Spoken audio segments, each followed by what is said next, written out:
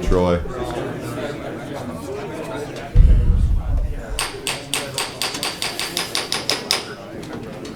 All right, we're going to call our meeting to order. We're a couple minutes late. We apologize for that. We had a little bit of a technical difficulty, but we got it worked out. We appreciate everybody coming out today. We got a pretty good turnout here. Appreciate everybody making the drive in the weather. We'd also like to welcome everybody that is watching this on the World Wide Web. Appreciate you tuning in and being part of our public process.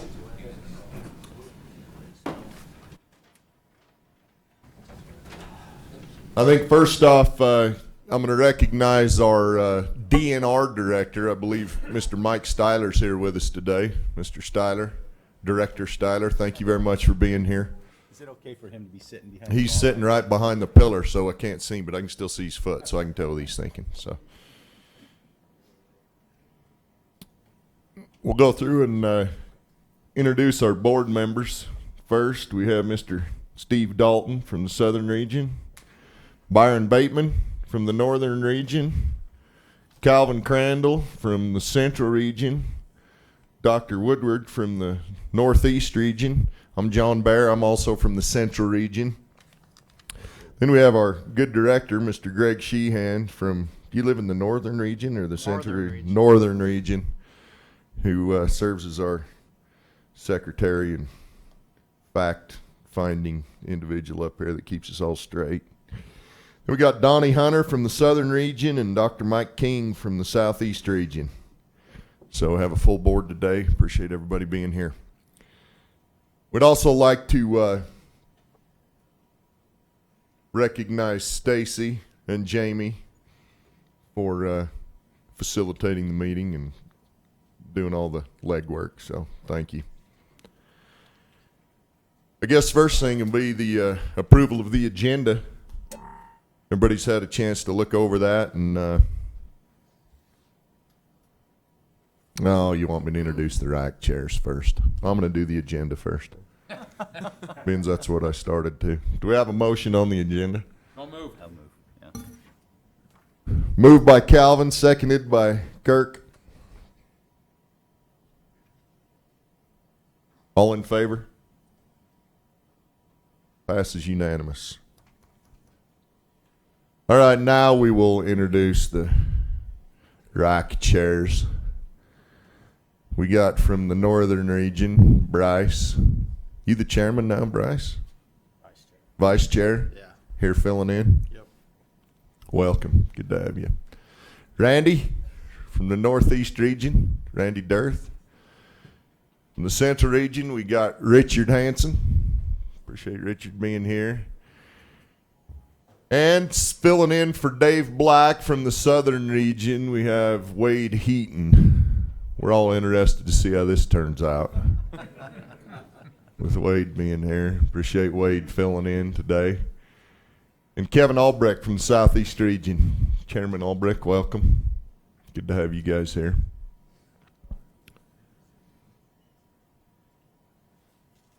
Well, yeah, come on, Calvin. You got to have a little thicker skin than that. All right, we're up to the approval of the minutes. Everybody had a chance to go through and read the minutes from our last meeting? Is there any corrections or anything anybody wants to bring up at this time? So there are two meetings that are there. Okay, yes. And then the small. Any?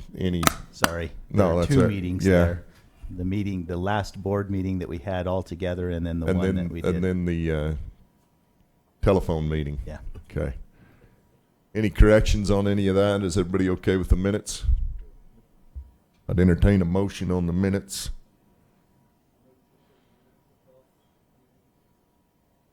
Motion by Dr. King to approve the minutes. Seconded by Mr. Dalton. All in favor? Passes unanimous. Also, Stacy reminded me today that we have got a couple complaints that we're not using our microphones. So it doesn't matter what you're saying in the meeting, you got to come to a microphone. If you hold up your hand, you have a question, anything, you got to come to a microphone. As board members, rack chairs, everybody's got to speak into the microphone clearly so we are officially on the record, so the public that is watching on the interweb can tell what we're saying. All right. Old business or action log? I don't think, Mr. Vice Chair, do we have anything there? I don't believe there's anything that we need to come that's due at this meeting. Okay. Everybody agree with that? We're all good. Now we'll turn a couple minutes over to Director Sheehan to give us an update of what's going on in the state. A couple minutes. Thanks, Mr. Chairman, for that vote of confidence in what I have to share with you today. We've not met for quite some time now, and with all due respect, I might take more than a couple minutes. Take your time. Probably need to update you on a few things that have happened in our world, but I think they're important and positive findings to report.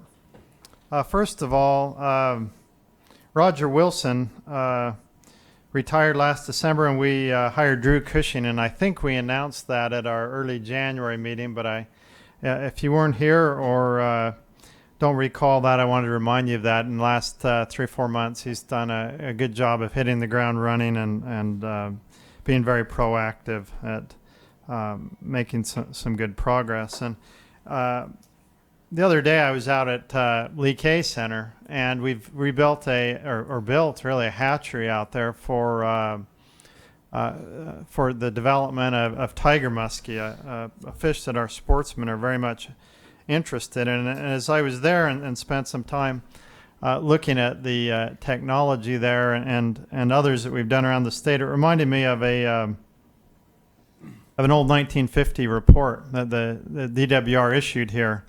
I'll read you a short quote out of it. It was talking about fisheries management. It said, "Fisheries management is nothing more than aquatic farming." It went on to say, but it is much more than complex in agriculture, and it's in its infancy as a science when compared to agriculture. And I think then that they were new enough at this fish raising business to know that they had a lot to learn and a long ways to go other than viewing it as fish farming, grow them and let them go. And I'm certainly happy to report, as I look around the state at our both our hatcheries, what they're doing, and the science that they've now brought to that, and our ability to grow the right fish and the right sizes, and bringing the science that's come about, evolved since 1950, in the last 65 plus years.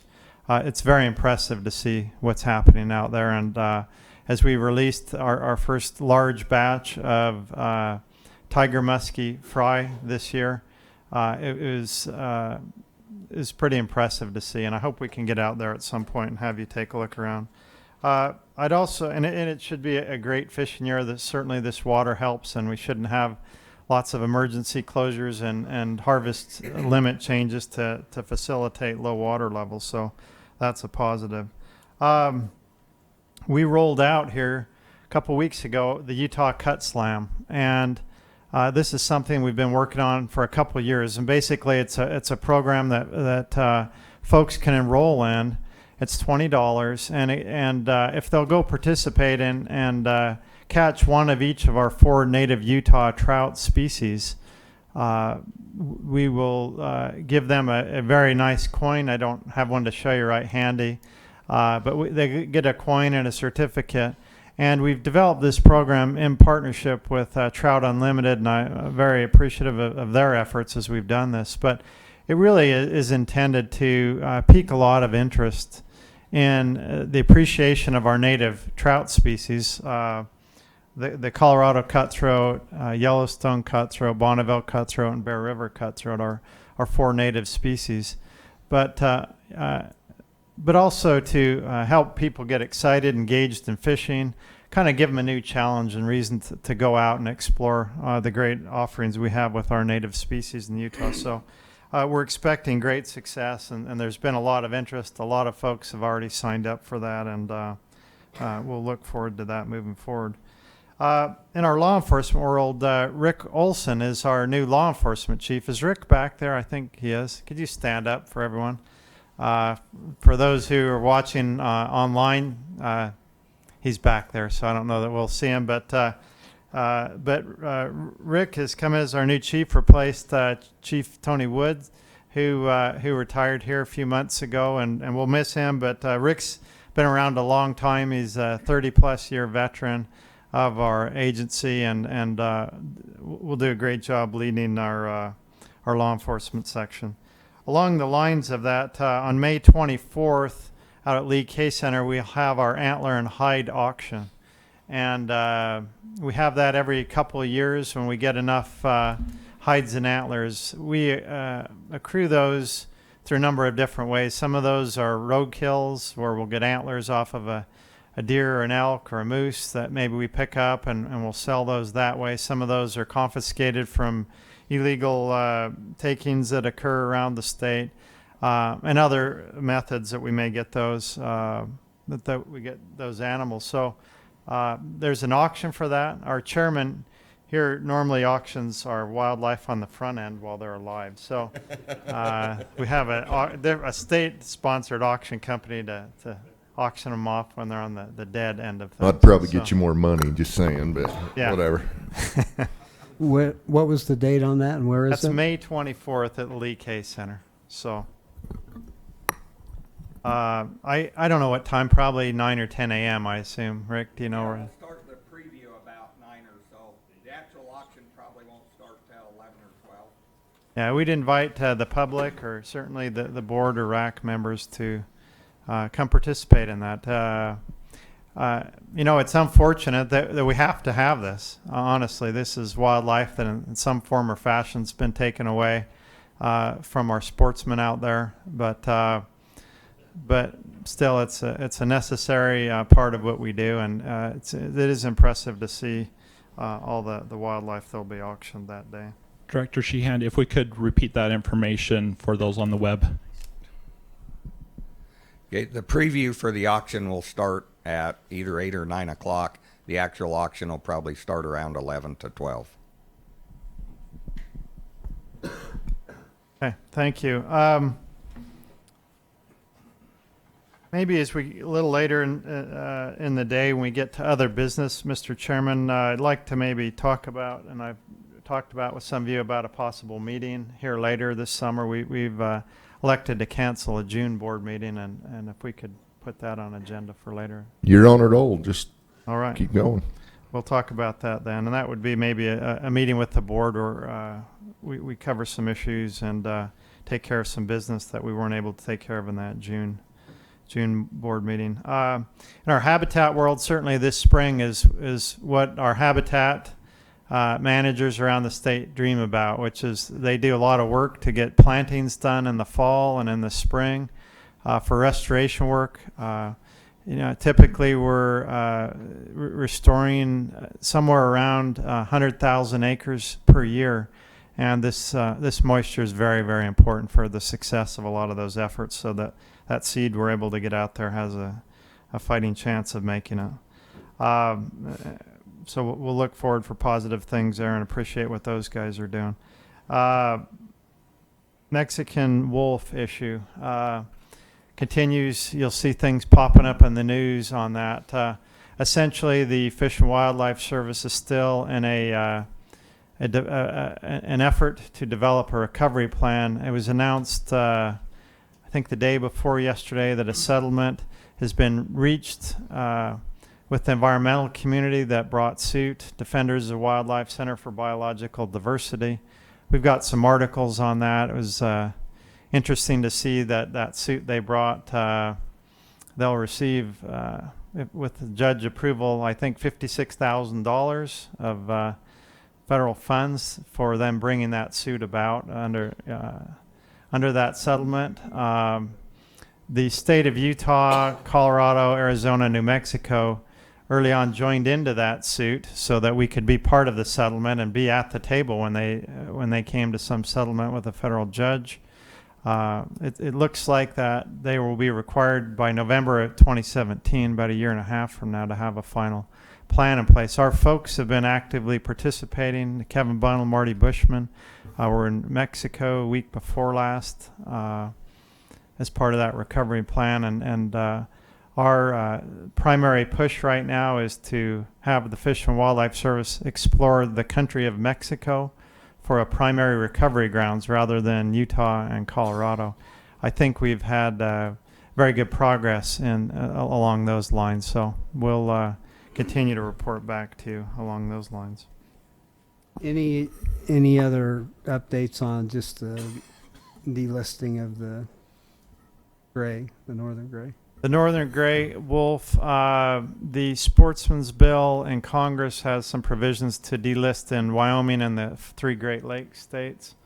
The gray wolf there, there's certainly some efforts underway with a number of sportsmen's groups and others in Washington to try to get a congressional delisting, but there isn't anything new that's been introduced most recently. So we'll keep an eye on that. And as far as the Fish and Wildlife Service, I don't think they're undergoing any efforts right now to finalize what they had as an original delisting rule that they'd proposed formally. But I don't think that they're moving forward on that, and don't think they have any immediate plans to do so. So if it doesn't come through a congressional avenue, there will probably not be anything new in that delisting world. Yesterday, the governor, Herbert, had his annual Excellence Awards, and happy to report that Utah Division of Wildlife won the Innovation and Efficiency Award for the state with our hunting and fishing mobile application that we've rolled out.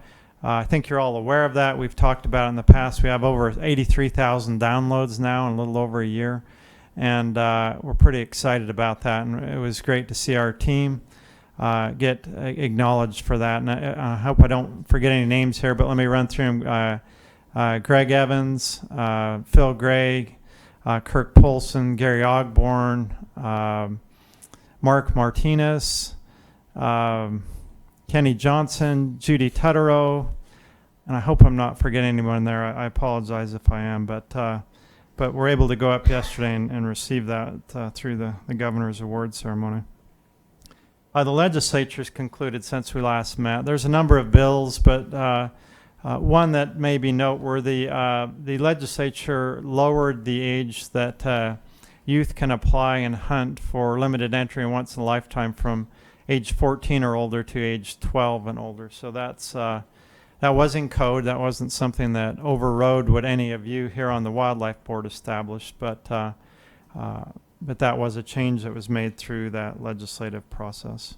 Thought we'd make you aware of that in case that comes up in different meetings. As we go into the meeting today, a couple things. A lot's happened as we've evaluated our big game populations around the state. There was a lot of controversy and questions in southern Utah in particular about elk numbers. We had sportsmen saying, that we'd eliminated elk. We had agricultural community and grazer community feeling like we had too many. We spent a couple $100,000 extra that wasn't anticipated, and I appreciate our southern region staff in particular, Teresa and her crew, for getting out and really identifying what was out there on the ground. And we did find some units over, some over. You're going to hear more about that today, but what I wanted to highlight, and I don't know how much it'll be discussed, is as part of the elk plan that you've recently approved, it talked about open houses and local work groups, work meetings to talk through these sorts of issues. And we responded quickly once we had these elk numbers, took advantage of what was addressed in the plan, and brought together community of sportsmen, local sportsmen, local agricultural producers, public land grazers, and we talked about this in a series of a couple of meetings prior to the Southern Region RAC meeting. And I think that was very positive. I think our agricultural partners were very appreciative of that, and I think it'll help today's meeting go much smoother And I just say a little bit about that. This is a very important time. Sportsmen or the users of those public lands need to get together and work together. We can't be at odds. It's a big deal for us, and we need to take care of business. So we need to step up. We need to get those committees back, and we need to work with all of the users to come up with some good things that we can all live with. Thank you. Thanks, and I think you attended those meetings, Donnie. Appreciate that, that was a good effort. Steve, were you able to make one or more of those? I can't remember, but thank you, Donnie, for attending and bringing some good feedback to us on that issue. There was also a Farm Bureau held a meeting down in Richfield in March to talk about some of these sorts of issues as well. I was able to present kind of some wildlife perspectives there, but wanted to acknowledge that 4 of our 7 board members were able to attend that meeting down there. I think that was a good show for the agricultural community to realize that we do hear and are listening and are trying to encourage balance on the landscape. So thank those of you. I think we had Byron, Calvin, Steve, and Donnie were able to attend those meeting that day down there. So thank you for doing that.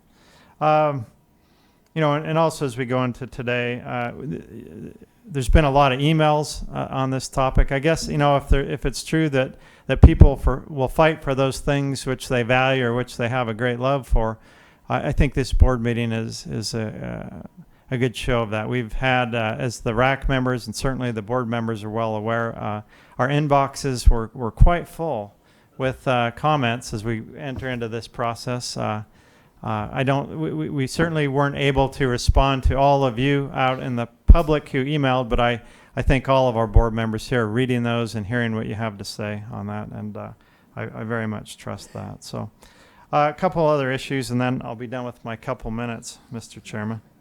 2.5 years ago, the board approved the translocation of mountain goats onto LaSalle Mountains. As part of that, there was concern that maybe they would do some harm down there. The board, through that process, asked us to engage in habitat monitoring and other efforts with the Forest Service. We've done that. There was suit brought against the Forest Service by the Utah Native Plant Society and the Grand Canyon Trust. They did sue the federal government for not prohibiting the state from moving those mountain goats onto the LaSalles. They filed action a few months ago, and the Forest Service, and we're glad to see their response. Forest Service a few days ago filed a motion to dismiss that case, 23 pages long, explaining why they believe that this case was not appropriate to be filed. And it was not part of their jurisdiction, fully their jurisdiction, to have addressed this in a way that the Grand Canyon Trust and Utah Native Plant Society would have liked. Now, this will still be heard by a judge, but this was well written, and we appreciate the Forest Service as they recognized our state authority in this matter. So I thought I would share that with you as well. Last 2 things. It's been a tough winter out there. It's been a normal winter out there. We haven't had normal for so long, we've forgotten what it's about. But during that time, we've grown a lot of deer, grown a few more elk in some areas. And I got to tell you, our wildlife staff has done a yeoman's job out there of working to eliminate problems with haystacks and all sorts of conflicts, keeping this wildlife out of towns. And I want to thank them and, again, appreciate all of the good work. And our law enforcement section and everyone helped pitch in to keep wildlife to a point where we wouldn't have to lethally remove those. And that's a lot of work. And I don't know that our sportsmen fully appreciate how much time and effort that takes. And certainly we continued. I see Kurt here and others from Mule Deer Foundation, SFW, who spent another long winter helping us move urban deer. We've now moved in the last 2 years over 450 urban deer out of Harriman, Bountiful, and other locations to many different parts of the state, from Duchesne County to Box Elder County, where we need some deer. So over 450 deer, and we're doing some research to see their survival rates and what's working and what's not. But I do want to thank the volunteers. The volunteers make up the vast majority of labor that's involved in those efforts. So my last thing, turkey hunt. The general turkey hunt starts in a couple days. Youth turkey hunt this weekend. Should be a great year for turkeys, so we encourage everyone to get a license and get out. And with that, I think I've just about taken my full 2 minutes, Mr. Chairman, so thank you. Unless there's questions. And that is why we encourage everyone to bring an energy drink to the board meeting. Thank you, Mr. Director. That's good And we only information. meet, Can I make a every motion 4 to months. strike that from the minutes? Thank you. That is some good information. And I did see that, and that the governor recognized the division in the news for the app. I've had that downloaded now for quite a while and use it frequently. So it's good to see some recognition there for good people Good. doing good work. Thanks. So thank you.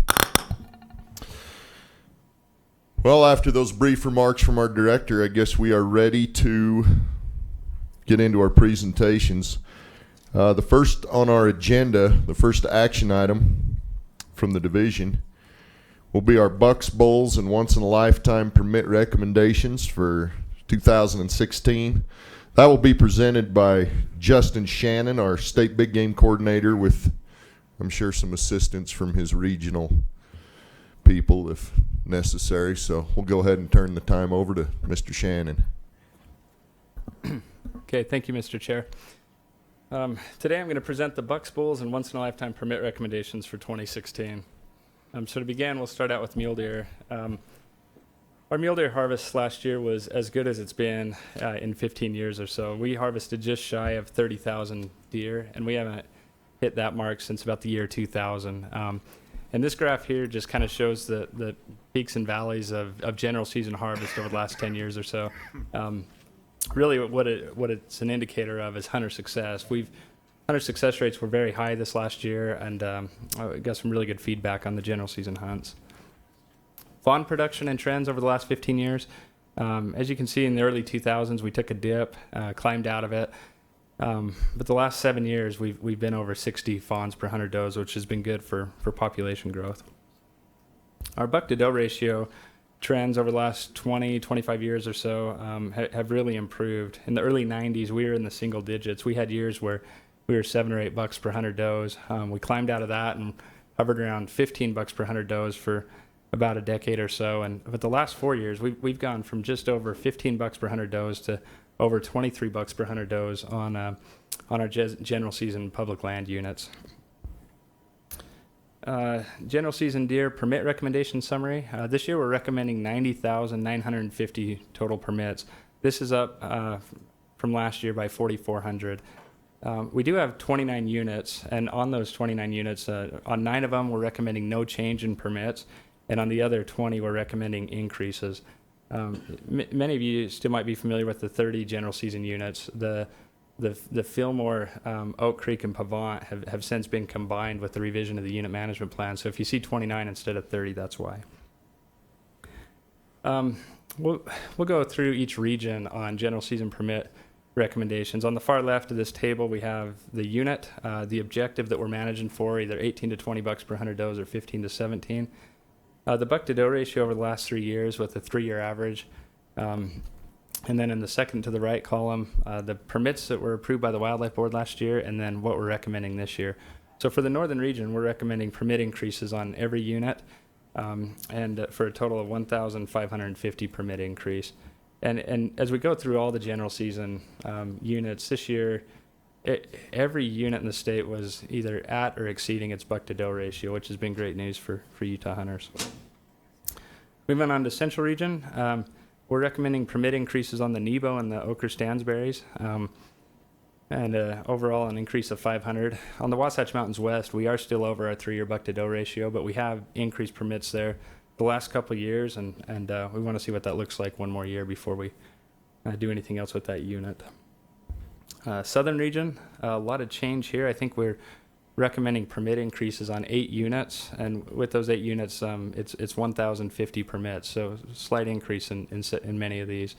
These permit increases we're proposing for the Beaver, the Fillmore, Monroe, Mount Dutton, Pine Valley, Plateau Fish Lake, Thousand Lakes, and the Zion unit. And if you'll see the Plateau Thousand Lakes, there's an asterisk by it.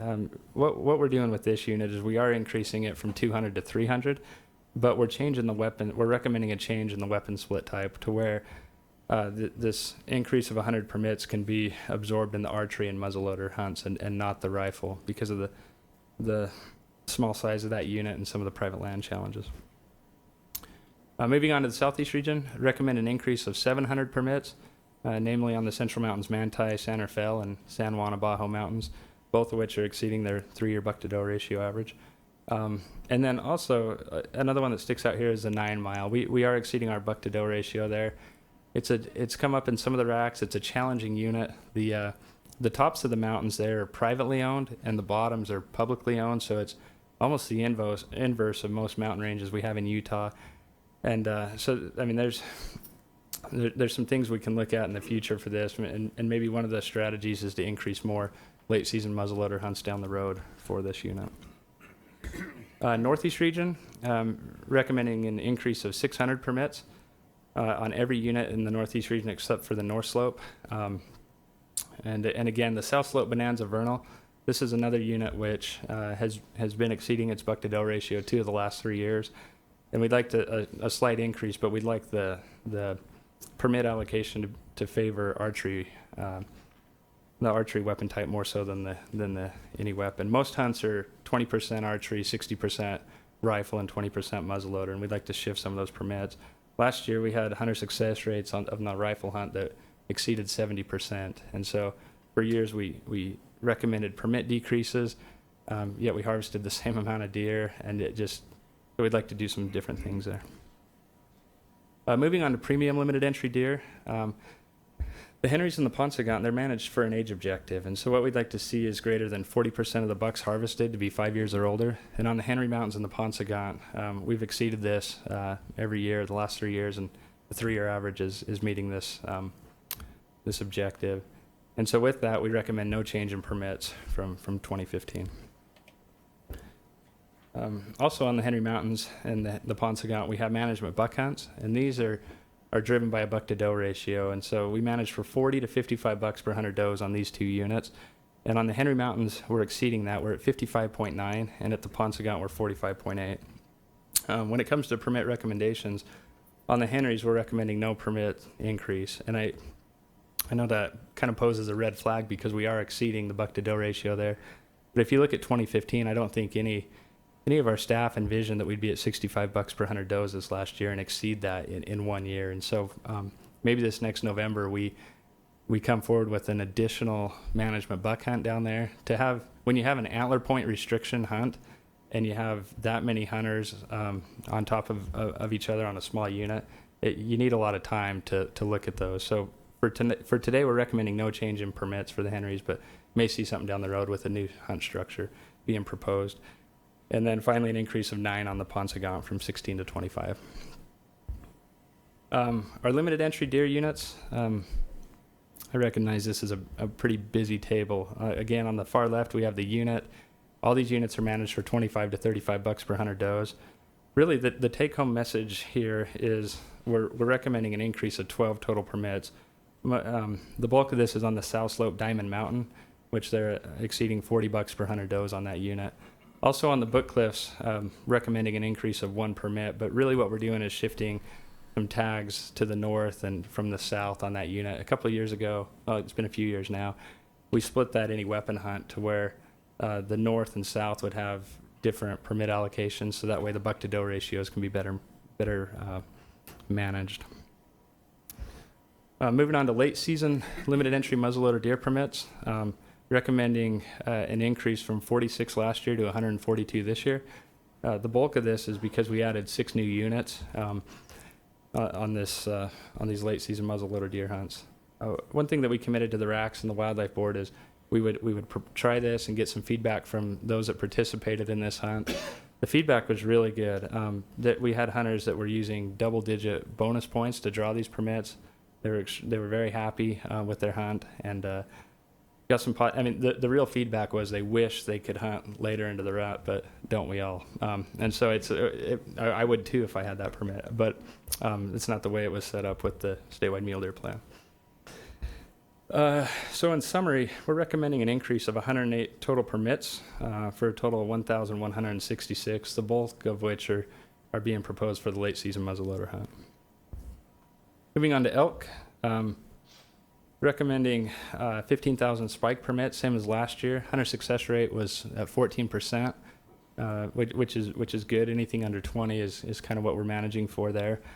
Any bull permits, we're recommending an increase of 700 from 14,300 to 15,000. This number was set in the statewide elk management plan that was approved in December, and so we're just reflecting that with the recommendation here. And then also recommend no change in the youth any bull hunt. This is another one that we were asked to report on by many of the racks, and that is last year we recommended a 200 permit increase from 300 to 500. Success rates actually increased a little bit. Very high hunter satisfaction. It was well received. So, moving on to limited entry elk. Overall statewide we're recommending a decrease of 142 total permits, or about a 10% decrease. And a lot of this has to do with changes to age unit objectives from the statewide elk plan that was approved in December.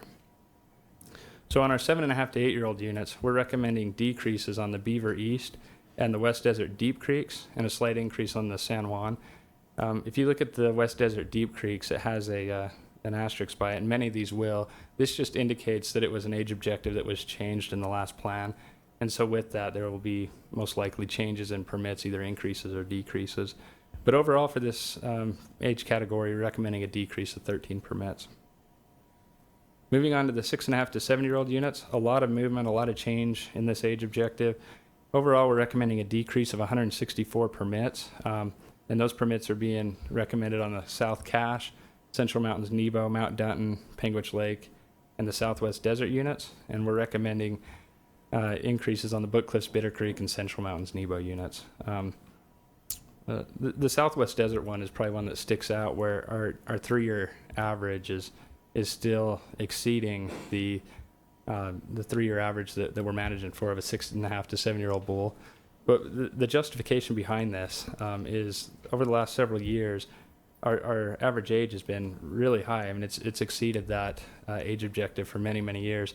And to the region's credit, they recommended pretty good increases in bull permits. They were aggressive with it. And so as we saw almost a whole year in age objective decrease from 2014 to 2015, and some of the other feedback that they've received down there, we're recommending a permit decrease to get out ahead of it. We feel like we've harvested those excess bulls and still want to manage for a 6.5 to 7-year-old bull there in the future. So, moving on to 5.5 to 6-year-old units, recommending an increase of 35 permits.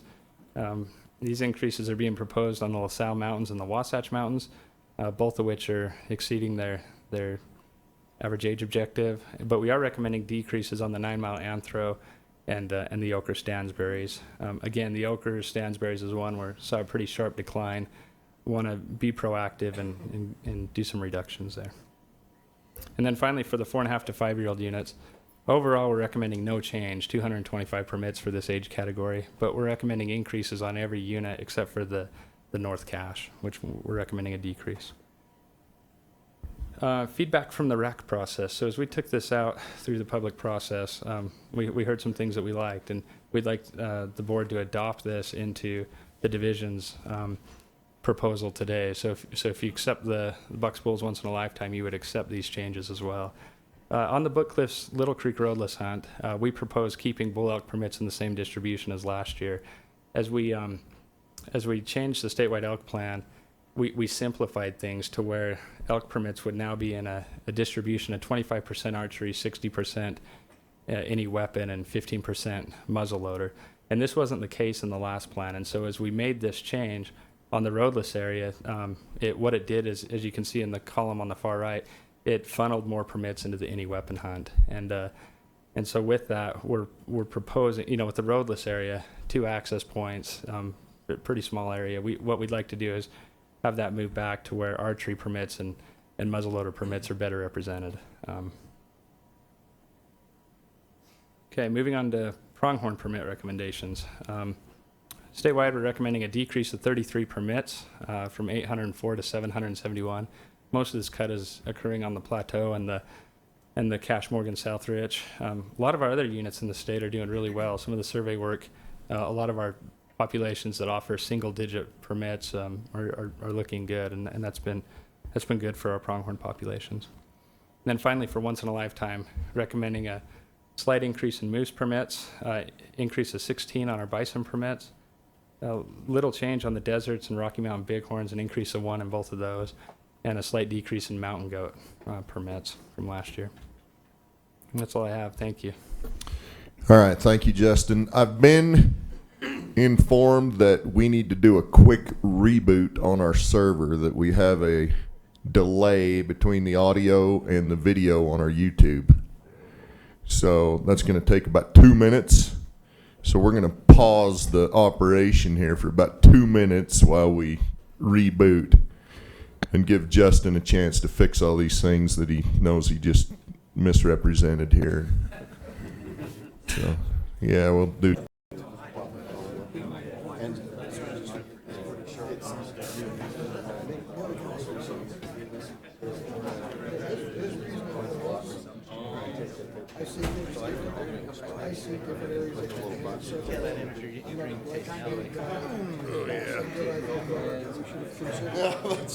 That's all right. We just went like this and held it up to the dungeon. You can't tell. You can't tell.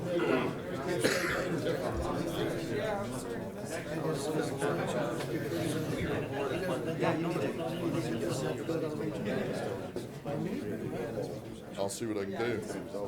You want the statewide tax?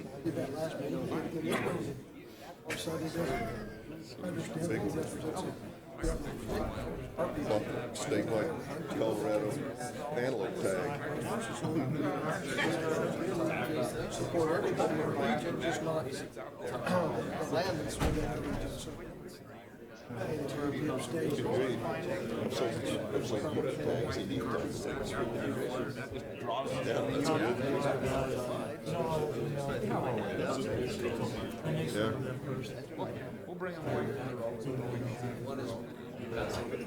Are we getting close?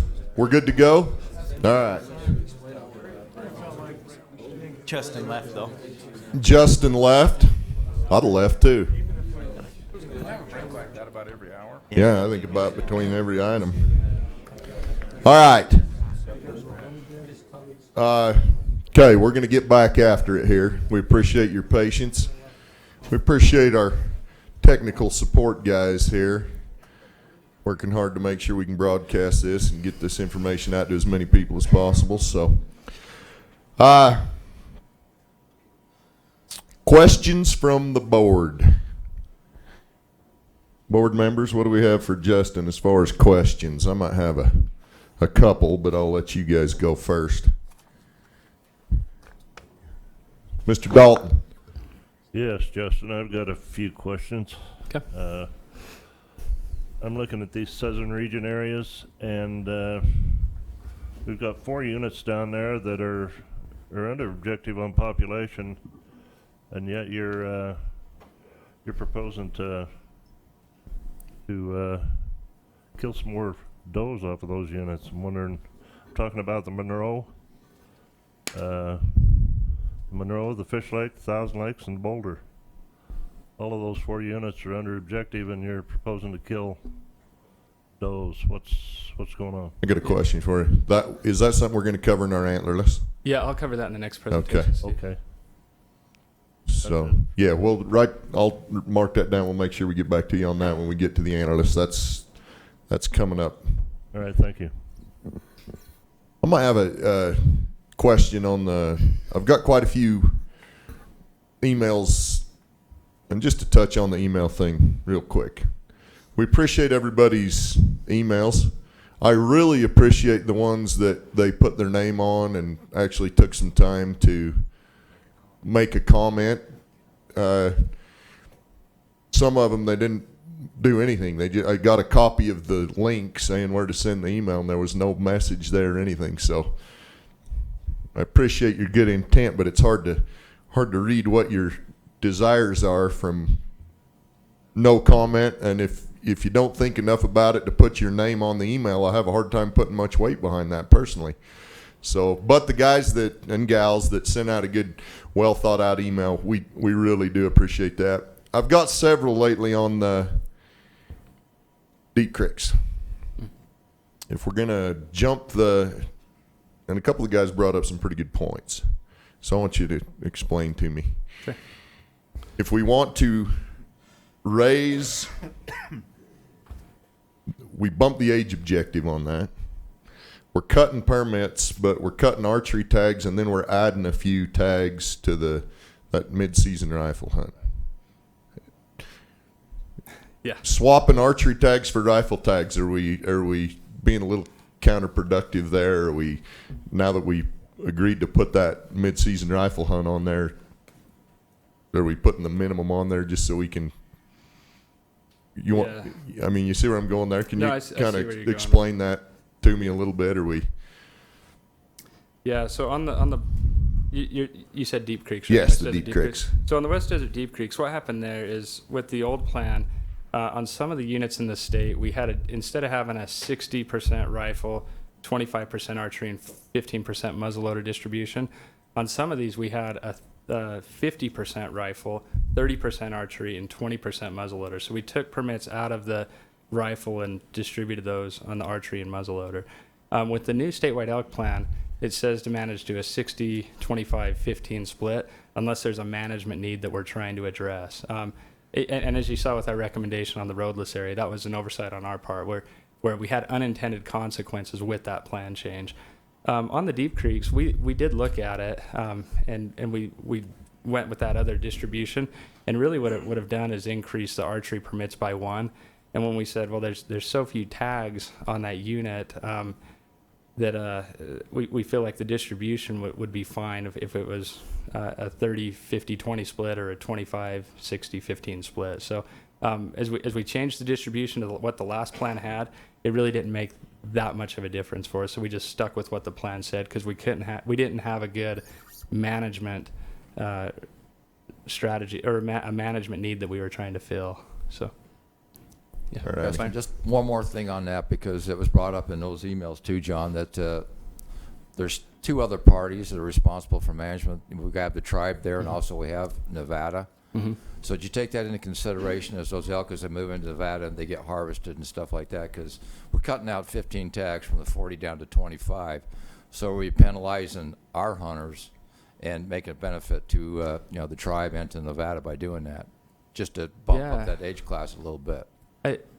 Potentially. I think what we were trying to do is we were trying to work better with the other entities. Like at the RAC meetings the last several years in the central region, the tribe on the Deep Creeks has come up and said, we're managing for an 8 or 9 year old bull. You guys are managing for a 4.5 to 5 year old bull. And so with this change, what we were trying to do is to get better alignment. And we were just simply trying to control or impact what we had control over. And so if we want to manage for a 7.5 to 8 year old bull similar to the tribe, certainly it required a cut in permits. So you feel like it brings it even, I mean, from the numbers, obviously more in line with what they're trying to do, and we're all kind of more on the same page now. That was the goal, was to get on the same page, because before, when we'd have this same meeting, we were told, you guys have way too many permits, and what we're trying to accomplish and what you're trying to accomplish isn't the same. And so that was why the change was made in the statewide elk plan. Okay. What about the Nevada issue that Byron brought up, just over the border there? I'm not What sure do how they many hunt they on the other harvest side? on the Deep Creeks. I'm really not familiar enough with it. Is anyone from the central region familiar with what they do? No. Yeah, I don't know. I mean, like the pilots, certainly there's a lot more mountain in the Nevada side, but on the Deep Creeks, most of that is in Utah. There is a portion that certainly goes into Nevada, but you'll prepare to answer the main question that you did check with the tribe, and you're coordinating that, and that and that's good that you're doing that. So I can get back to you. I just don't know how much. You know, harvest Justin, they now have. that you mention that, it does seem like when we were doing the statewide management plan, that was part of the reason that we moved that age class is because of what the tribe is managing for, and we felt like that put us more in line with what they were doing. Now that you bring that up, I remember having that discussion, so Yeah. that pretty much answers my question there.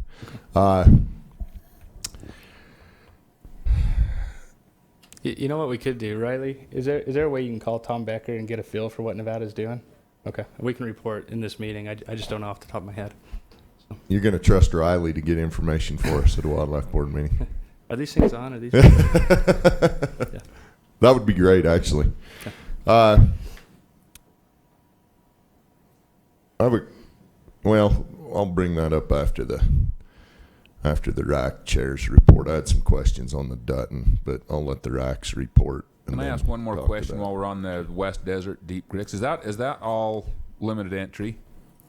Yeah, for the bull elk, yes. Okay, for bull elk. I'm gonna say, because didn't we a year or so ago in the general season out there? Because I remember Gib Yardley came and said they were being overrun by elk out there, so we increased the number of elk permits out there, like 150. Is that a different unit? That's further south. Yeah, that's the Southwest Desert. Okay, that's the Southwest Desert. Okay, so this doesn't affect that. No, so yeah. we still got the same number of permits there as we've had before. Yeah, and I'll show the antler. I'll show that in the next presentation. Okay. But yes, that stayed the same. I was just a little sketchy on that. Okay. So okay, thanks. Any other questions? I've had an email or two about the youth any bull hunt. You mentioned that we increased it by 200 last year, yet the percentage of harvest went up. Yeah. So that normally doesn't happen. I mean, Yeah. it just you don't add permits and then Right. success rate. So really what the feedback we got from that was positive. That the hunters that went out, hunter satisfaction rates were high. They harvested. And the interesting thing with that is even the any bull hunters, the 14,300, their success rates went up as well. And when we redid this statewide elk plan, one reason for the increased opportunity on any bull units is because when we looked at where we've grown elk in the last 7-8 years, that's been one of the pockets of the state that we've increased. So, but with that said, we said we were going to start slow with that increase, get the feedback, see what it was like, and so that was kind of our report. I saw at least one of the RACs proposed an increase, even more for the youth tags. With that increase that they proposed, and I guess the RAC chairs, this is a question for them, whoever it was. I think it was the northern region that did that. There's a couple of them that did. Did they, with that proposal, did it affect the overall harvest, or did that come out of the total harvest, or were they just going to increase extra tags just for the youth, so that total harvest? You mean would be take those tags out of the 15,000? Is that what you mean? I think it was just an increase. Yeah, I think it was just an additional tags. We weren't taking those from anywhere else. They were proposing just taking them. Correct. Yeah. The motions is Kirk's tag bank and adding them to the youth. Yeah, the motion, as I understood it, was add the 15,000 permits because that was set in the statewide plan, and then if we're looking for additional youth hunting opportunity, just to increase from the 500. Yeah. Can I address one more thing with that? You know what? One reason that we are being a little cautious with not increasing there is a lot of that hunting pressure occurs on the Uenas area, and what we're trying to avoid is having so much hunting pressure in the youth that we start overdoing it and getting feedback from the 15,000 any bull hunters that, hey, a lot of these bulls that I was scouting all summer and looking for were harvested early. And so we're just simply trying to balance it. The statewide plan says look for youth hunting opportunities where we can, but at the same time, we just didn't want to overdo it and potentially impact the average any bull hunter. So, exactly the purpose of my question. Okay. I've got another question on that same line, Justin, that because that's a limited entry hunt, basically what that is for the youth. Yeah. And then we just dropped the age requirements for youth, down to 12 from 14.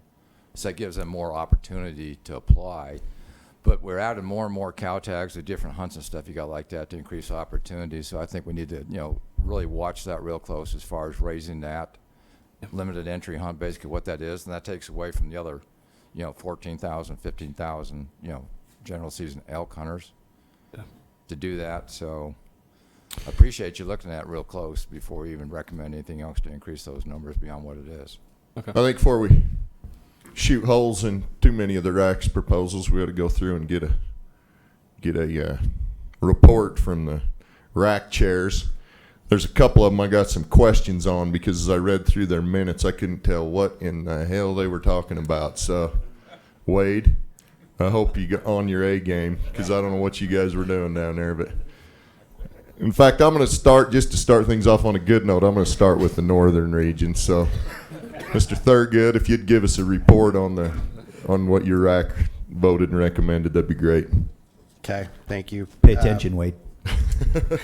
We made a motion to recommend recommend the proposal as presented.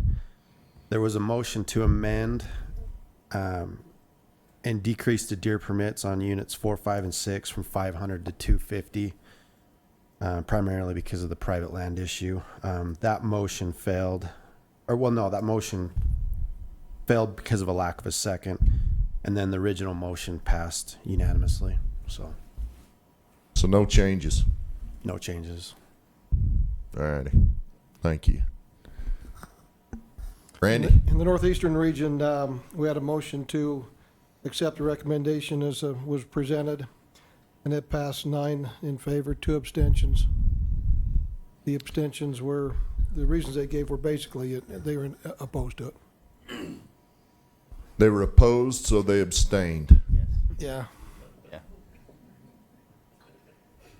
Why are you looking at me? All right. When they were asked for their reasons, they were both basically gave reasons for. Okay, I mean, it's your vote. You can do what you want with it. You do nobody any good if you don't vote. I just don't. That's a pet peeve. Why waste all of our time to go to all these meetings if you're not going to vote? If you have a conflict of interest or something, that's one thing. But if I didn't vote on everything I was opposed to, I'd just be a bystander. But thank you for the report. They did explain that to them. Yeah. Okay. Good. Hopefully they understand. Keep on them out there, Andy. Keep on them. You do a great job. Thank you. Richard.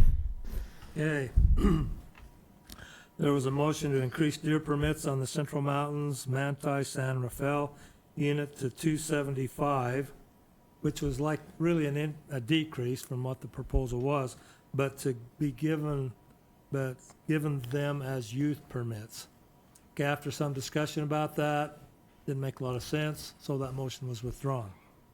Okay, to reduce deer permits on the Central Mountains, Manti, San Rafael unit to 275, and that failed to 10-2. To accept the deer permit recommendations as presented, and that passed unanimously. To increase the youth any bull tags by an additional 150 permits, and that passed 11-1 in favor. To accept the once in a lifetime permit recommendations as presented, except for that amendment, and that passed unanimously. And to accept the remainder of the recommendations as presented, that passed unanimously. So the only real change there after all that was to increase 150 youth tags. Yes. The Manti, I know there was a little confusion there, but that ended up then not passing. Okay. Thank you. There was a lot of discussion in that meeting. I attended that RAC meeting, and there was a lot of talk there, but there was some good discussions. So,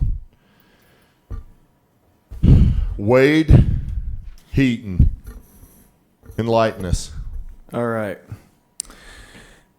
We had a good meeting. There was actually a lot of turnout. There were a lot of public land grazers there. Had a really good discussion. To speak to what Mr. Hunter brought up, really good discussion between the groups and the public land grazers. And anyway, it was a good meeting. We had we broke up this Bucks Bulls Once in a Lifetime into the 5 different motions. So let's talk deer first.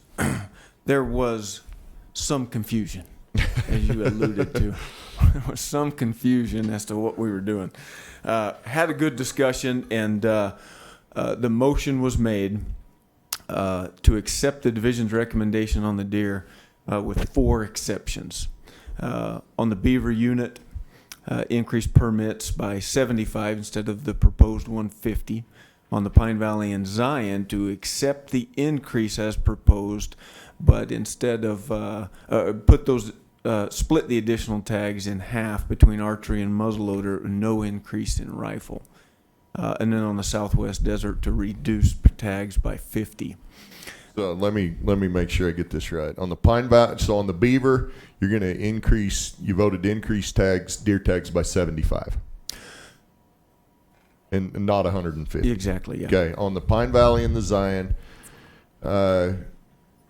split the increase between archery and muzzleloader. No increase in rifle. There were 200 permits on each unit recommended. Increase, 200 permit increase recommended, and there's some real issues with crowding on those any weapon hunts. Okay. And so we the motion was made. Let's put 100 in the rifle, 100 in the archery, 100 in the muzzleloader, and none in the rifle. Excuse me, Mr. Chair, can we get that table up on the computer? We're looking at elk here for a minute. Sorry about that. Deer. So split the increase between archery and muzzleloader. Yeah. Okay. So those are your first 2, right? All right. Yeah. Okay. So here was our part of our confusion. As we made this motion and we got started on it, there were some amendments we were beginning to work on, and somebody yelled out, point of question. And Chairman, we weren't real sure on the parliamentary procedure, whether we have to vote. Anyway, we proceeded ahead and made the wrong decision. And so we were basically forced to vote on this motion, even though we weren't done with it. Okay. There were some considerable changes that were going to be made, we assumed, but we didn't realize that we could vote on whether to vote, and anyway, moved on with it. So the motion passed, as I mentioned, as I presented it, the motion passed 9 in favor, 2 opposed. For those issues right there. Okay. Yeah. Yeah. Those are deer, right? That was just deer. Those are your deer. Okay. That was just deer. Elk, motion was made to accept the recommendations with the exception of only increasing permits on the Dutton, from the recommended 75 to 90. So the division recommended 70. This motion was to make it 90 on the Dutton. So you were cutting the decrease is what you're doing. Instead of, didn't we go from 100 down to 75? Yeah. Is what the division proposed, and your recommendation is to go from 100 to 90. Exactly. Okay. And the same on the Penguich Lake. The recommendation was 55, and this motion was 70. Okay, hold on. Let me make sure I get this down. Penguich Lake again. Instead of going from 80 to 55, you're going from 80 to 70. Yeah. Oh, okay. I'm going to come back to you with some questions about that. I just need to find out what else you There was some voted confusion on that. There was an amendment made to this motion to increase 300 more youth bull tags. Okay. The vote on the amendment was 9 in favor, 2 abstained. We came back to the original motion. The vote was 9 in favor, 1 opposed, 1 abstained. So that passed. That An passed. additional 300 youth. And the main motion. Okay. So they both passed. So add 300 youth and accept the balance. Is that clear as mud? As mud. Okay. I think we got the points though. Okay. Antelope. Passed Antelope in once in a lifetime as presented. There was a motion to increase pronghorn permits on the San Rafael from 9 to 12. That amendment passed unanimously, and the amended motion passed unanimously. So we're increasing 9 to 12. Then there was a side motion made that the division report on what they're doing with the elk on the Henrys. Not sure even where that came from, but there was a RAC member that wanted a motion to report And I'm assuming that was in a future meeting. Anyway. Did you not have division people there? You could ask them that We question? did. We did. I think the report, they wanted it to be a little more lengthy. Okay. That motion passed 8 in favor, 1 opposed, 2 abstained. Okay. What else you got? That's it? Okay. Any questions on those motions that, as far as just clarifying? I think I got it down. I want to go over it one more time before I move on. The Beaver Deer unit, you voted to increase it 75 instead of 150. Pine Valley, you approved the increase, but you want to split the increase between archery and muzzleloader, no increase to their rifle, and the same on the Zion. The Dutton, instead of cutting the permits from 100 to 75, you voted to cut it from 100 to 90. And on the Panguitch Lake, you voted to cut it from 80 to 70. And add 300 youth, any bull tags to that draw, and then the Antelope on the San Rafael, you voted to increase from 9 permits to 12. We good? Got it. Okay. Mr. Albrecht, what'd you have for us? All right. So I'll split it up in elk and deer also. Okay. And some of this. What are we doing first?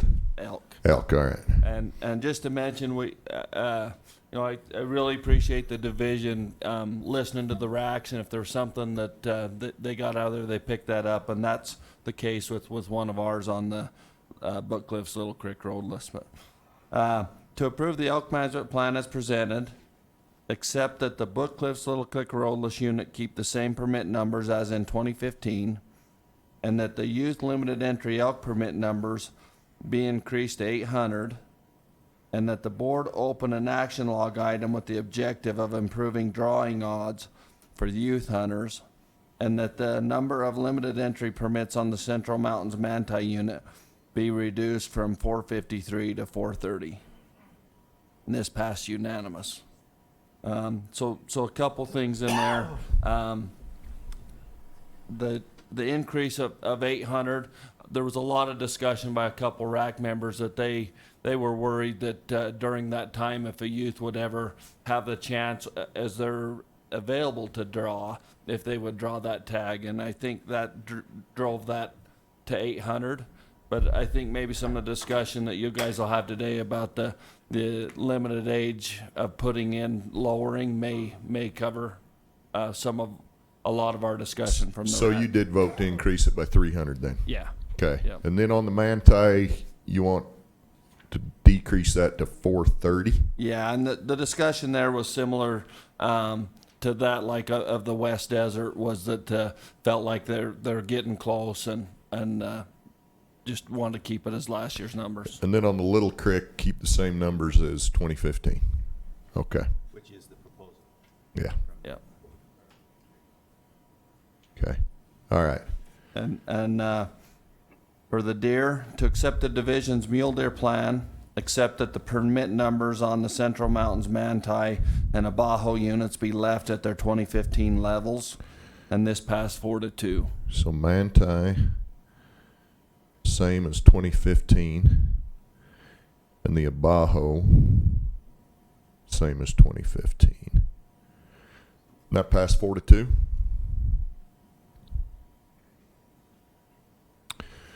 What else you got on deer? And then the rest was to accept everything as presented and pass unanimous. The one thing I would just mention about deer is we did have really good attendance at our rack, and much of the discussion was worried about the southern Manti population and the seeming number of decline there, and so there was just a lot of worry, and that maybe drove it drove a lot of the discussion. Okay. So Manti and the Abajo, and then the Little Creek, the Manti numbers, and then the youth numbers. So I think we got you all there. Okay. Mr. Dalton? Yes, Kevin. Did you guys have a quorum? We did. 6 was a quorum? There was 6, and then with myself made a 7 quorum, made so. it, huh? Yeah. Okay. They will take it. Mr. Heaton. Sorry, on your recap, I Okay. don't know that we put that on here. The Southwest Desert deer permits, we voted to decrease by 50. Okay, no, we didn't put that on. We didn't have that on the recap. Okay, Southwest Desert. Southwest deer decreased by 50. Cut 50.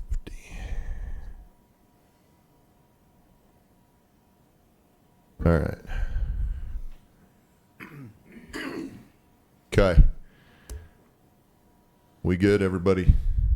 On the chairman, we got everything? Can I ask a question, Of course. Chairman? I was just curious about the change in numbers recommended on the San Rafael pronghorn. You told that. Justin was there. He can probably help a little bit as well. One of the RAC members felt like that we just needed to have some increase, that there wasn't enough harvest going on out there. Do you remember the rest of that discussion? Yeah, so on the San Rafael Desert unit, which is essentially the South San Rafael, it was a unit where we flew the North San Rafael this year and the the LaSalle Cisco. Both of those populations were doing well, but we did not fly the San Rafael Desert.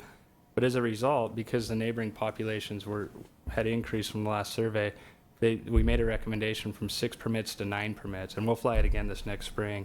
And though some in attendance felt like going from 6 to 9 wasn't enough, that we should go 6 to 12, and so that's. You remember it differently? That's kind of how that was it. Okay. Okay. Wade, I've got a question on those units that they accepted an increase in permits, but wanted them split in the muzzleloader and deer. You're a neighbor personally to some of those units, like the Zions there.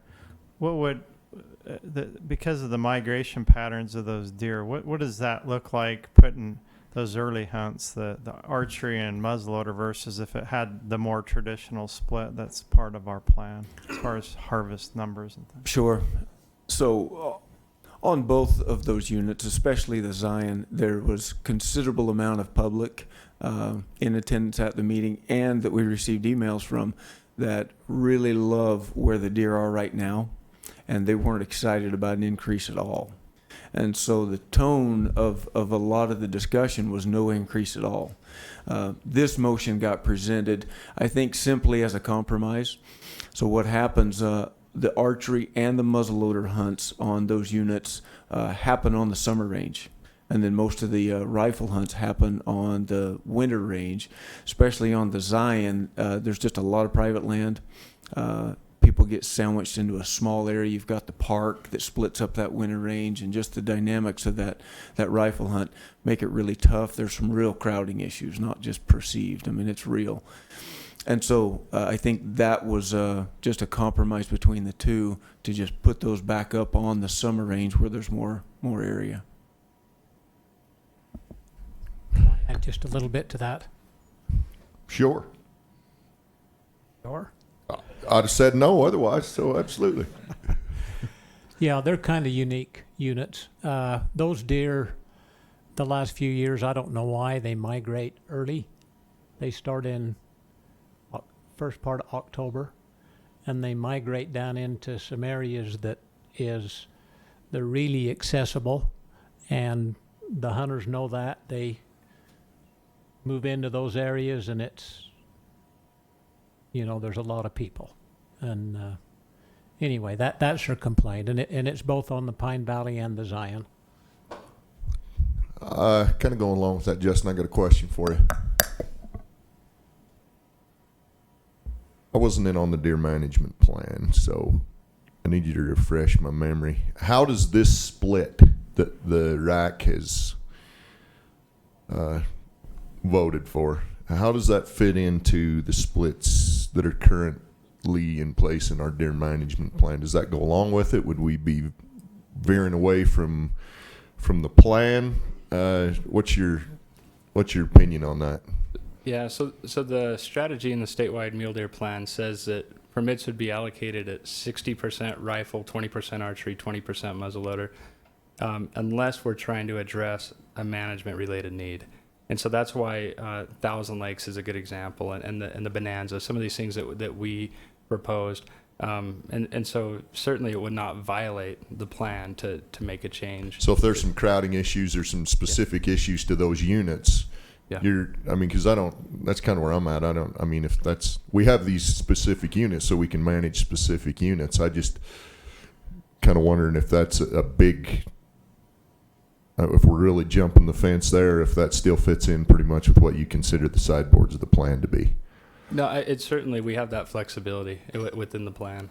The one thing that I would caution is it's really difficult to just say add 200 permits and put 100 in archery and 100 in muzzleloader, because we're really not set up that way. We have lifetime license holders, dedicated hunters, and then they split out and come together. So really, if there's going to be a change, the change really ought to be a change in the permit allocation with the various weapon types. And we can take a stab at that if the board would like, if that's the way it goes. But you're gonna have to dumb that down a little bit. Yeah. For me. So really, what's an easier thing to pass is 55% of the permits would go to any weapon, 25% archery, 20% muzzleloader, something like that, to where we can distribute the permits, because it's. And Lindy, help me out if I'm incorrect on this, but it's really difficult just to say we'll add 100 permits here and 100 permits there because of how our contracts are set up with Fallon. So I'm not trying to confuse anyone. I just want to make sure we're clear. Oh, I can tell that, yeah. So, okay. You have anything to add, Lindy? Is that a fair assessment? Okay. Mr. Director, you're going to say something? So before the board's got a number of things to discuss here, but could you come up with some ratios that reflect what you've described? So if they want to make a motion along those lines, we're not all guessing on numbers. We were I don't gonna, know if Judy and Lindy or somebody can work on that. If we want to go this direction, can you, while we're taking public comment and whatnot, can somebody draw up how you would do it?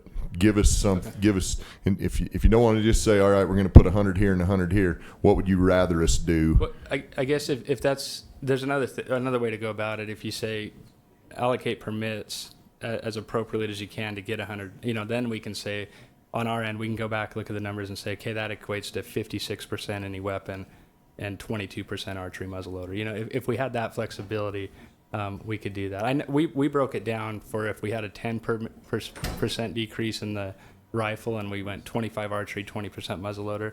Okay. And we've done some of those. Can you do that in like 10 minutes? I think they've left. She left to go do that, to draw that up? Okay. We'll do our best. Okay, thank you. But again, that's just exactly what you did in Bonanza, at the Bonanza unit. Correct, yes. Yeah. Okay. Any more questions from the board or from the rack chairs before we move on to the public? Just one thing, Kevin, you mentioned when you were talking about the potential of having an action item that would look at a strategy that would ensure that the highest possible number of these youth hunters could get drawn in that period when they're a youth. Is that something that's going to come up later on in anything that we talk about? Well, it was a proposal to add something that to the action log item as a consideration, and I don't know if I got that down, and when we go through these and make motions, if we feel like we want to make a motion to add that to the action log, you're definitely can do that. The question is, we need more discussion on what that was really all about. Does Kevin need to explain that so that we understand? Are we talking bonus points for the youth so that everybody gets to draw that once, or was there any discussion like that? They asked the division about that and what that preference is, and there was a lot of discussion towards that. And they felt that this increase of 300 was needed they felt like it would be. They wanted the opportunity for each of those youth during that age time to be able to draw that once. But part of our discussion, I feel that I've learned today that wasn't part of our discussion that is very important, is that the legislature changed that age. And so when you guys have your discussion, that's probably important to include in that. Okay. Thank you. Thank you for bringing that up, Mike. All righty. I want to move on now to the. John? What do we got? Oh, yes, sir. I'd just like to say something. You know, there's a lot of discussion on Iraq about the emails and who created that whole thing, okay? I personally knew a lot of the names that were on there, and I personally emailed back and forth with them. And one of the things that, that really kind of bothers me is the fact that some of our RAC members, and I don't know how it was in the other ones, kind of just shoved them off to the side like, well, that's just because it was a mass email. And they didn't really think about it. And then we discussed about the mule deer plan and how, you know, that process went through and how everybody was on that. But the thing that really bothers me is sometimes these guys don't get involved until it really affects them in their area. They don't know about the mule deer plan committee when they're meeting. You know, they don't put any input. They don't until it really affects them. When the rubber hits the road for them, then that's when they get involved. And I tried to caution them and say, you have to listen to them. I don't care why they're doing it. If they take time to do it, then we need to listen to them. And so I hope, you know, and then I get comments after, you know, Iraq just, you know, really basically voted to leave it the way it is, you know, and the comments that I've started getting a lot, and I've even got emails since that time saying the RAC process doesn't work. I don't believe that, but I know what you're saying, Richard, and like I said, I appreciate any amount of effort to be involved and to be heard before we make these votes. Because I've always told guys, don't bother emailing us and complaining after the facts. It doesn't do any good. Yeah. We've already voted. So I can appreciate, and like you said, there is some information and some input to be gleaned from those, even the one-liners. I mean, obviously that represents a kind of a feeling out there. For me personally, it means more if you write a little something and write your name on it and actually sign it. If I don't, I mean, there was quite a few of those I got that didn't even have a name on them, and I didn't know who I was talking to or if they were a Utah resident or whatnot. And I've got those, I think we've all got those same emails saying, you know, the RAC process, you just go with the division or you go with this group or that group or whatever. I disagree with that 100%. I think the RAC process works and works well. People tell me, you know, I've spent a lot of time on social media discussing these exact things with a lot of people and through emails and phone calls and texts. People say, well, I spent all this time, I drove all the way up there, and my recommendation or my comment fell on deaf ears. That's not true. If being disagreed with or not having your motion voted in word for word does not at all mean you weren't heard, does not at all mean you weren't listened to, and that your comments won't in some way affect the future plan or the direction that this meeting goes. We read all those things. And so not being listened to and or having your comment fall on deaf ears and not being agreed with 100% are two very, very different things.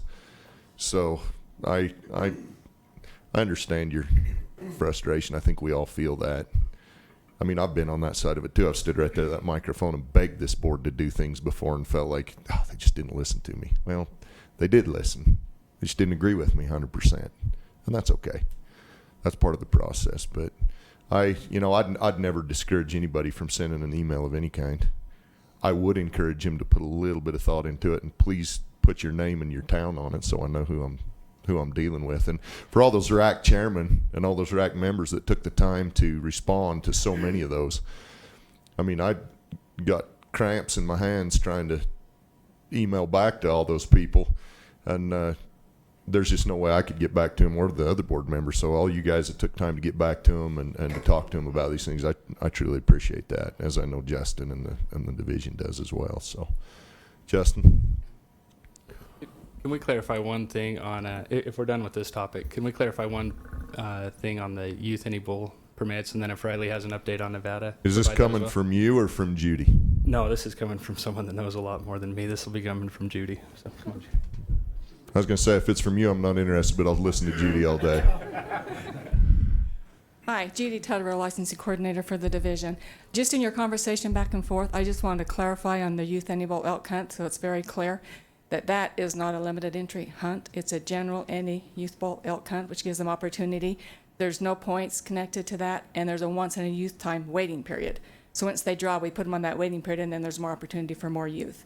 So don't get it confused with the new age from the legislation they set in place. This is the one that's 11 turning 12. It's nothing Once in a youth time, is that what you said? That's what we call it. Yeah. Some of us don't remember that time. It's been so long ago. So they can draw it once? Is that what Once. you're saying? That's They right. draw it once, and Then then they're they're out of the basically pool. out of it, and it moves on to somebody that hasn't drawn. Yep, absolutely. So I That's just good. want to make sure Okay. so it's clear. Thank you. Okay, Thank thanks. you. But it does now change that they can put in at 12 for that general. Yeah. Because before They they could already only, can. They already can. Because it's general season. 'Cause it's general. It's not a limited Yep. entry. It's general season, so they already could put in for Yeah. So, yeah. Just want to make sure that that was clear. Thank you. Thanks. it. Once again, Judy makes us all look bad by her knowledge. Thank you, Judy. That's excellent to know. Thank you.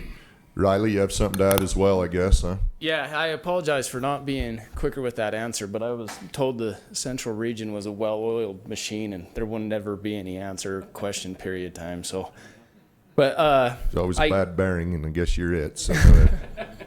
I gave Tom a call, and he believes that there is little, if any, elk harvest by Nevada on the Deep Creeks. The Deep Creeks have Utah has most of the elk habitat on our side, and so he doesn't believe that there are any elk harvested from Nevada on the Deep Creek specifically. If there are any harvested, it would come a little bit further south by the So Mariah basically, Mountains, anything but- Nevada's doing has no Has impact on no our elk impact on our numbers elk, or yes. age class or anything like Right. that. Yes. Okay. Thank you. You bet. Thank you. Does that answer you, Byron? Well, it does, and that just shows that the rack process does work, and these emails do have an effect, because we got those emails about the Deep Creeks in the middle of the flurry, then we just got a bunch the last few days, but we don't know what the real answer is until we have the opportunity to talk to our biologists and the people that really know what's going on with this. So we can make a real informed decision once we get all the information, but we do look at everything that you send us, and we appreciate that. There's a lot of great things that were brought out in all those emails, even though the majority of them were just the same one. And John said, I don't want to, keep reiterating that, but I do want to reiterate it because it is very important to the people out there to send us your comments. Let us know what you think. And like John says, we don't always get our way, but at least you got the opportunity to voice your opinion and have it heard, and it will be evaluated. So keep sending us emails and stuff like that, or any way to communicate with us. And Richard, thank you for doing that. It's would have been a Herculean task for anybody to go back and answer all those emails. We get a lot of different emails that come in that aren't on the same issues and stuff like that all the time, but and we do respond to the ones that we can. So keep up the good work. I'm talking about the general public out there. Just keep us, on our toes and let us know what's going on. Thank you. I think we're ready to move on to public questions. Do we have any questions from the public on any of this? Seeing none. Open your eyes, bro. Okay. Is that Plum? Troy Justinson. Yeah. Does the division have any report that shows the distribution of those youth on the any bull hunt? Yeah. So what we do is when we get the harvest report, we can break it down, and that's how we know that on the UNAs we have 40+% of 40+%. Yeah. It's Dax. Do you remember what it is? It's about 45%, 47%. So. And on that particular youth hunt, they're eligible to hunt any open bull unit, correct? Correct. Yes. And it's the same units that we dump 15,000 hunters on, correct? It is. Yes. Correct. All right. So, what was the percentage of success rate on that? I think it was about 44% success for the youth. And then on the general season? Oh, general it increased, but let me see.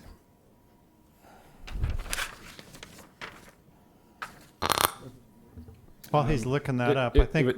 Sorry. Go ahead. Go ahead. I think, Justin, don't you also have the on the youth, the branch antlered percent of that harvest as well? That might be good to share. Yeah, we could look that up as well. So we can't we take a stab at that? The branch antler versus spike on those.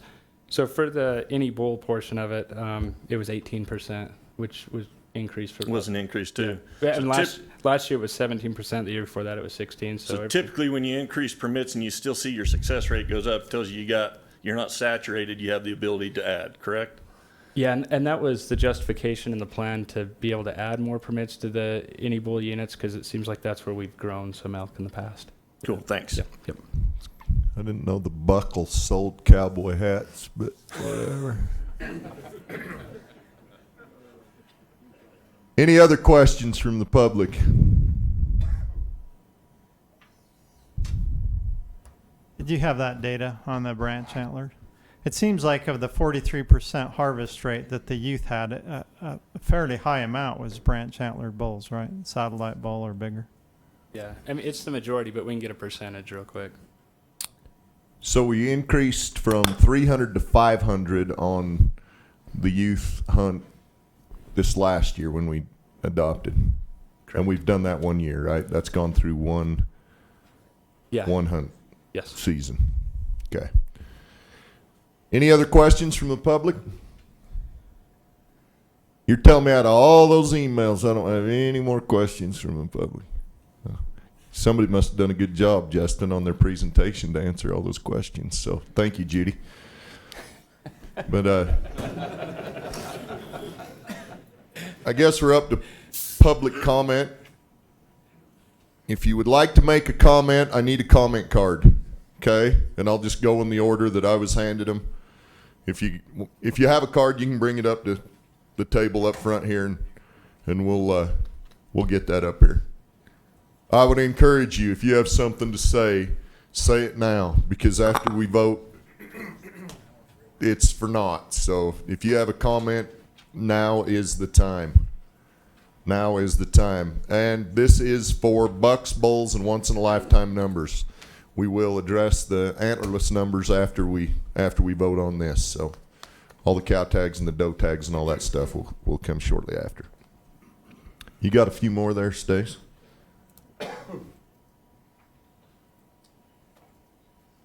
Okay. First comment I have is Perry Hanks.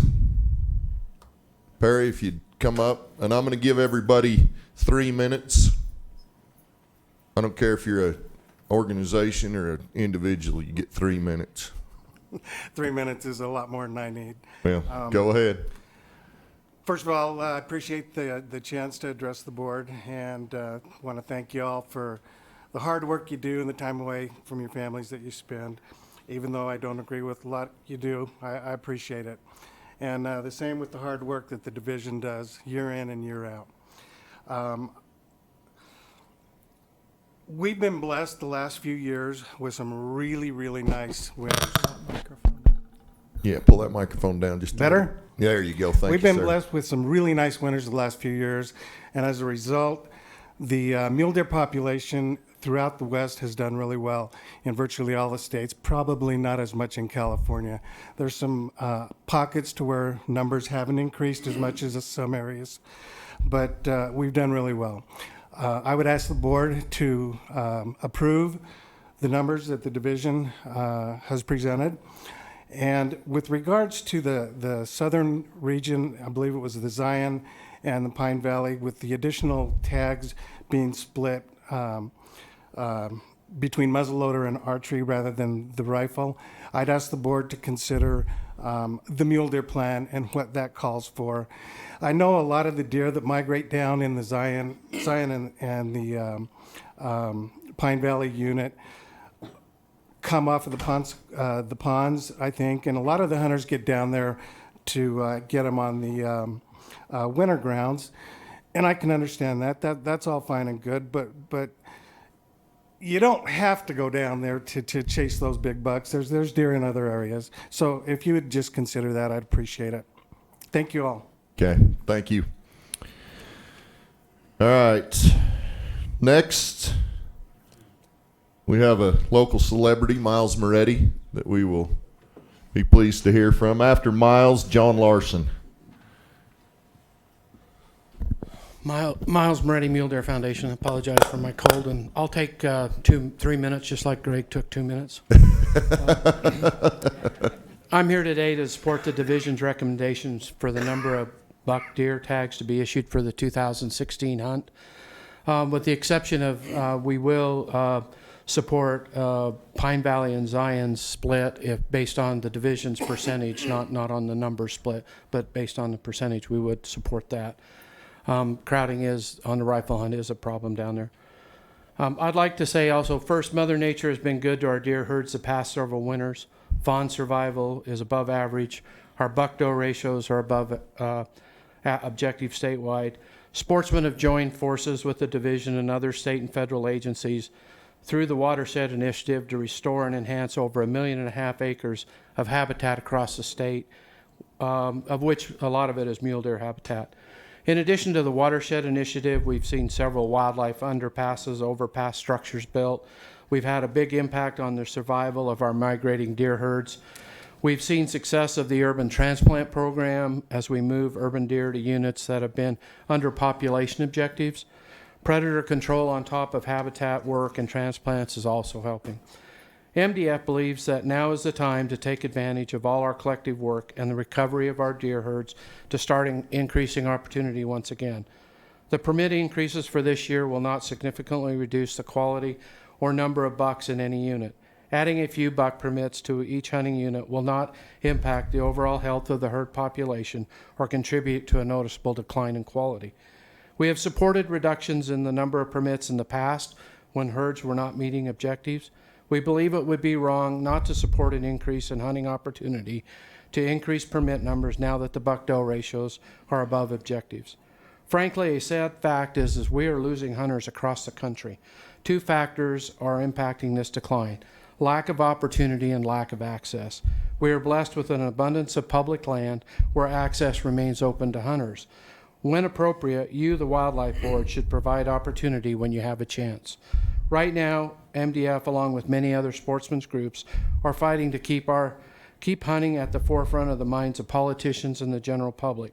We are seeing our influence eroded as the number of hunters decline. We must reverse this trend. It won't be easy, but we must all pull together to keep our hunting heritage alive for future generations. Thank you. Thank you, Miles.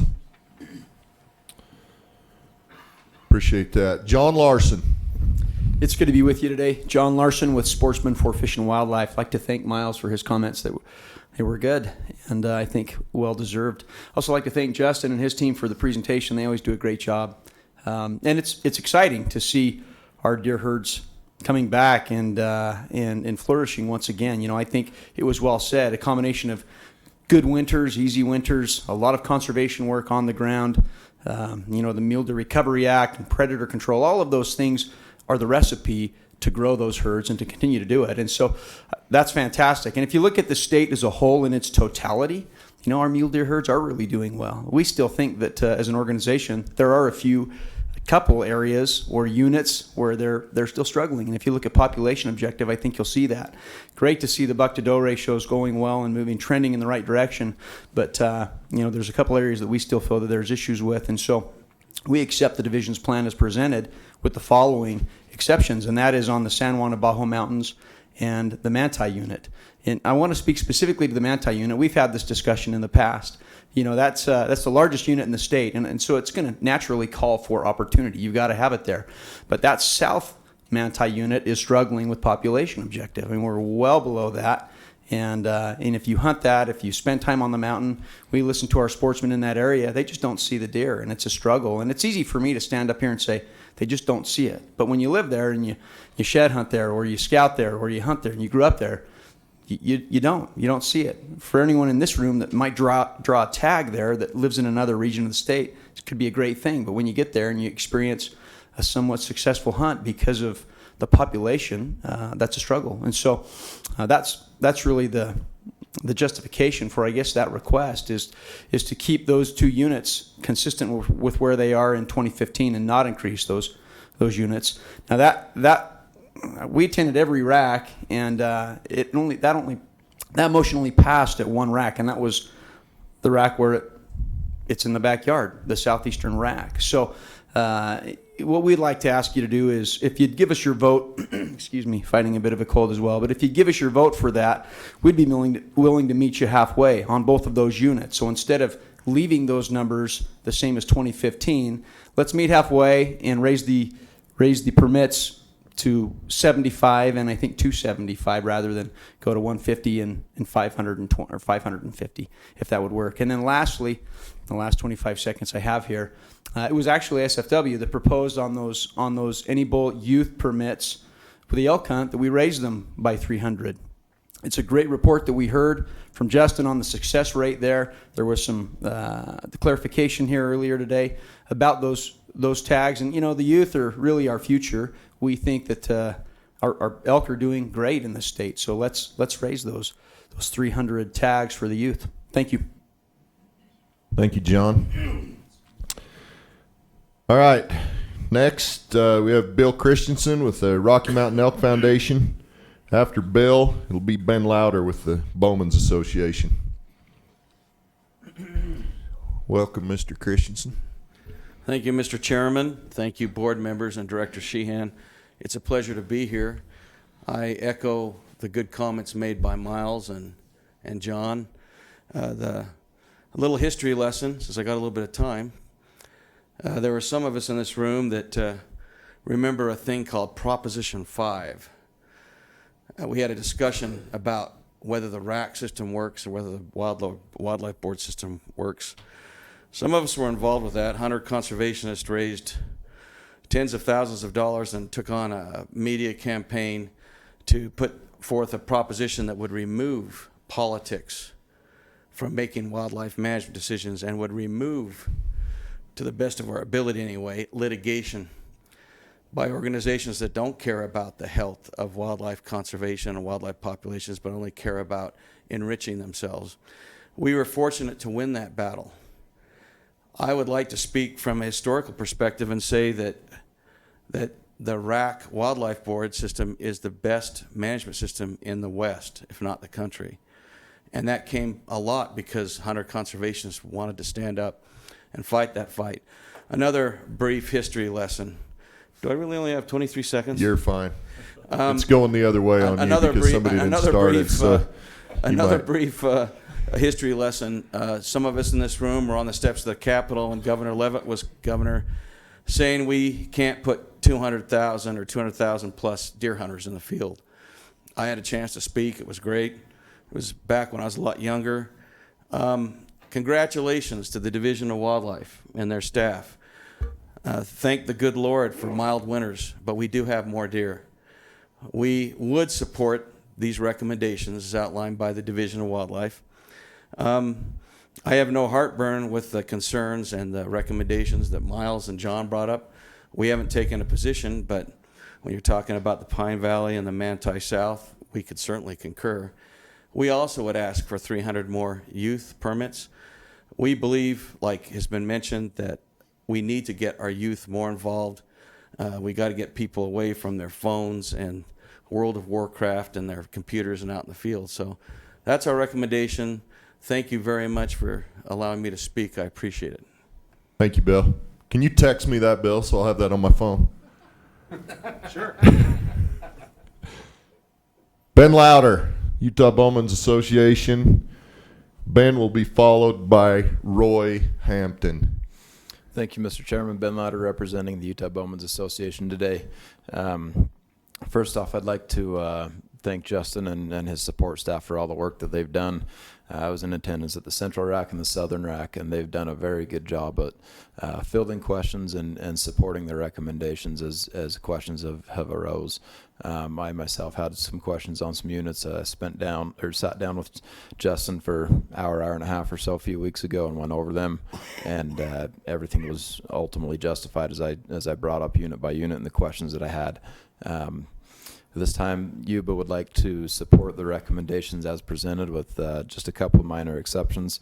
We support SFW's recommendations concerning the additional 300 youth bull elk tags, and then also the discussion that came up in the southern region about the Pine Valley and the Zion, we'd be willing to entertain ideas from the division on a change in tag allocation percentages there as well.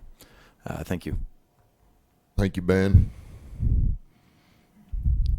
Roy, I'm allowing you to come to the microphone praying that you're on your best behavior today. I always am. This is against my better judgment, but go ahead. Well, my concerns are on the increase on the Wasatch bull tags. I've been hunting this unit since 2003, and I've seen this unit go down in quality and number-wise. There's definitely not more elk on this unit. I don't know where we're getting the numbers, but if you look at the increase on the bull tags, the whole state increased 39 tags. They increased the Wasatch 44 tags. One unit gets more increase than the whole state. I have a passion for the Wasatch. I've hunted the Wasatch a lot, guys. I'm not going to hunt it again, but whoever does hunt it, I want them to have some kind of opportunity and quality in the same sense. I've seen this unit really decline, and John knows this. I live on the unit. I hunt the unit a lot, but the late hunt, when the late hunt got implemented, it was a bad thing because these bulls have nowhere to go. Out in the open, they get slaughtered. So on the increases, there's 26 tags going to the late. So we're increasing that late more and more and taking it away from, they took 5 away from the rifle, which is a good thing, but we're still going to kill more bulls because the success on that late is as high as the early hunt. So my proposal is to really look at the Wasatch and maybe just pull back. This unit has increased since 2006, 10 years. It's always had an increase every year. There's 804 tags on the Wasatch. Justin, can you tell me the percentage of the Wasatch tags to the overall state tags? Yeah, for limited entry, there are 2,796 permits being proposed today, and 804 of them are on the Wasatch. Right. Do you have a percentage of what that percentage would? I think it's quite high. Math questions in front of a microphone, right? Yeah, I'll find my phone and do no, this. That's okay. But you can see that, and the Manti here has never went. It stayed level. It's a bigger unit. It has more population on that unit than the Wasatch, and so my. Okay, in your last 20 seconds, I'm going to ask you. So, I would like to give see me a no number. Increase. No increase. You're saying stay with 2015 numbers. Yeah. Is that right? Or 2014 numbers, whatever you want to do there. What is 15 or 14? 15 would be fine. I'd like to see it stop increasing and really look back and see if this unit can stabilize. Thank you. Appreciate your time. Anything else you want? Nope, that's good because he ain't getting nothing else. No, thank you. Appreciate your comments, Roy. Gene Boardman will be next, followed by Troy Justinson, and then Mike Christensen, and that's all the comment cards I have. If anybody else would like to speak, you can fill out a comment card and get it over to Stacy. Mr. Boardman. In full disclosure, I am a member of the Southern RAC, but I'm representing myself today. I want to ask you to accept the RAC's recommendations on the Mount Dutton and Panguitch Lake elk numbers. Back in the fall, they talked about raising the age objective and said then that this would have little effect on the numbers of elk, maybe a few reductions.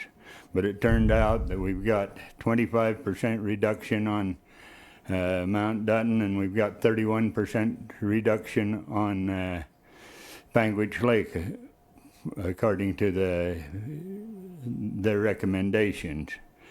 Now, that's cutting out a lot of opportunity. It's increasing the increasing the creep on drawing tags, and the Southern RAC's recommendation would give 30 more hunters a chance to hunt. Now, everybody isn't out there to kill those big bulls. There's big bulls on both those units. If you're after them, you can get them. But some of us kill underaged bulls. Some of us, if we hear some bulls bugling and there's a satellite bull on our side of the mountain, we don't try to go over the mountain and kill the herd bull. We shoot the first doggone branch antlered bull we see, and we're happy with it, and we take it home and we brag about it.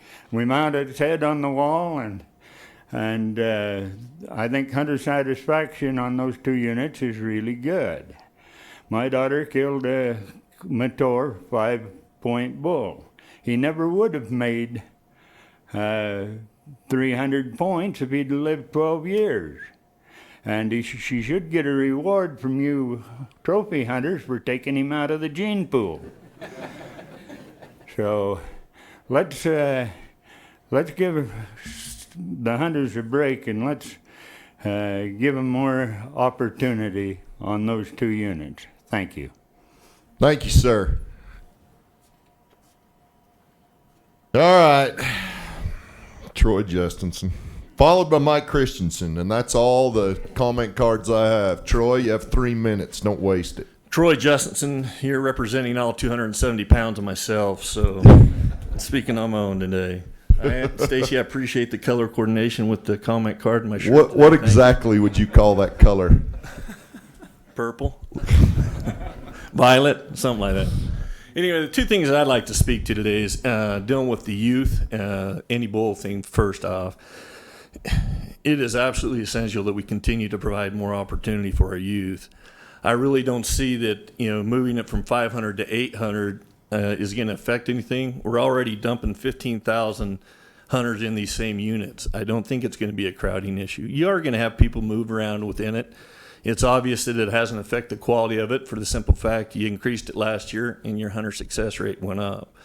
So I'd remind the board that you have 3 racks that have voted in favor of it, 2 for the full 300 and 1 for 150. So I'd appreciate you to take that into consideration and provide more opportunity.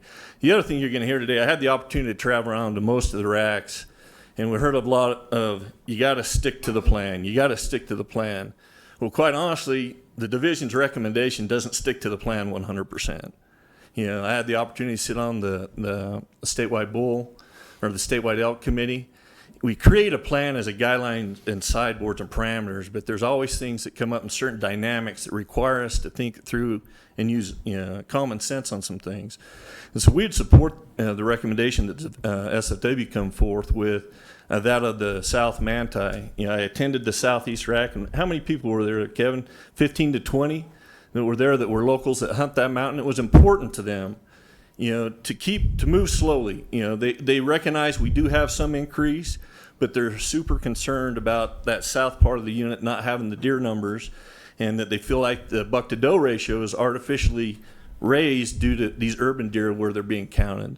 So I support SFW's recommendations. Thank you. All right. Thank you, Troy. Mr. Christensen. And he is the last comment card I have. If anybody else wants to speak up, come get in line. Mike Christensen, just here representing myself. Served on the mule deer committee, and I just wanted to talk a little bit about the mule deer general permit numbers. There's been a lot of talk about recruiting youth and maintaining youth and offering them opportunity. And I'm not going to tell you guys what to do because you're men and you're smart and probably smarter than I am. Well, okay, I won't go there. Yes, that might be a stretch, but so you have before you propose to take 800 of the proposed 4,000 some general deer tags and take them out of that any weapon pool by either tag cuts or changing percentages and strategies that way. Well, every time you turn the knob over here, it turns the knob over here. And the youth, they don't really put in for archery tags. So you take those tags and you allocate some of those tags more towards archery, those youth aren't going to get those. You take the muzzleloader tags, same thing. A lot of the youth, I would say probably the majority of youth, apply for any weapon tags which allow them to hunt all 3 seasons. So if you take those 800 tags that are in limbo right now, written down on your paper, John, then you're taking 20% of those would go to youth. Any change you make is going to make a kid sit home. And these deer tags, we don't allocate deer tags on overall population. We've gone from about 300,000 deer to about 400,000 deer in the last few years.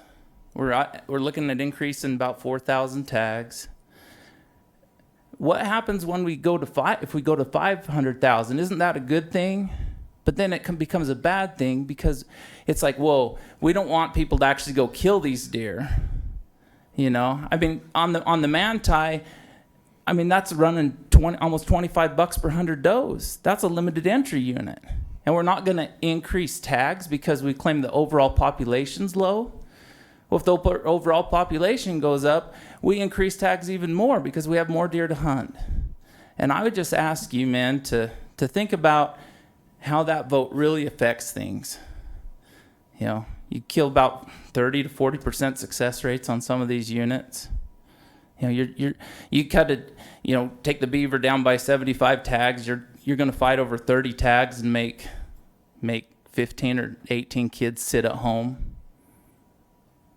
That's where the rubber meets the road. We can pretend like these numbers are just numbers in deer, but when you break it down by success rates and the actual effect on your hunter population, there's a real change there.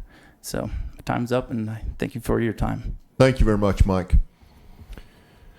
All right, people, last call for comments on the Bucks and Bulls and Once in a Lifetime. I appreciate everybody that has taken the time to speak. Very good comments, I think.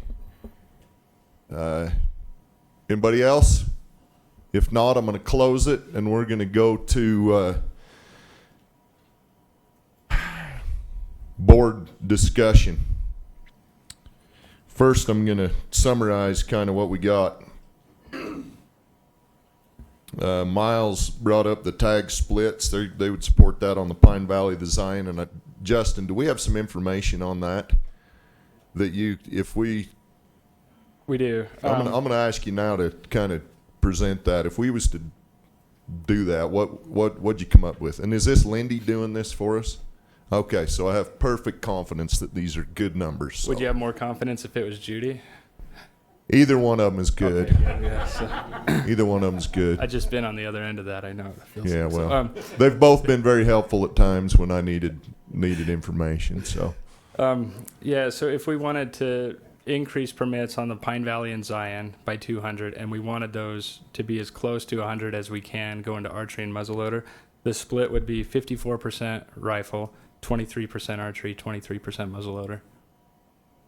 54% rifle, 23 and 23. Mm-hmm. So it would reduce the rifle by 6%. Correct. Well, yeah, but because of the increase, but that'd be okay. Yeah, the goal is to keep it as close to as possible, and we'll be off a little bit, but that ratio gets us as close. You're always off a little bit, Justin. Yeah, thanks. The other piece of data that we got during the comment period was branch antler bulls versus spike bulls on any bull units. For the youth? But for both. For the both? youth, okay. Yeah, they're just slightly over 80% of the bulls harvested are branch antlered and 20% are spikes. And then for the general season hunter, the 15,000, they're just shy of 80% branch antler bulls and 20% spikes. So really close. Yeah, both of them are essentially 80-20. Okay. 4 out of 5 bulls are branch antlered. That's pretty remarkable, really. Them kids are killers, man. That's cool. All right. They are taking some dedicated adults with them. So the mule deer would be in favor of the little bit different allocation on the Pine Valley and the Zion. SFW Modified theirs just a little bit to kind of meet the division halfway. 275 on the Manti, 75 on the Abajo, and 300 on the. And then with the 300 youth tags, RMEF said they would support the 300 youth tags. Yuba's in favor of the 300 youth tags and the split on the Pine Valley and the Zion. Roy wants to leave the Wasatch at 2015 numbers. Mr. Boardman spoke in favor of the Dutton and Panguitch Lake rack rack numbers that they came up with. Troy spoke in favor of the Manti tags specifically and the youth tags.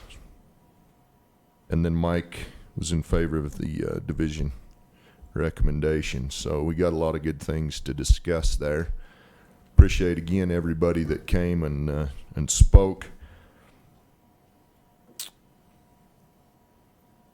I guess we could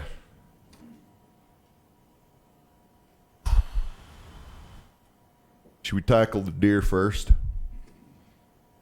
Yes. Let's kind of Let's break flesh it out this out a little bit as best we can to try to keep order. Keep order. You guys might have to help me. Okay. It looks like the things that I've got down here that vary from the division's proposal is in the southern region, they wanted to cut the beaver to 75, an increase of 75 permits from 150. And then, of course, the split on the Pine Valley, and that came up a couple times from different people. Then southeast region, the Manti, 275, and the Abajo, no increase on the Manti and no increase on the Abajos. We heard a couple possible compromises there. Just my personal thoughts as we go through this, taking into consideration all the emails, and just to speak to the emails one more time, not all the emails were opposed to the increase. There was a lot of very good emails that were in favor or some kind of compromise as well.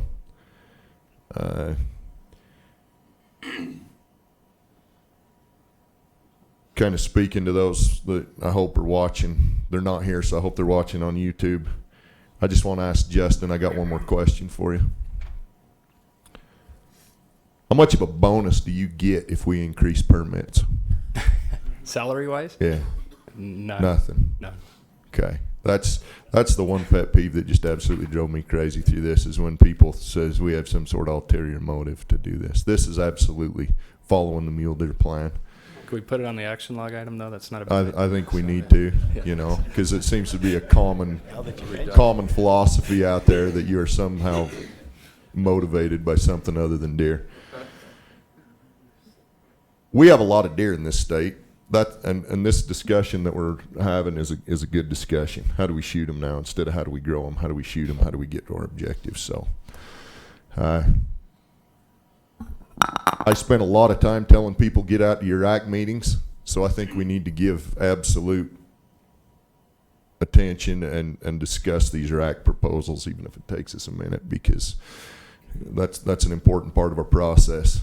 And I told a lot of people, if you don't like what's going on, get out to your ACT meetings. That's your outlet, and that's where you speak up. So anybody want to start addressing these, and we'll go through them. I need to get some clarification on the Southeast Manti deer numbers. We heard this, I think, in the RAC meeting as well, but then again, I think Troy Justinson said the same thing, or someone said the same. I don't remember exactly who, but they were concerned that these numbers on your counts were being skewed by counting town deer or urban deer. I wouldn't call them urban deer. I'm not sure Farron and Castledale are urban, but I don't know even if Main Street's urban there. I don't know.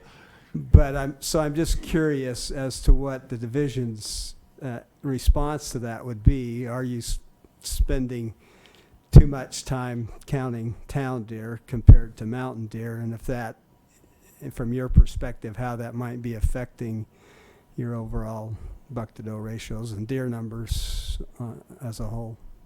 Yeah.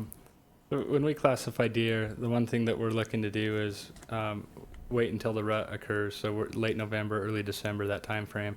And these deer are generally down on winter ranges or some of these higher elevation sagebrush parks. And we go, and if you have a unit, say my hand is the unit, we classify winter ranges all throughout. And so we don't focus on one specific drainage or anything like that. The goal is to get a representative subsample of deer for the entire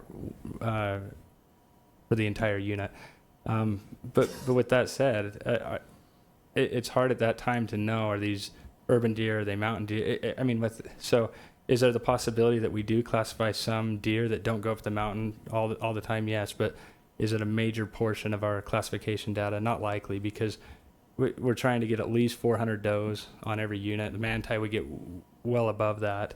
And so we're doing our best. I can't say for 100% we never can't classify some of these valley deer, but that's not our intention at all. We're waiting for them to come down and go into where they're wintering.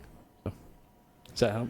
Yep. Okay. Thanks. Justin, while you're still up, I got one more question that if we did decrease the permits on the southern portion of the manti, is there any way we'll really know that it made an effect on the whole manti unit?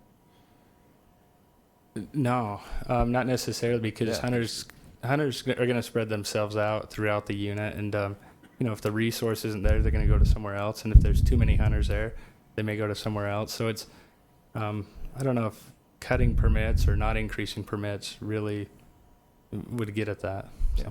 Doesn't really make any effect on the south, the central, or the northern part of the manti. There's no way to measure that. It probably changes from year to year too. I mean, as different hunters are drawing these permits and they're going to drainages that they're familiar with, it's, yeah. Thank you. Go ahead, Mike. Just to follow up on that, I mean, you've held open houses in those areas and had a lot of participation, folks coming in and talking about deer in those units, and so I know that the discussion has happened to try and explain what's going on and how things are done and so on. There's been lots of effort made to try and clarify those kind of things, so appreciate that. Yeah, and one thing with those open houses, one thing we did when we went unit by unit on the manti in particular, and we combined it with the Santa Fe swell, at one point we had, I think it was close to 12,400 permits. And when we went unit by unit, the buck-to-doe ratio on the manti was hovered around that 15 bucks per 100 does. And by design, we got aggressive on our permit cuts there, because with the full intention of increasing the buck-to-doe ratio in that area. And so now that it has increased, if we go back to it, the southeast, I mean, it's doing really good. It's 2013, it was 19, 2014, it was 23. This year, again, it's 23 bucks per 100 does. When we made those cuts, going from 12,400 to under 9,000, we fully anticipated buck-to-doe ratios to increase, and so we're just trying to get some of that opportunity back. So.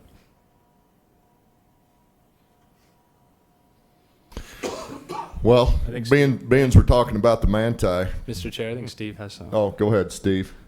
Yeah, I just had a comment I wanted to make. I think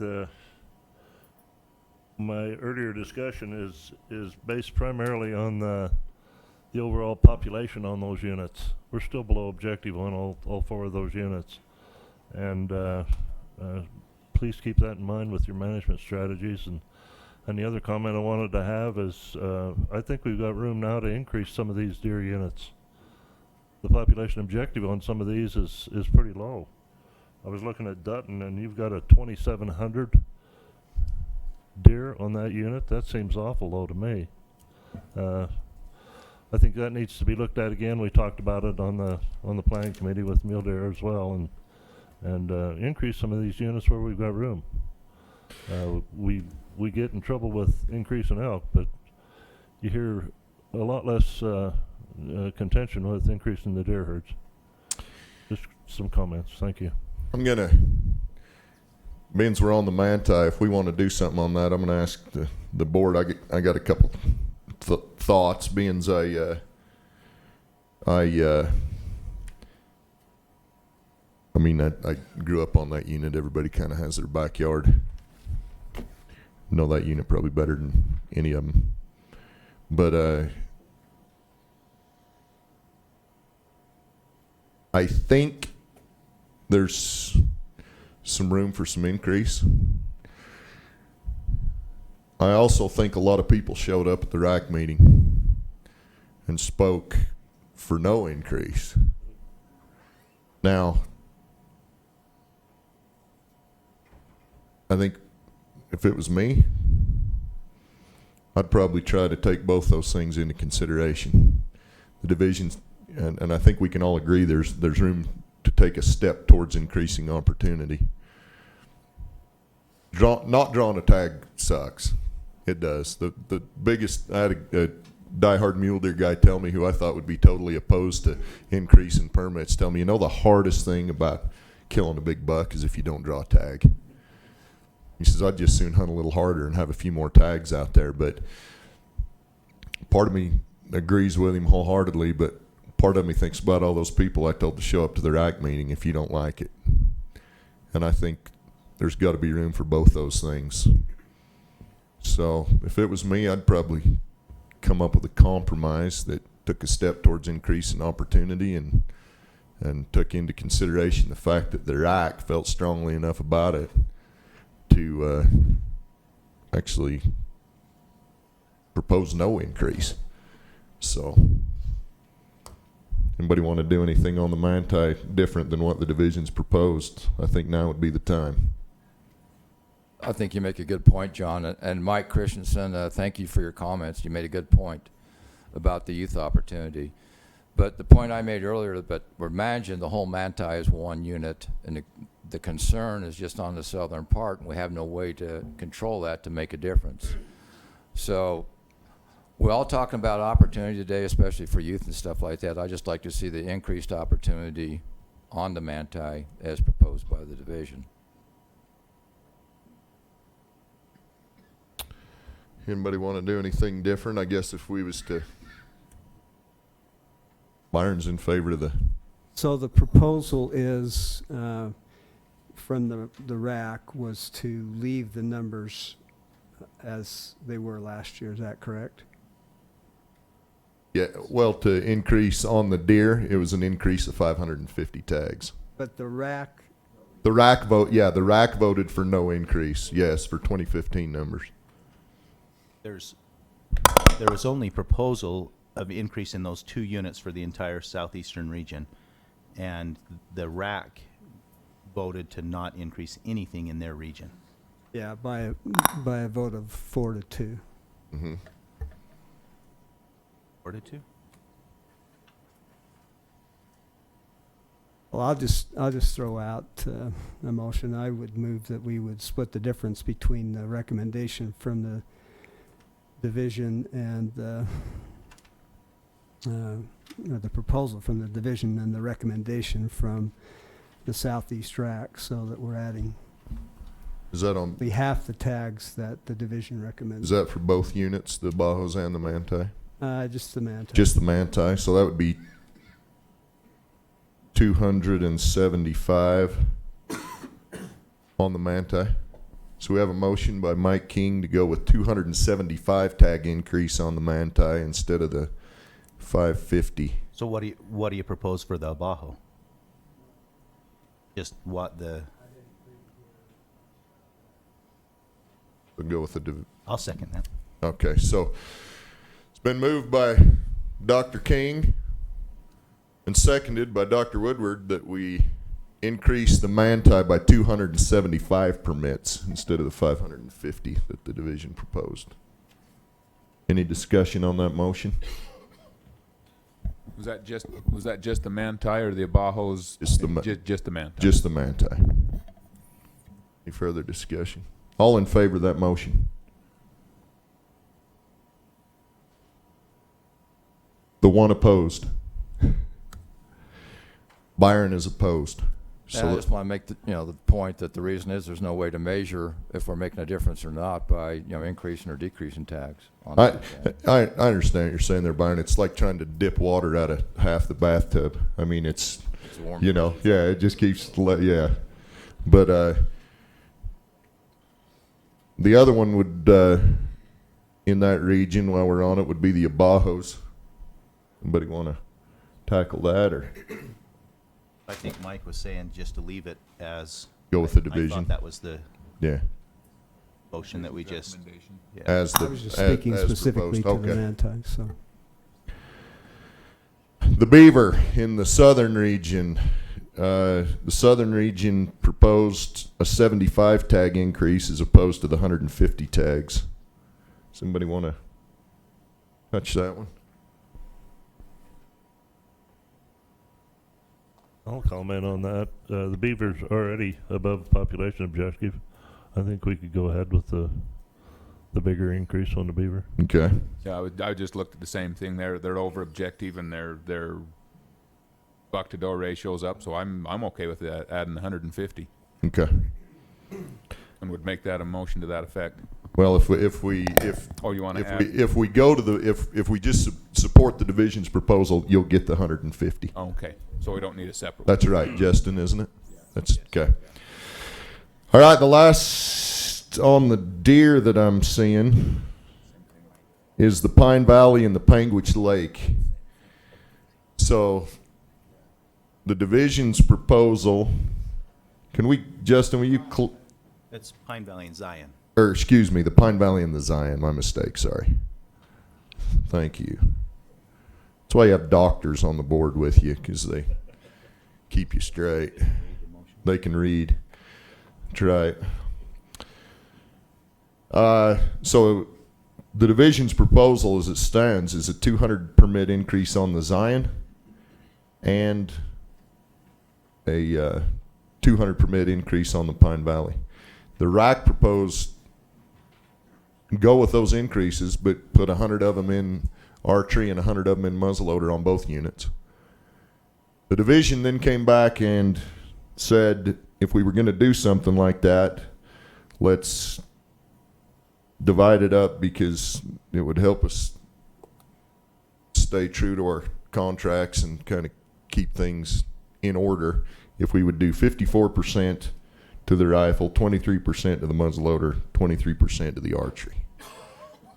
Justin, I guess my question to you would be, if we did that, how does that vary from what you're proposing anyway? Well, total permits would be the same, but one thing that was brought up in the comment section that I thought was a good point was you really do lose a little bit of youth hunting opportunity by that, because as the permits are allocated throughout the process, lifetime license holders are first, followed by dedicated hunters. And then after that, 20% of the permits go to the youth that are out of the any weapon portion. Is that correct, Judy? Okay. And so really, as we take permits out of the any weapon portion to the archery and muzzleloader, that 20% is reduced on the youth. It was a good point brought up through the public comment. The other part is that there might be some movements issues, and maybe Teresa could speak to that better than I can with deer migrating on those two units and what that would mean if permits are allocated earlier in the season versus being kept late. I guess come on up here, Teresa. Might be one thing to consider before. I guess my question would be, are we overcooking the kettle here? If we want to do something different, would we be better off just leaving the splits the way they were and decrease the number of permits that we had? Yeah, I guess I like one of those options, and that's keeping the splits. When you look at the Zion and you're at 20, this last year we were at $27 per 100 does, and the 3-year average is 24.7, and the Pine Valley is at 26, and the 3-year average is at 22.1. We look at that and say there's opportunity for an increase of permits, but I'll have Teresa address that other question. So if we increased permits on the Zion in the archery and muzzleloader, on that unit, during those times, they may be more concentrated on private lands. So it may cause some difficulties and crowding elsewhere on the unit. Kind of the same on the Pine Valley, not so much with private lands on that issue, but because that herd is pretty migratory and hunters already focus and concentrate in areas, you just may be clumping more into those if it is during the archery and so it is your professional opinion that we may be compounding the problem that we originally set out to potentially remedy by splitting the tags up. And that's what I heard from the RAC, is that this was an effort to decrease crowding. in the any weapon, but it may certainly add to it in the archery and muzzleloader, just because the deer on those two units, with the Zion having a lot of private lands, and then the Pine Valley is pretty migratory. So it seems like all the archery hunters go to certain areas anywhere where the deer are concentrated at that time of the year. So if you were going to see us, in your professional opinion, which is all we're interested in, if you were going to see us do something to decrease crowding, would you say that really the only thing we could do is decrease permits across the board? Instead of a 200 permit increase, go with a lower number of permits, because either way we do it, we still got the same number of hunters out there. We're pushing Probably them one so. place or pushing them the other. If that's your goal, is to decrease crowding, that may be the way to do it. Is just Decrease the permits, because I mean, with the 54, 23, 23, it's just shifting a little bit. yeah, I mean, to me, else. that's just stirring the pot the different direction. We still got the same thing there. So, all right. But it is what the RAC. It is what the RAC asked us to do. So Wade, can you? I mean, your comment was there really is a real problem with overcrowding down there.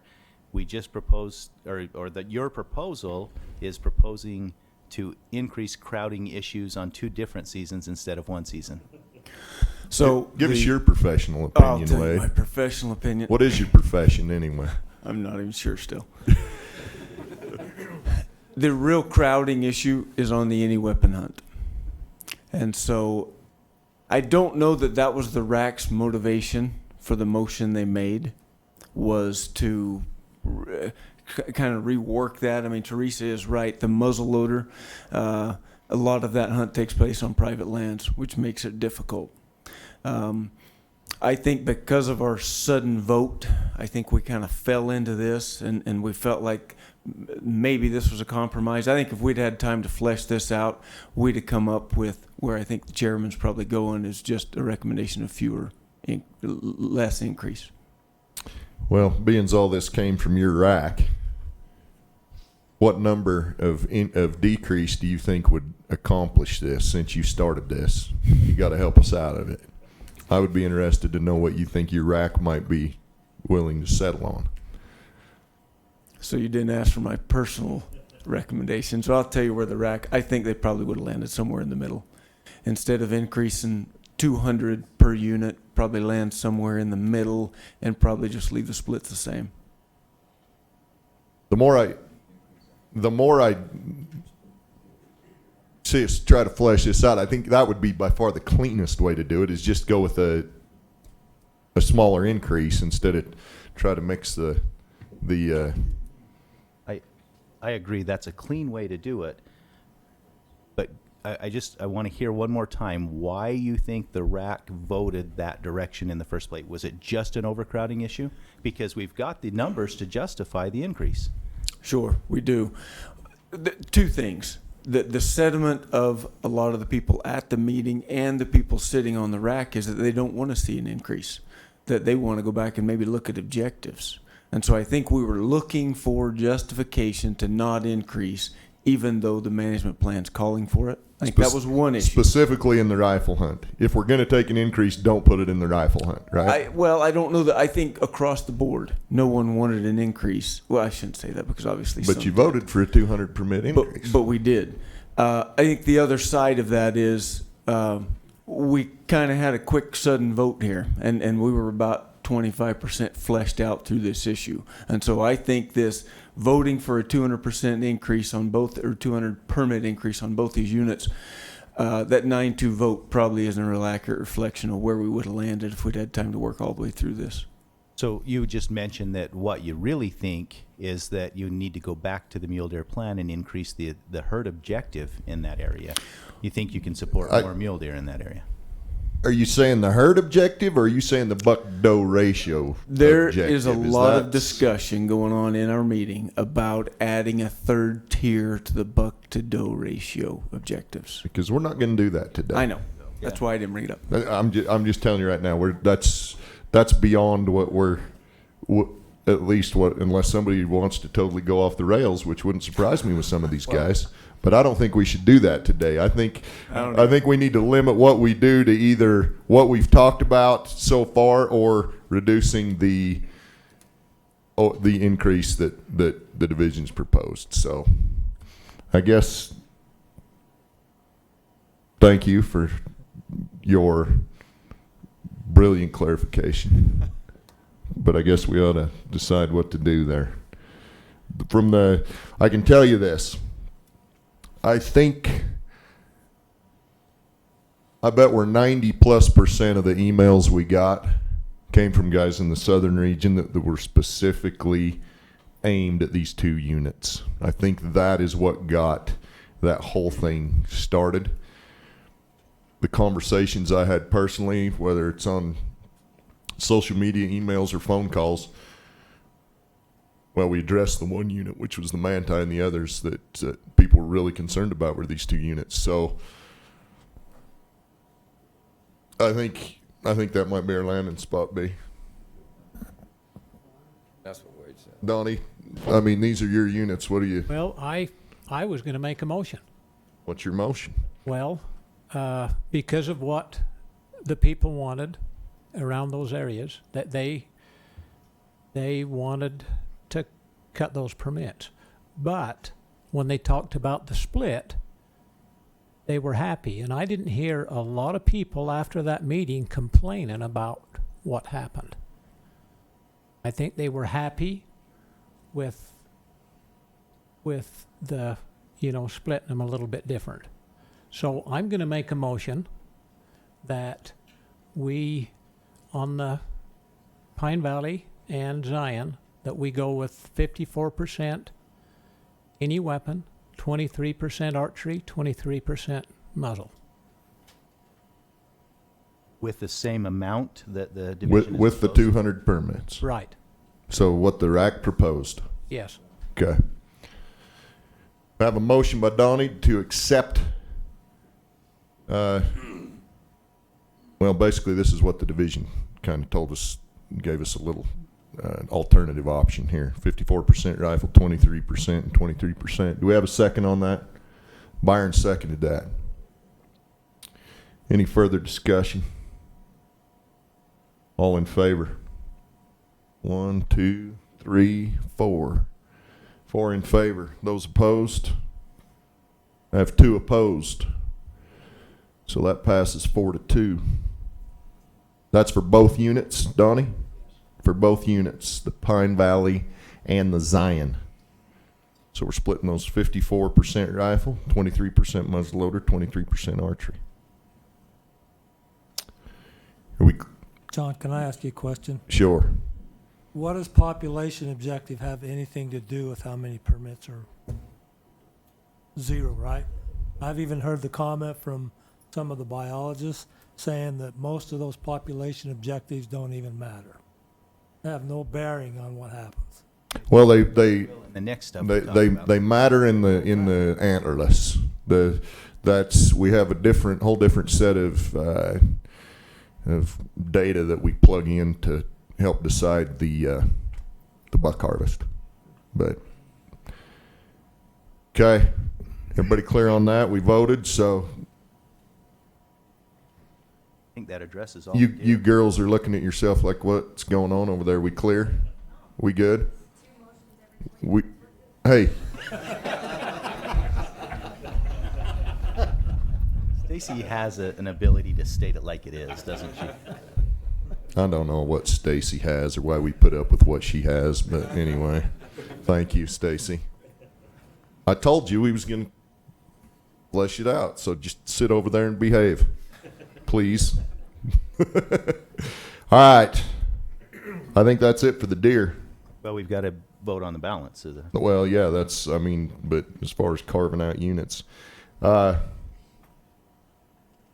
think we can tackle the elk now and then accept the balance, because the deer and the elk will go together. Right? Okay, on the elk, we have, well, the division made a change on the Book Cliffs, and so that's incorporated. Southeast region wanted to keep the numbers the same on the Book Cliffs on the Little Creek, take the Manti back to 430, add 300 youth tags.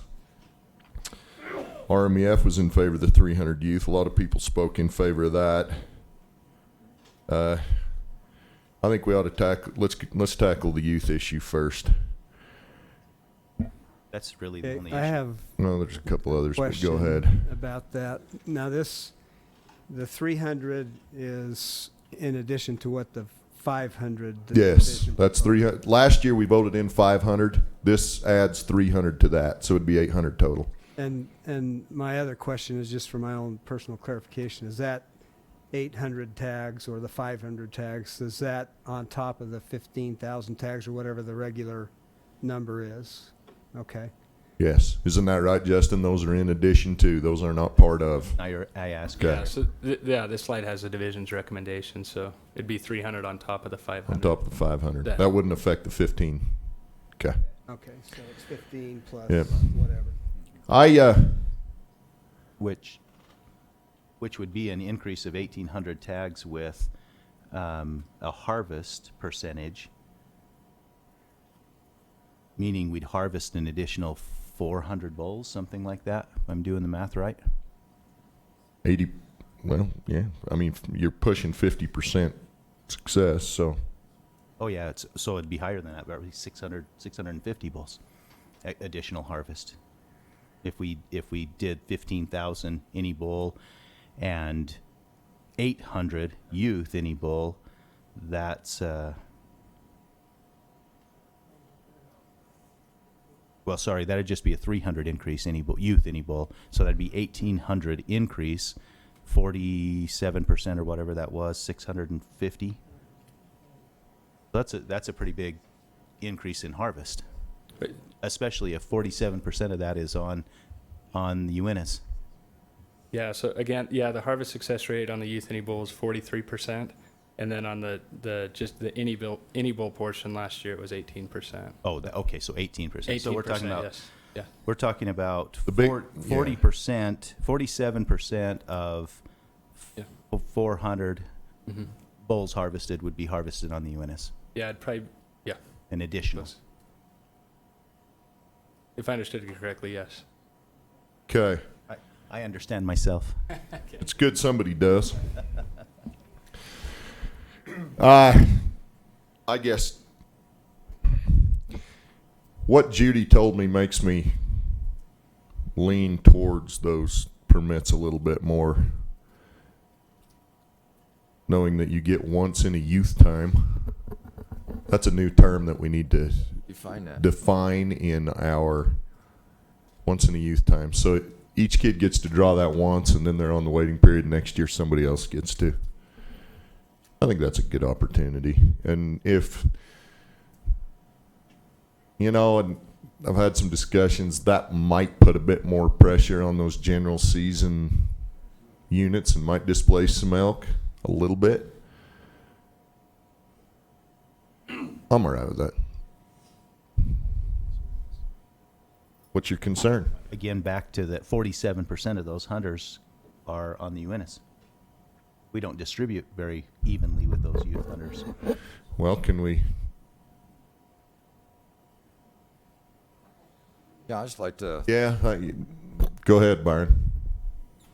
We just cut opportunity for, we cut the tags on the Manti by 275, and 60% of those were rifle tags, potentially could have gone to youth.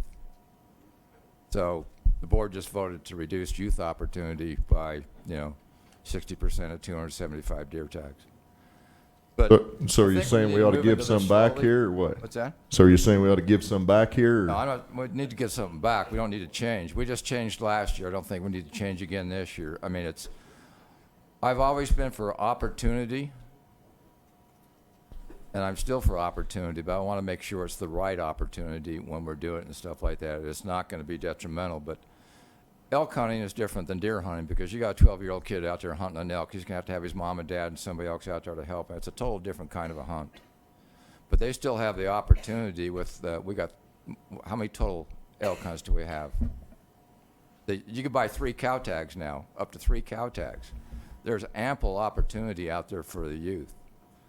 But I think we just need to watch this one more year because we went, up to 500 last year. Let's just keep it at the 500, see where we're at, percentage-wise, next year. And then it's a warm, fuzzy thing. Yeah, it sounds good. I want to give, 300 more tags to the youth. But let's really do it right and give them a good opportunity to have a good hunt. And consider the other 15,000 hunters are going to go out there, what they're going to have. Because you're going to put 800 hunters, which you add that family on top of that, that's several thousand people going to be out there. It does more than displace a few elk. It displaces a lot of elk junk, because I'm one of those 15,000 elk hunters most years. So what you're saying, Barnes, you hate kids. I'm still looking for my youth opportunity. I'm just kidding you. I'm just kidding you, Byron. If they're, I know very well that's not what you're saying, Byron. Where we're at 500. So proceed with caution and do what we're doing one more year is what you're saying, and then look at the increase. Come back. Okay. Does anybody else have any opinion on that? If we're not going to make a motion or anything on this, we'll move on. You also have 3 other racks that wanted an increase. That's a good point. You got 2 racks that wanted 200 and 1 rack that wanted 150. So do we? 4 people that commented that wanted more opportunity with the youth. I would think that might be a good personally, a good I'm okay with deal adding to the 300. compromise on. I'm okay with adding the 300 youth. Well, if we're going to do something, we need to make a motion because, like Stacy said, we're almost up to our 20-minute. Mr. Chairman, I move we add 300 youth to the any bull elk. Do we have a second? Mike seconds. We have a motion by Calvin and a second by Dr. King to add 300 youth tags to the youth any bull elk hunt, taking that from 500 to 800. Any discussion on the motion? All in favor? I'll just say one thing. It caught me off guard because we got this increase on the any bull. I would have thought about it a lot different if I would have picked that up. Okay. Well, we have a motion. Guess we can decide. All those in favor of the motion of adding 300 youth tags? All those opposed? Motion fails 2-4. Mike? I need to ask at this point about that discussion item that came up a little bit earlier about the potential to study what the likelihood of one of these youth hunters has to draw one of these tags throughout the course of their youth time. Their youthhood? 12 to 17? 8? Through 17. Well, so they got 5 years there, right? Through age 17. And so my question is, how many youth hunters are there that apply for these tags every year? And how do we see the future numbers? You don't know the future, but what might you guess would happen in the future? I guess if we knew how many applicants we'd had, we'd know the odds. If you can draw one once in 5 years, how many applicants do we got? Yeah, recently we've been closer to 5,000 youth applying. Over the last several years, we varied between 4,500 and 5,000 applicants. But basically, you're awarding 10%. So you'll get that once, basically. Yeah. Well, if you do. Well, it'd be 10%, given a 4 or 5 year period, depending on when your birthday falls, to apply from 12 to 17. Does anyone feel like that that's something that's worth studying to see? I mean, we just voted not to. Well, we voted not to increase the tags, but is it worth some study to see if it's restricting? opportunities. I mean, I don't care one way or the other. I'm just saying is, we can get some data even during lunch. Yeah, But we got to realize that these aren't the only tags that youth can hunt. The youth can buy as many of the 15,000 as they Well, want. that's- Walk into the store and buy one. that's my point. Let's talk about what those opportunities are so everybody understands how much opportunity is out Do we- there. If you don't want to do an action item, that's fine, but Can, explain. well, what- I mean, that might be, That point needs to be developed, though, because what Director Sheehan just said, we increased any bull tags, and a youth can walk in and buy those any bull tags. So we just increased on the those same units, right? on the same units, different dates. But the only difference is they don't get to hunt on the. They get to hunt a little earlier. Yeah, the youth Okay. get to hunt on during the limited entry time frame. So do we want to ask the division to give us a youth opportunity summary at some point? What do the youth get? They get everything we get plus. So can you? Yeah, I mean, if you'd can like, you we draw could- that up? We can look at some things at lunch and see if that'll suffice. Can you bring that back to us, and we'll see how it looks at that point, Mike. And if we feel like we want more information, Yeah, we'll do yeah. that. Then we'll go from there, and make it an action log item. You all right with that? Is the board okay with that? Yeah. They must be, 'cause they're not listening to me. Byron, you're going to be on timeout. So we just voted to not increase to 300. Is there any? We just voted the Byron hates kids, so we're going to go. Is there any interest in splitting that in half? If we're going to split it, if we're going to make another motion, let's do it now so we can move on. If anybody wants to do something like that, now is the time. Otherwise, we're going to move forward. All in and done. Let's move. Okay. The other issue that I had was with the numbers in the southern region on the Dutton and the Panguitch Lake.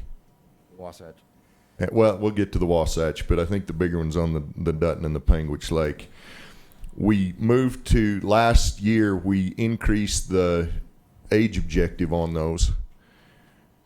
So the division came back with a recommended cut of, Justin, can you put that up there? Panguitch Lake.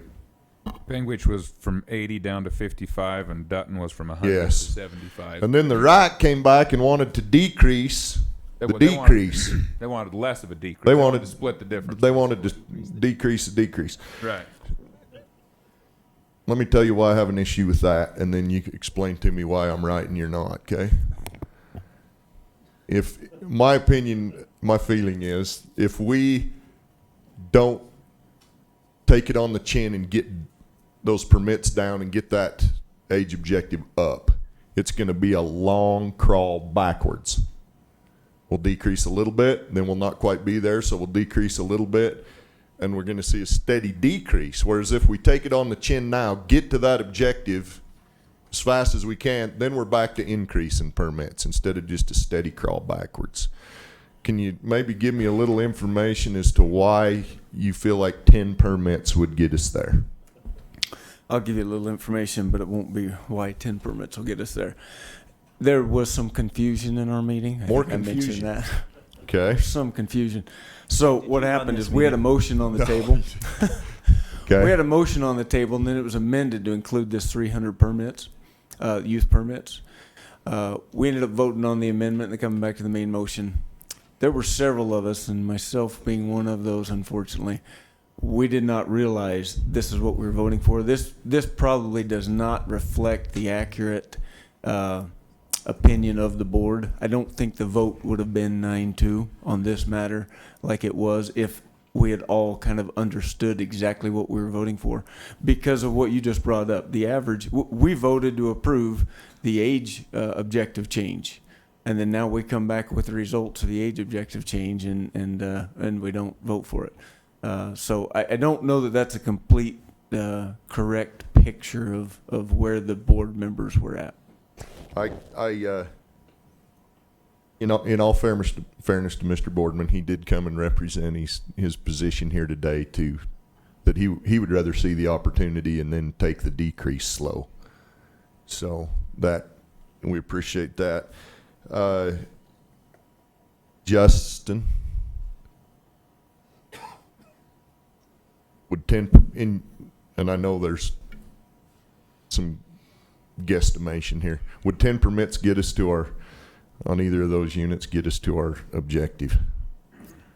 Over a time, decrease. Over time, they would. I mean, if it were, yeah. I mean, this is where, when we made these changes in age objectives, what we're trying to do with the recommendations, there's consistency with the region, in the southern region and statewide. If we say we're going to manage for this age objective, we're just simply trying to get there. I mean, if the board feels like we're too aggressive in that, so I understand it. We're making progress, but we feel like we would rather get to that age objective, and because when you're making cuts, when you're trying to cut permits, it takes a little bit longer. You do have to get aggressive with those cuts to make sure your ages are increasing. Because we're not close. No. We're not.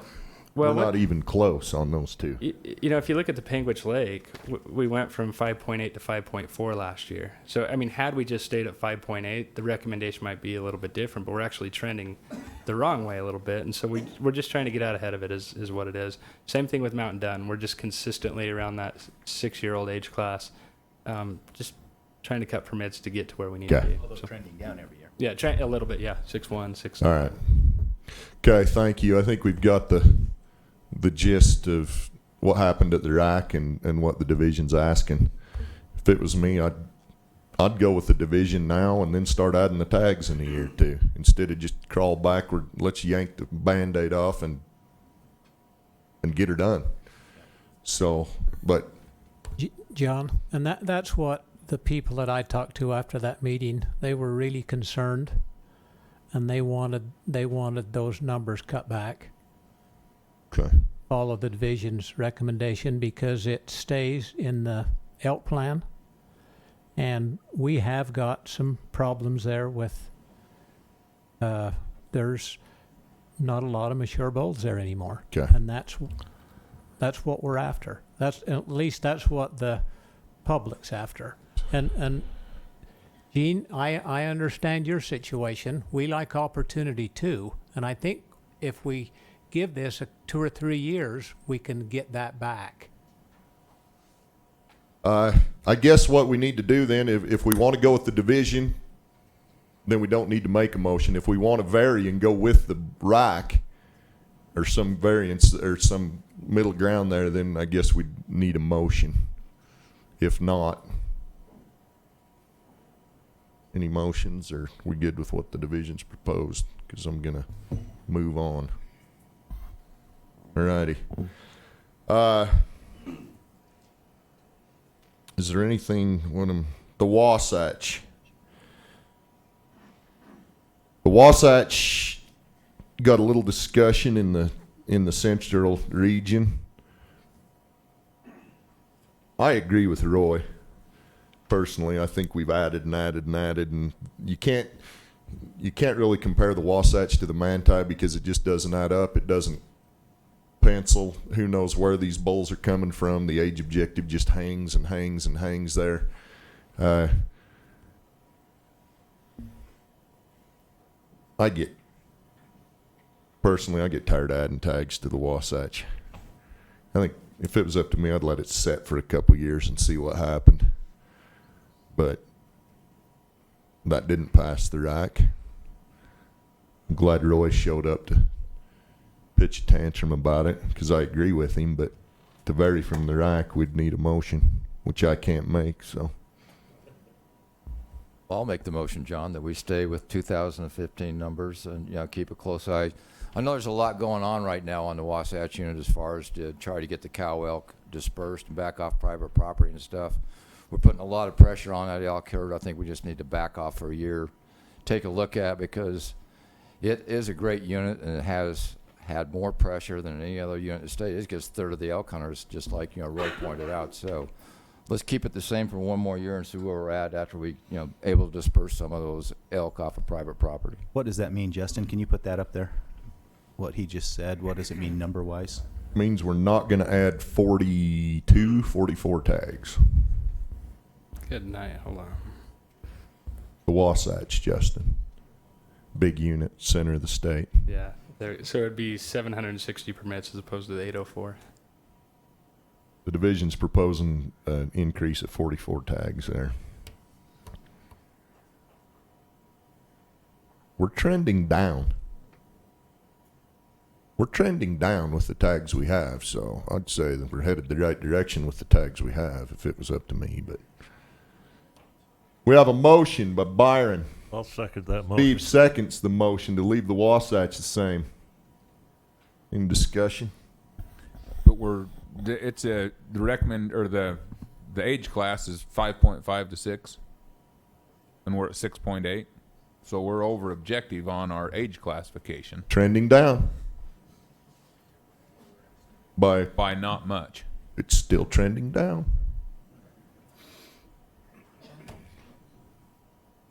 We have a motion and a second. All in favor of the motion? 1, 2, 3. All opposed. 1, 2. Donnie, are you going to vote? Are you going to vote? Yep. All opposed? Well, being I just said I agree with Roy, I'm going to vote and say the motion carries. That the numbers will stay at 215 or the 2015 numbers, and we won't increase them this year. So, you got that? Who says the system doesn't work, Roy? Thank you.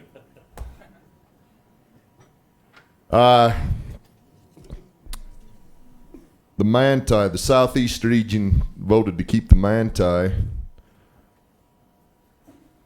Actually, to cut the Manti back to 430 from the 453 that we had, and the division's proposal was no increase on the Manti, but the RAC said cut it back a little bit. That one is also trending down very slightly. Anybody want to do anything with that one, or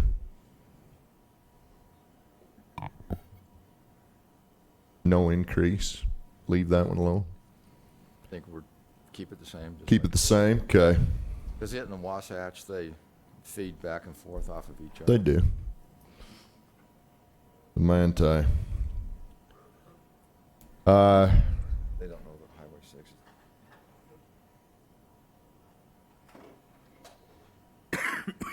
Does any of the RACs, do you have any proposals or anything that we've not addressed that you feel like we're missing, that we're blowing over here?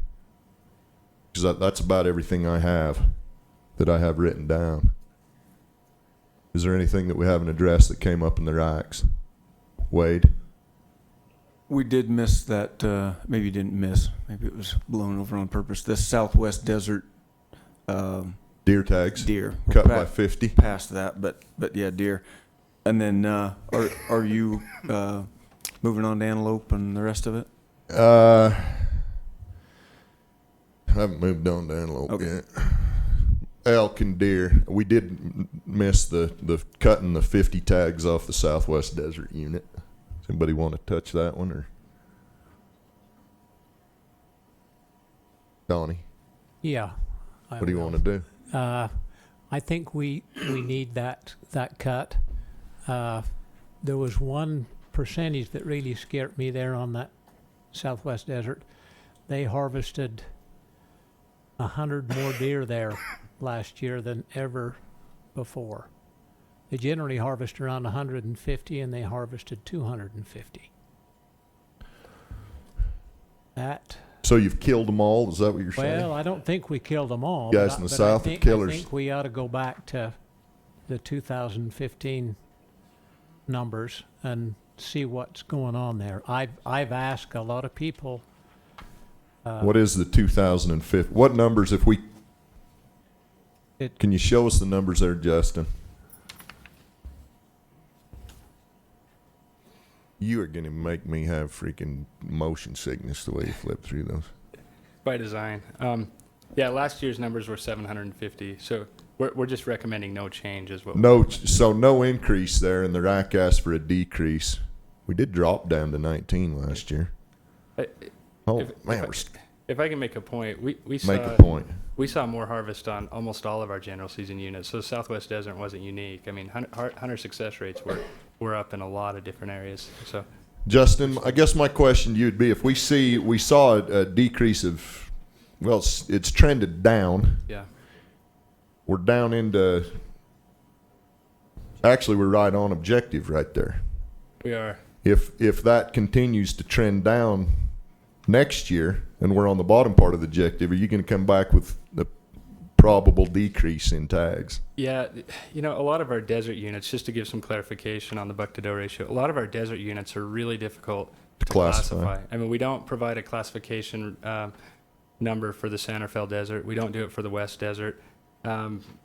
We barely do it for the Southwest Desert, and so it's just a tough unit to consistently classify time and time again and to get the sample sizes you need. So did we really decrease by $10 per 100 does? The data say so, sure, but there's some real challenges in classifying deer on desert units, so just take it with a grain of salt, I guess. So. And I think maybe we need to look at it another year, and if you guys will pay close attention to what happens there, I think we may be okay. I would think that if we sit on this another year and it continues to go down, that tells us a lot more than the fact that we're on and that we dropped that far this year. I mean, if it's a hard unit to classify and you might expect some fluctuation in those numbers. So I'd think another year might be in order before we cut those permits. I'll second Donnie's motion. So to do nothing, or what are we going to do? Did you make a motion, Donnie, to cut those? No. No. So Mr. Dalton has seconded nothing, right? Don, I before we make this motion though, I missed, on our Southwest Desert elk. My concern there is we counted a lot more elk along the state line than ever before. Well, maybe not ever before, but I think we need to maybe work a little bit closer with Nevada. And I know we have to count those elk. They were in Utah when you counted them, but my feelers out there are telling me that those elk have went back into Nevada now. And if you look at the way those elk were spread out on that unit, other than they're just exactly like we want them. I mean, they're scattered out clear across the whole unit. That's what we want. And we're going to have a lot of antlerless permits there again this year. And if those elk are in Nevada, we're going to raise heck with, what we've been trying to do to distribute those elk out. Anyway, let's work more with Nevada. My understanding is when we did ask them this year, they counted a lot less elk in Nevada. So that tells me that they moved into Utah for a while, and elk do that. So, thank you. Well, we issued a bunch of additional cow tags, so that probably pressured those elk to move into Nevada, don't you think, Donnie? Well, Nevada did have more antlerless permits. You're right. No, we did. Well, we did, but we counted them after our hunts, and they were in Utah. They came back. They came back, and in that area we've done a lot of habitat work. There's a lot of food there, and that attracts elk. But that's what the food was there for, is for them. That's why we do the habitat. Anyway. All righty.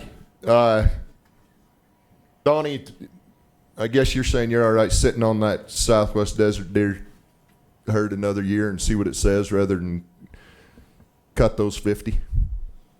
We're all right with that. I'm going to say we've fleshed this out pretty good, and we're probably to the point where we would accept a motion to accept the balance of the recommendation. Do you want to do anything with the antelope? On the if you want to. San Rafael, was that right? It was at 6. The division recommended 9. The RAC wanted to go to 12. They wanted to double it from 6 to 12. Now, let me. And that's a big unit. Let me say something about that unit. That's a good Antelope unit. They've struggled a little bit the last little bit. For a trophy, and I'd consider that a trophy Antelope unit. That's one of our better. That's a big increase. Am I wrong, Justin? That's a lot of. I mean, we're doubling the. You're doubling and we say, yeah, it's only 6 animals, but only 6 tags, but we only had 6 there to begin with. There's a reason we only had 6, and so that wasn't an arbitrary number. Yeah, that's a pretty big increase. It's a unit that we're eager to fly next spring and get some data on. We went with the token increase of 6 to 9 because the neighboring units were doing well. We're gonna have a lot more confidence in that recommendation next year once we get some flight data. What's the actual boundary on that? Where's the general location on that? Yeah, it's essentially the South Santa Fe unit, so I-70 down to Hanksville, and then this one even goes down onto the Henry Mountains as well, because in the past there's been conversations about we've seen some pronghorn on the Henrys, and this would allow the hunters to harvest them. I think the board passed that 2 years ago, if I remember right. So pretty big boundary. So you feel like your 9 is okay, and you'd feel better about another increase after you actually flew the unit and not just the neighboring units? Yeah, I'm comfortable with that. We may want to check with Guy. I mean, 'cause if that's how we're going to manage, I mean, I'm happy that people are going to judge my yard looking at my neighbor's lawn and not actually looking at mine, and that's kind of what we're doing here. Let me ask Guy if he has anything to add to this, where he's the manager over there. Mr. Albrecht. I would just mention that the majority of this unit being managed within the southeast region, we did not have any discussion within the southeast region about this. Guy, you come and give us don't let him sway your opinion. You tell us what you think. Guy's asking him what we were I know. talking What are you about. talking about there? I never listened to him when he was down in the southeast region either. It's all right. We've been here 3 hours now. None of us know what he's telling us, so go ahead. It's pretty much what's been said. We felt that the increase that we did, the 3 permits, was a good faith increase based on what we were seeing on the other units. But we didn't increase any of the other units by 100%. So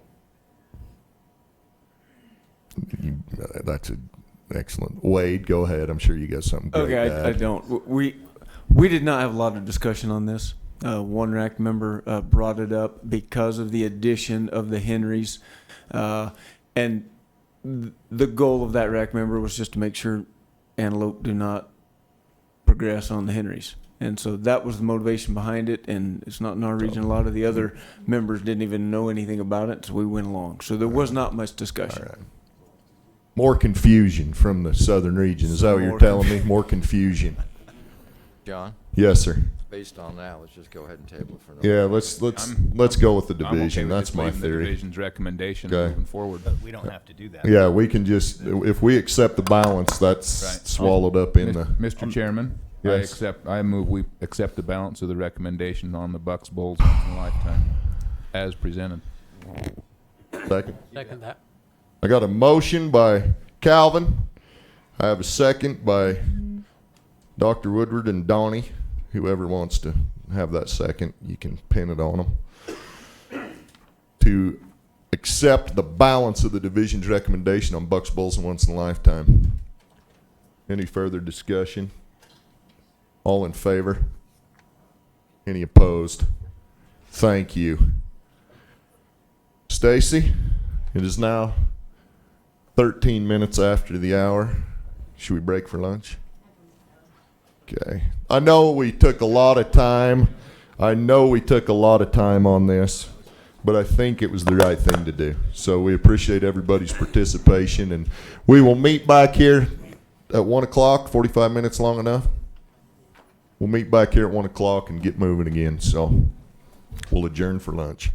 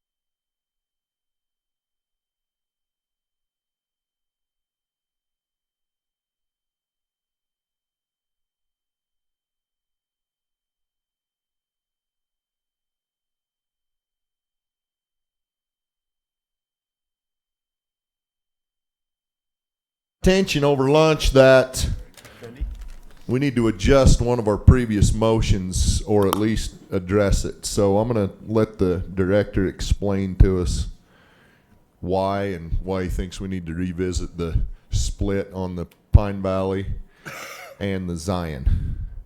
Thanks, Mr. Chairman. This is a pretty minor change, but when we came up with those new ratios to address how do we put another 100 tags in the each of the archery and muzzleloader, our folks came back with a ratio of 54% anti-weapon, 23 muzzleloader, 23 archery.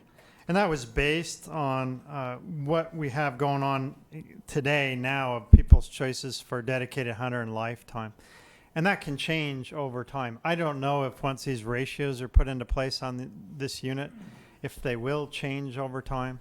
So if we step back just a notch and want to get these ratios that aren't really looking at what people's particular preferences are this year, the ratios ought to, rather than being 54, 23, 23, probably ought to be 56, 22, 22.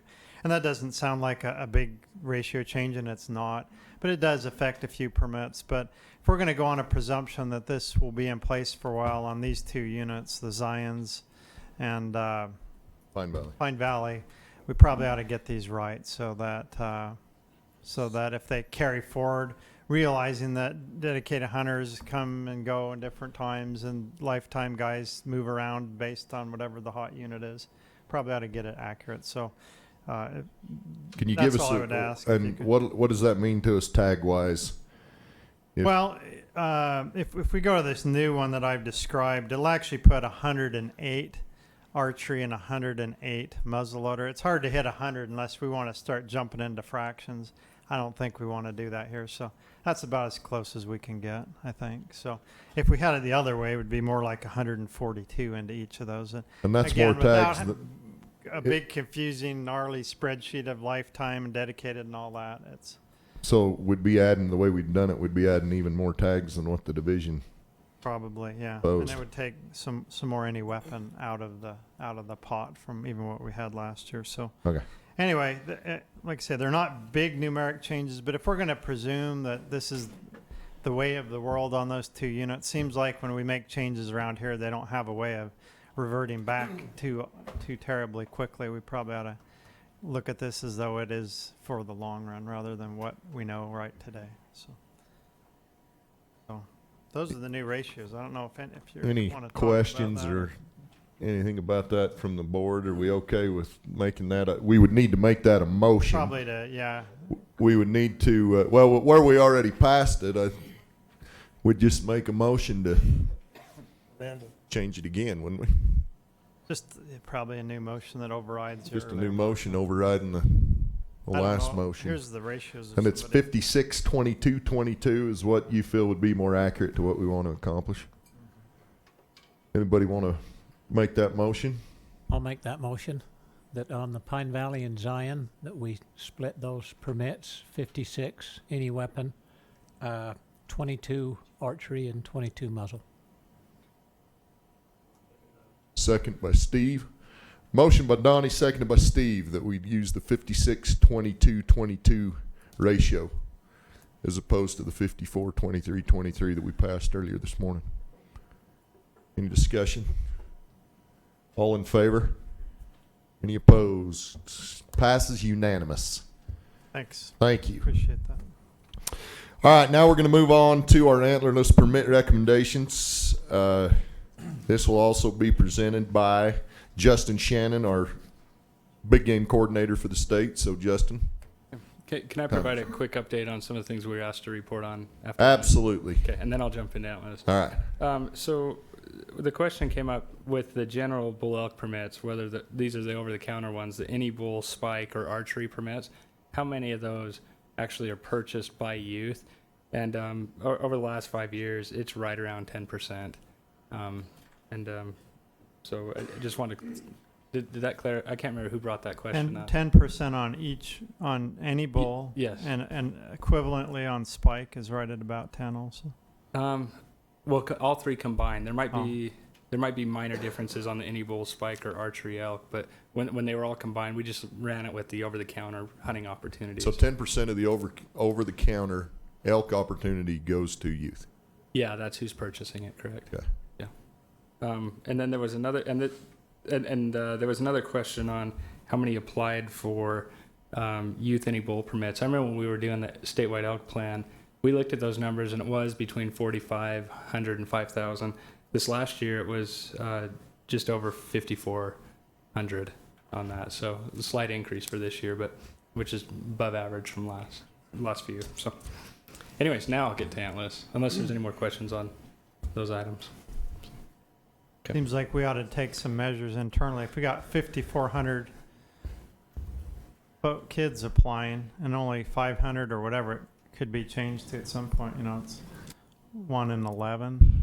So there's five. You have 5 years to draw. If you start putting in at 12 until you're 17, you have 5 years to draw. There's 5,000 of them, and there's 500 permits. So what does that come out to? About one? But yeah, it's hard because it's every year it's it changes. You have about a 10 to 12%, 1 in 10 or 1 in 12% chance of drawing every year.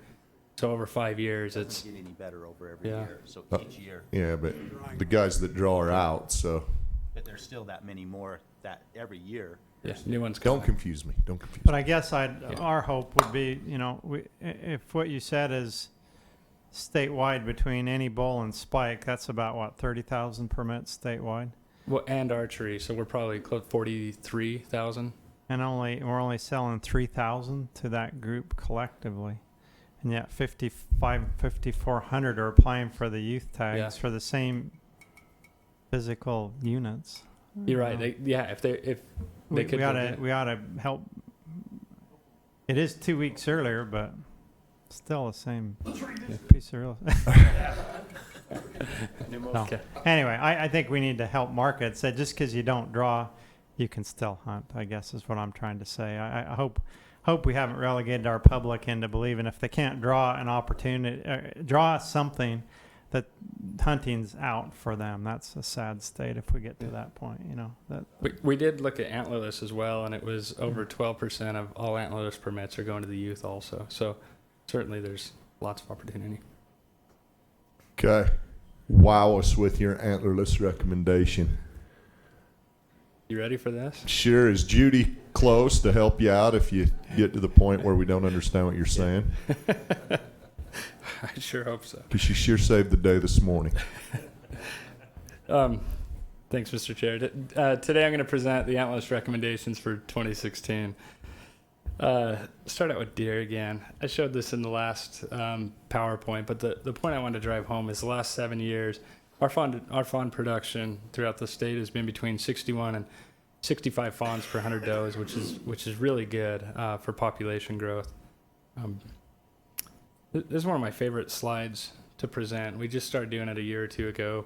What it is it represents adult survival rates and fawn survival rates of deer throughout the state. So we go and radio collar does and fawns on 7 or 8 different units. We monitor survival rates. The yellow line is adult survival, which has been between 84 and 86%. This last year we took a little dip below 84, closer to 83, but still all those are just average. They're really good for the West. Our fawn survival rates, on the other hand, have been different. The first 2 years we were just above 50%, which seems low, but it's still technically above average for fawn survival in the West. But the last 4 years, survival rates just hovered right around 80%, and as a result, it's equated in quite a bit of population growth.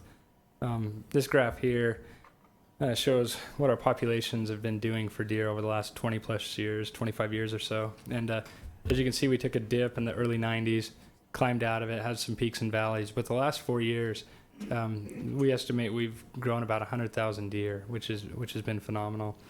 The other thing to take note of on this is our population objective. For a long time, that population objective was 425,000. We revisited some unit plans in the southern region and the southeast region from this past year, and as a result, we had some areas of increase, as was brought up earlier by Mr. Dalton in the last presentation, and so we adjusted a lot of these unit objectives up higher, and we took a lot of that into account. So, Still some work to do, though. Looking at Antlerless deer permits for the public draw, last 5 or 6 years, we've been under 1,000 permits, which is quite different than what we were in the 2000 to 2010 period. But this year we are recommending an increase of 130 permits. Those permits are being proposed on the Zion and the Pine Valley unit. These Antlerless deer hunts, they're designed to address depredation or rangeland concerns that we're experiencing. In addition to that, we're proposing a new hunt on the Zion, Northwest Zion, and some boundary changes on the Beaver Circleville North and Circleville South. Moving on to elk. Again, a little different on elk. We have grown elk in the state over the last 15 years or so, but the last 2 years, we've seen those trends kind of curve down the other way. And so this year, our current estimate is 79,230 elk, and our objective is just shy of 71,000 elk in the state. Some recent elk plan and rule changes that were brought up in the earlier meeting. Last December, this board approved some new statewide elk plan, a new statewide elk plan and big game rule. One of the purposes of that was to provide more tools to make progress towards population objectives. And if you remember, hunters may now obtain 3 elk permits annually as follows: a maximum of 1 bull permit, a maximum of 1 antlerless elk permit obtained through the public draw, and a maximum of 2 antlerless over-the-counter permits. This was to give more flexibility and to try some new things, especially with over-the-counter hunts moving forward. The types of permits that we'll talk about are public draw and over-the-counter. These are important because this presentation is going to be a little different than what you've seen in the past. In the past, we've focused a lot on public draw and trying some new things with these recommendations. So one thing that's we're going to retain is antlerless elk control permits. Just a reminder, this is where hunters can take 1 antlerless elk using the same weapon type during the same season dates and within areas of overlap between their buck bull once in a lifetime permit and the boundary of their antlerless elk control permit. In addition to that, we have private lands only permits, which we had a lot of discussion with in December with the new statewide elk plan. These permits, we're proposing that they're valid on private property from August 1st to January 31st on select units using any weapon during that time frame. And hunters must obtain written permission from landowners prior to engaging on hunting activities on private property. So, public draw. From 2010 to 2013, we saw a steady increase, almost doubled permits in that time frame. We harvested some elk. We also learned some things. We learned that sometimes just adding more permits to a given unit doesn't always equate to more harvest. And so from 2013 to now, we've kind of reversed some of this public draw, gotten a lot more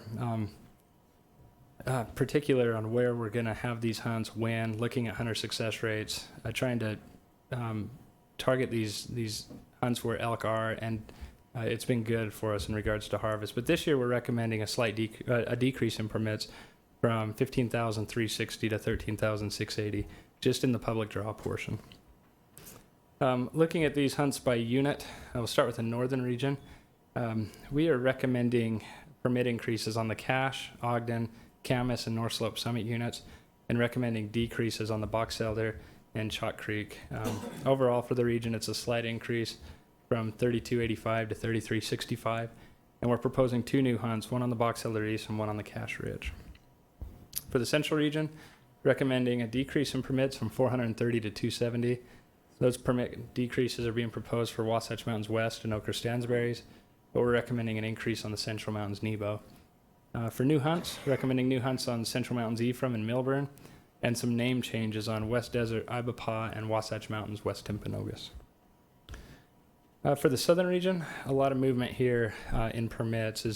As our director spoke of earlier, we did some surveys, particularly in the southern part of the state. Got some really good data to where we are relative to our population objectives. As a result, we're recommending decreases on the Monroe, Mount Denton, Fish Lake, Thousand Lakes, and Plateau, Boulder, Comparowitz. But we are over in some units, and we're recommending increases on the Fillmore, Beaver, Paunsaugunt, and Panguitch Lake areas as well. Overall, decrease in permits from 4,250 to 3,730 for the southern region. Lots of new hunts and boundary changes. For the Southwest Desert and Southwest Desert Northwest part, we're recommending a new hunt and a boundary change on these areas. Also proposing new hunts for the Fillmore Pavant, Beaver East, Penguich Lake, the Market Gaunt Plateau, Sandy Creek, and Paunsaugunt units, and some boundary changes on the Casharon Valley, Fish Lake, Thousand Lakes East, Boulder East, and Boulder West as well. For the Southeast region, recommending a decrease in permits from 3405 to 3140, with those decreases occurring on the 9 Mile Range Creek, San Juan, and Central Mountains Manti. Proposing a new hunt in Farron Canyon East and some boundary changes on Moreland Stump Flat and the San Juan units. For the Northeast region, recommending pretty good decrease in permits from 3990 to 3175. Those permits are being, those reductions are being proposed on the Three Corners, Yellowstone, South Slope, Diamond Mountain, Vernal, Book Cliffs, and Current Creek, and a slight increase on the 9 Mile Anthro. Also, we're proposing a new hunt on Mosby Mountain on the South Slope unit. And there is a correction in the rack packet that was sent out. There was a hunt called for on the Book Cliffs, Bitter Creek, McCook Ridge. That hunt was changed last year to the Book Cliffs, Bitter Creek East. That just simply wasn't updated. And so the hunt that's proposed for the McCook Ridge should be the Bitter Creek East. And that changes in the rack packets we brought today. Moving on from public draw to over-the-counter permits, we recommend discontinuing antlerless elk control permits on the Wasatch Mountains and Mount Dutton units. However, we do propose keeping them on the remaining 11 units that we had them on prior. And also, we recommend 12,010 private lands only permits on 15 units or subunits throughout the state. So, let's see, over-the-counter permits, antlerless elk control there are highlighted in yellow. When we had units like the Wasatch and some of these other popular units, the interest really peaked. And as we reduce that, I don't know how many permits we'll reduce, but I'd say close to half our hunters were on that unit. And then also the private lands only permits. First year we're proposing this, and we recommend 12,010. The units or subunits that we'd propose these for on the far left there, the Ogden all the way through the Paunsaugunt, with the private lands only permit numbers associated with them. These private lands only permits, they don't apply to federal, state, Sitka County, or municipality lands, tribal lands, lands enrolled in an elk CWMU, or land where public access for big game has been secured. Some areas that we're really trying these out aggressively would be the Chalk Creek and South Slope Yellowstone units, and a lot of the Wasatch. A lot of the Wasatch unit, we're backing off of public draw permits and really looking to get harvest with these private lands only permits. So in summary, for antlerless elk, overall we're recommending an increase in total antlerless elk permits this fall. However, we are recommending a decrease in public draw permits. We're recommending a decrease in the number of antlerless elk control units, and we are recommending an increase in private lands only permits to increase hunting pressure and harvest on private lands. Feedback from the rack process. On the southern region, on the Plateau, Fish Lake, Thousand Lake East, and the Boulder West units, we propose boundary changes to exclude hunting near the town of Lyman. They've had some issues there this last year, and so we carved out a portion of those hunt boundaries to address that. However, we didn't carve that out for what we call the mega unit, which is the Monroe Mount Dutton Plateau unit. And so that's what we're proposing today with this change, is that the Monroe Mount Dutton Plateau unit also has that area excluded. And elk harvest in this area will be obtained through depredation vouchers. So what does this look like? On the left there, that's the area where we've had some challenges, some things we'd like to address. And so on the far right, on the right, that's that larger unit, and that area will be cut out for harvest. Moving on to doe pronghorn permits, recommending a decrease from 844 to 630. Those decreases are occurring on the Cache Morgan Southridge Ogden and the Plateau Parker Mountain units. However, we are recommending, and the North Slope Lucerne Point as well. But we are recommending increases on the Box Elder Snowville, which will have 2 doe permits, and the Santa Fe North and Southwest Desert Milford Flat areas. Proposing some new hunts on Box Elder Snowville, Santa Fe North Cleveland, and Southwest Desert Milford Flat, and some name changes on Mount Denton, Johns Valley, and Plateau Parker Mountain. and then finally for moose, moose populations in several parts of the state are doing really well, and so we're recommending 4 new hunts: the East Canyon, Davis, North Salt Lake, East Canyon, Morgan Summit, Ogden, and Ogden West, each of which we're proposing to have 5 antlerless moose hunts on these units. We're pretty excited about this. We haven't had antlerless moose hunts in the state since 2011, if I remember correctly. So it's been a while, but our moose are doing well in these pockets, and it's a good time to provide some opportunity. And so that's what I have. And as questions comes, whether they're from the RAC or the public, I'm happy to address what I can from a statewide perspective. And then we have the 5 wildlife managers here as well, if it's unit specific on some of these areas. So thank you. Thank you, Justin. Questions from the board? Justin, last year it seems like we raised antlerless tags quite a bit on the Parker unit. Parker or Plateau? What's it? Same. For pronghorn or for elk? For pronghorn. Okay.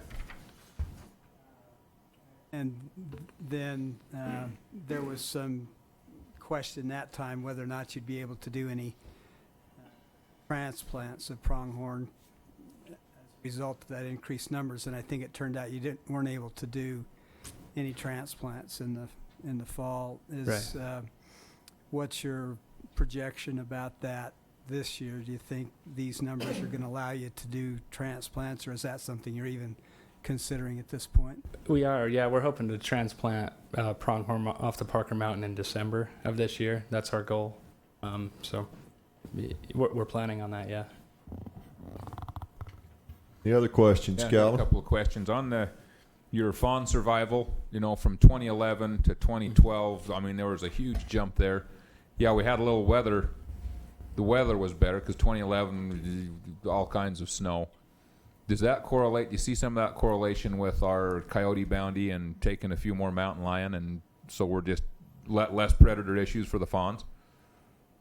Yeah, it's maybe a combination of everything. Predator control is interesting because if your population is here and you have the ability to be here, predator control done in the right time and with the right intensity helps you get there quicker. Mm-hmm. And so certainly the last 4 years we've had room to grow our deer populations, and so it certainly doesn't hurt. I'm going to say that Yeah. that looking at that graph says, hey, our predator control, the coyote bounty is working. It's doing what it was intended to do. Yeah, I think so. I think that's a large part of it. Well, it's probably a little bit of everything. It's too, a little 'cause bit of everything. You've done a lot of habitat work. You've got less predator issues. So I think a little bit of everything's working there. Yeah, it's really hard when we're talking about how much weight to give one of these things, habitat projects, weather, predator control. I always struggle to answer that because it's really difficult to carve it out and say it contributed this much. It's all this or it's all that. But yeah, I really struggle to know. I don't know. But certainly our agency and our partners with sportsman groups and others, we've done a lot of good things for deer. And you're right, the weather has been favorable. And again, when you have room to grow deer and you're doing predator control, it can help you grow quicker. And that's been great. So good. Go to the next slide.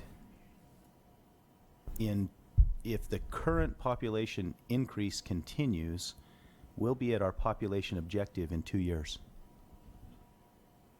Yeah, we'll be close. I'm buying donuts that day. I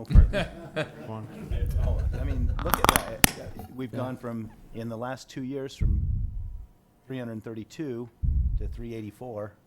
Our objective is 440. Yeah. We continue at the same rate. 2 years, we're at our population. The one thing about deer, and this graph illustrates it, in other western states, they have graphs that are very similar to this. Deer are constantly fluctuating. They'll increase, they'll decrease, they'll increase, they'll decrease. And the one thing that I really like, and I'm really proud to be a part of this wildlife agency, is all the hard work we're doing with habitat, predator control, all these things that we're doing, highway fencing, everything. And the goal with that is we know we're going to have peaks and valleys with our deer populations, but hopefully with all those efforts, the valleys aren't so low. Your valley's here instead of here. And so it's been fun to be a part of that. So That's what I was going to ask you, Justin, is I guess everything we we do on the ground, like you said, predator control, habitat fencing, all those things we do are to try to level out those fluctuations and keep it headed the right direction. And when it does take a dip, try to head that off a little bit. I mean, I hear critics of what we're doing from time to time, as do we all, but that graph right there is pretty hard to argue with. Yeah. You know, the other thing is we're going to have years where we just stay stable. You know, where if we're at 384,000, we're at 384,000 again. And a lot of people view that as, well, we're not growing, so that's a bad thing. But with all that work, I mean, again, without it, we may have taken a dip at that time frame. So there's a lot of positives with what we're doing with mule deer right now. So Good. One more question. Sure. Back on the antlerless elk, private lands only, you must have written permission? Yes. I mean, if John Doe's got, I don't know, a bunch of elk on his private, and you've got a private lands only, and you don't have permission, you can stand there and look all day long. You cross the fence, you're trespassing. Correct. And you can be dealt with as such. Yeah, this came up at the Central Region. Right, and that's Yeah. where I was hoping to and I don't know shed if a little light there. I don't know if we answered those questions as best as we could have. I was going to say, I don't think we did that night because it caught everybody off guard. Yeah. But with this permit, you do have to have, now in a general season, unless it's posted closed, is it open for?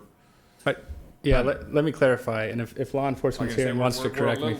I'm veering a little bit off from the private lands, but private lands, you do have to have permission. Let me state it this way. Landowners have a role to post their property. Right. Hunters have a role to get written permission to hunt private property. Regardless of the permit, whether it's a general season deer or a private lands only permit for elk, any permit that we have, if there's unmarked private property, hunters can hunt that property. However, if they're asked by the landowner or leasee to leave, they can't come back. And so we all have roles in this. The hunters have a role, sportsmen or landowners have a role, but that's the law as I understand it. Unless the law only enforcement thing to add is it doesn't need to be posted if it's cultivated properly. Oh, correct. Right. So- Cultivated is considered posted closed. Yes. Yeah. Even now, if you have pasture, range pasture that's fenced, it's fair game. But if you're asked to leave, you have to leave. Yeah. Right. That's accurate. I'll read you what we have, if that's okay, because I want to make sure everyone watching and hearing is clear. It says, while taking wildlife or engaging in wildlife-related activities, you may not, without permission, enter or remain on privately owned land that is cultivated, properly posted, fenced, or enclosed in a manner designed to exclude intruders. So, the idea behind that is if it's marked, but one stream was missing or something. If it's pretty clear that they're trying to go back and post. read that again, because I think I heard you say fenced. Yes, fenced or enclosed in a manner designed to exclude intruders. That means 10 feet in razor wire. You probably should get the idea. Right. But even then, I mean, with all the GPS and the apps they've got nowadays, and you know if you're on private property or not, especially if it's fenced. If you're crossing a fence, you should know if it's private or not. Yeah, and you even should get permission. You should, and even if there's a mix-up, it says in addition, you may not enter or remain on private land when directed not to do so by the owner or a person acting for the owner. Okay. So, that's. But if you've got a private land antlerless, you do need to have written permission. Is that in the rule that you have to have written permission? Again, that is the rule. What I was just reading Not is a change. Okay. What we didn't want to do is have a different set of trespass rules for one permit versus another. Those are the trespass rules, and the private lands only permits will be in conjunction with those. So. Okay. Yeah, and Calvin, you're right. We did not do a good job of answering that in the Central Region, so I hope this clarifies it. Right. So. Okay. Yep. Can I make a comment, Mr. Chairman? While we still have this slide up, sometimes I don't think we thank the folks in the back of the room enough for. I can tell you when you see that graph accelerate the way it has, the workload of our good biologists and employees goes up exponentially to get there, and they're working their fannies off to keep those deer numbers there and higher, and keep them out of ag fields and towns and everywhere else so we can keep growing that. I'm telling you, they're doing a super job, and hats off, to the folks who are here and, at our regions and some of those that are watching online to make that happen, because it's more than just growing them. It's taking care of those things and once they're alive and on the ground. And so anyway, wanted to make that call. Thank you. Justin, I got one question for you on the antlerless deer tags. Mm-hmm.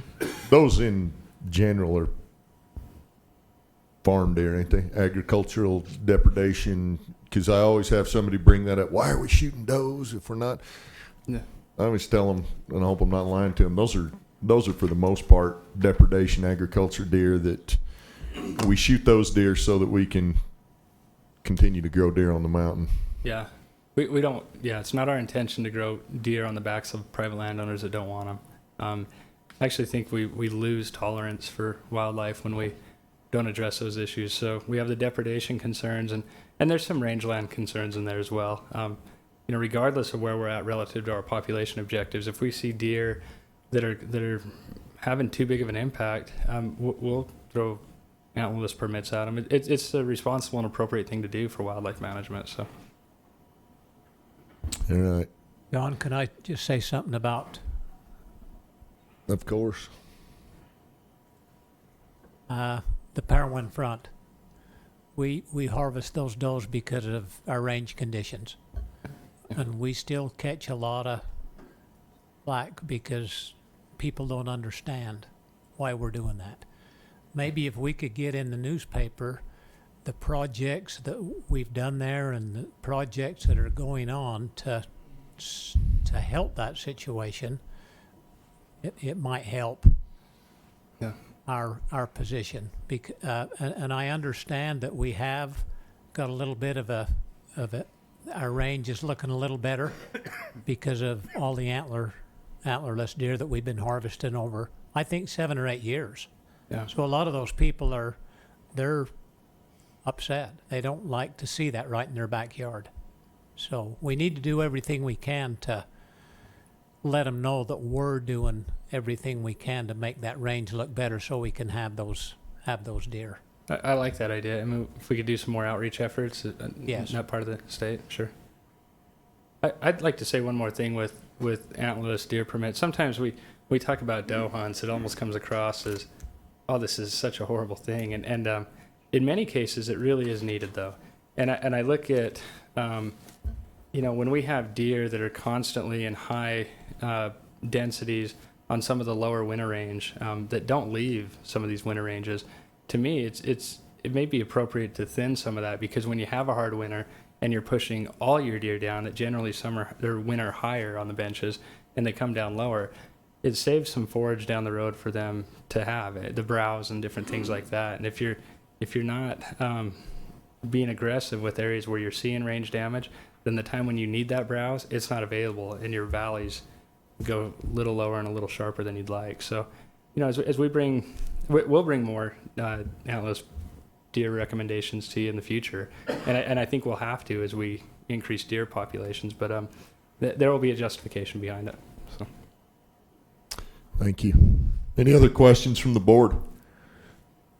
Justin, I think this is a good proposal. Having sat on the elk committee and seeing the public or the private land tags, I think that's something I'm excited to see how it works out. I have high hopes for that program.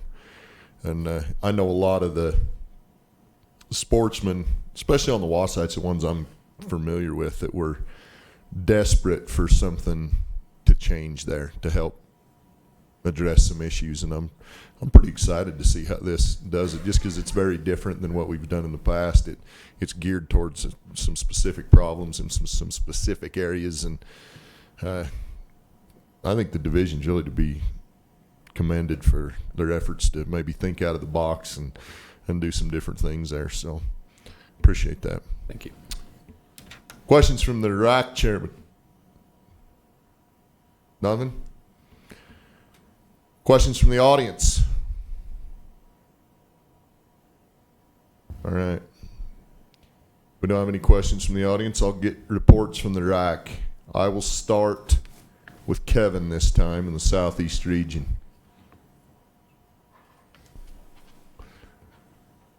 The Antlerless permit recommendations were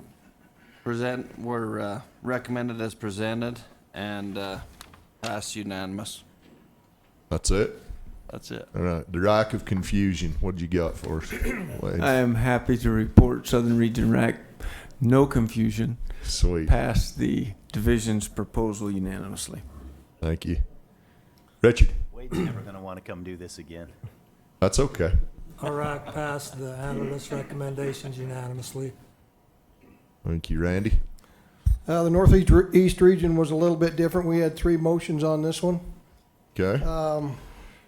One of our members raises elk and brought the concern of maybe starting the landowner or the private land only permits August 1st being a little bit too soon. He wanted to postpone that 2 weeks with the idea that those calves might have a better chance of survival if their mamas are killed by August 15th instead of August 1st. So he made a motion to that effect, and it passed unanimously. I'm sorry, it passed 7-4. So give me the dates on that again. Move it back from Postpone it from August 1st to August 15th. August 15th. And that passed 7-4. We had another member that was not liking the idea of any cow moose permits and wanted to know if they could be transplanted, and made a motion to that effect. It failed due to lack of a second. And then another motion was made to pass the balance of the presentation as presented with the idea of the August 15th date, and it passed unanimous. Okay. Thank you. Mr. Thurgood, what did the North come up with? This should be good. Had a motion to approve it as presented.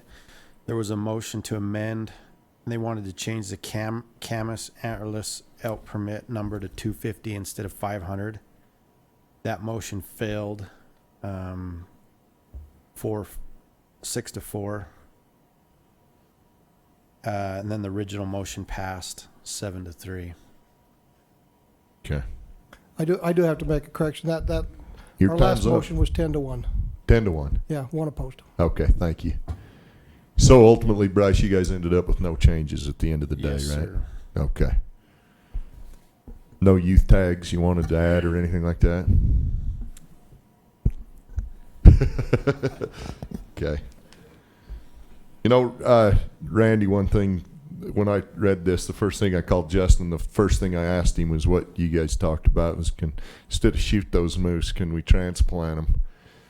And we had a pretty lengthy discussion about how many people actually have cow moose points and have been banking those points. And I got thinking, maybe it's all right to shoot some of those moose if we're growing them and people are wanting to do that. And Justin says that if our moose population crashes, he would take it personally.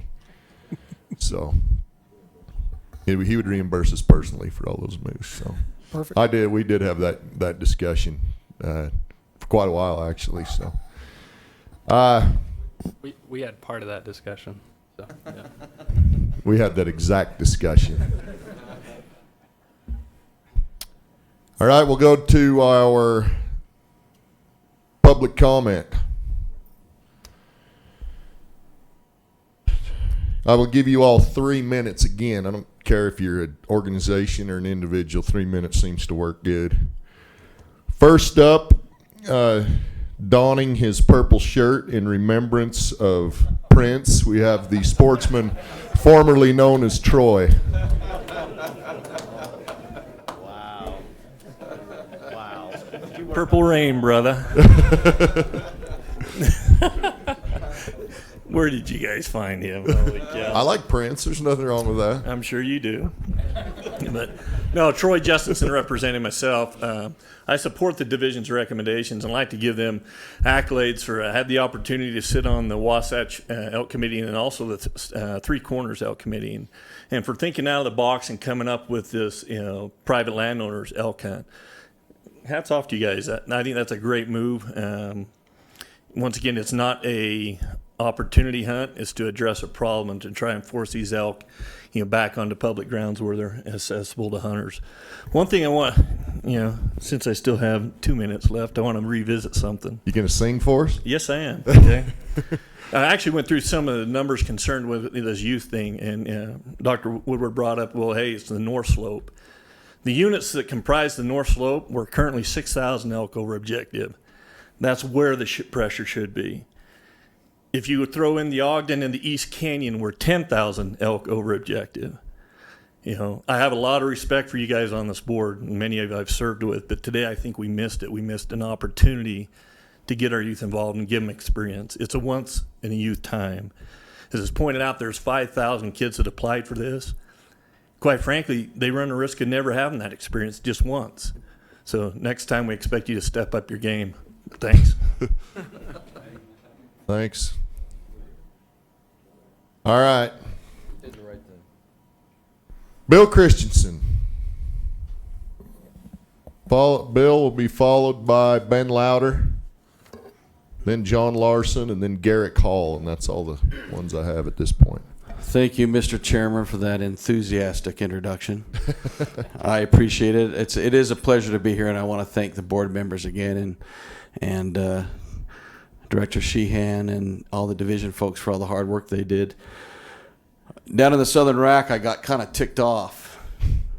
A year ago, we had a meeting here, and I felt like we as hunters, sportsmen, and conservationists were hijacked. And I was very concerned and upset about it. The bottom line is that hunter, conservationists, and sportsmen are the user on the forest and the BLM land that pays more than their share by a long shot. We have provided hundreds of thousands and millions of dollars to improve grass and water for everything that eats grass and water and drinks water.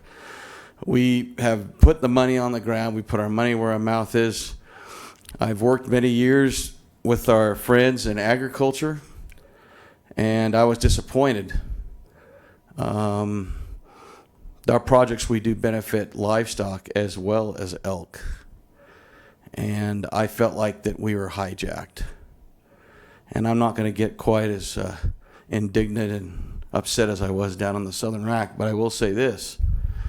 Sportsmen have paid their way, more than paid their way.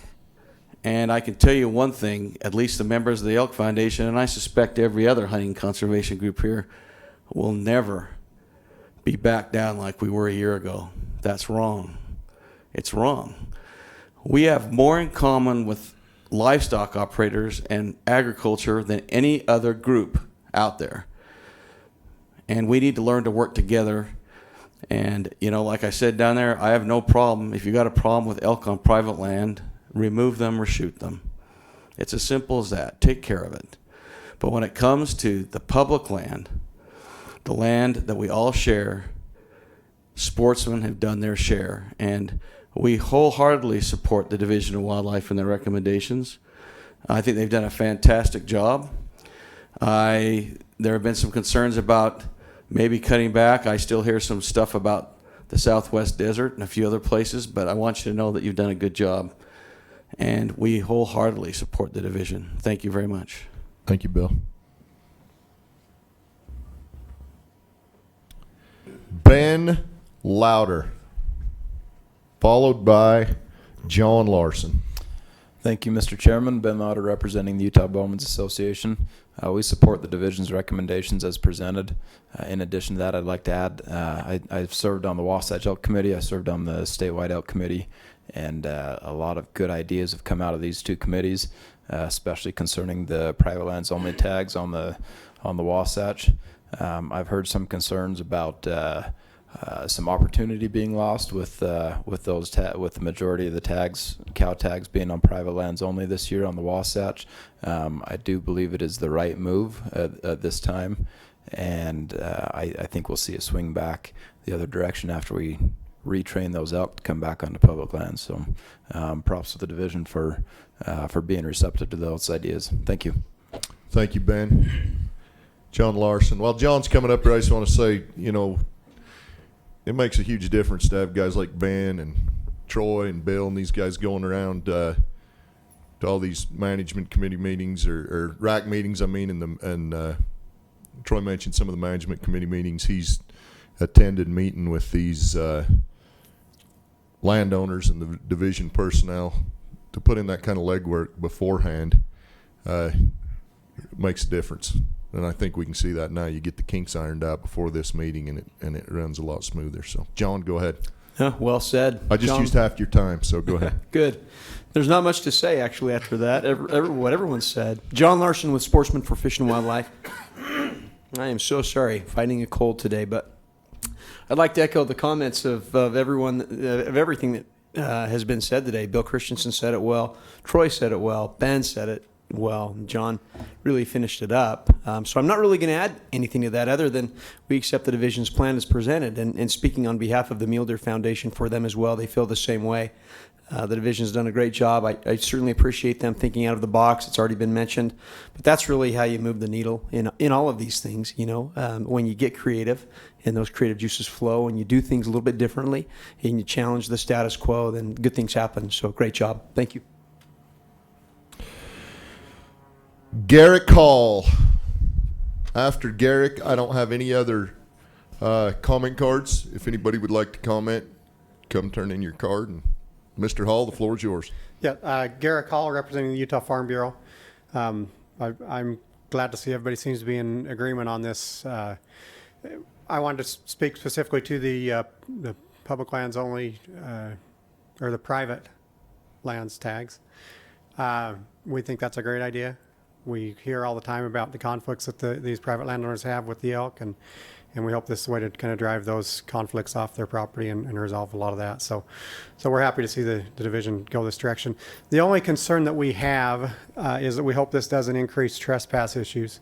And we've talked about that here today, and everybody in this room, I think, understands the need to get permission from those landowners, but we need to make sure that message goes out as we distribute those tags. We don't want people to see they have a tag that says they can hunt on private property and think that's all they need. They need that permission as well. But we think this is a good direction to grow and encourage the passage of it. Thank you. Thank you, sir. Is there any other public comment?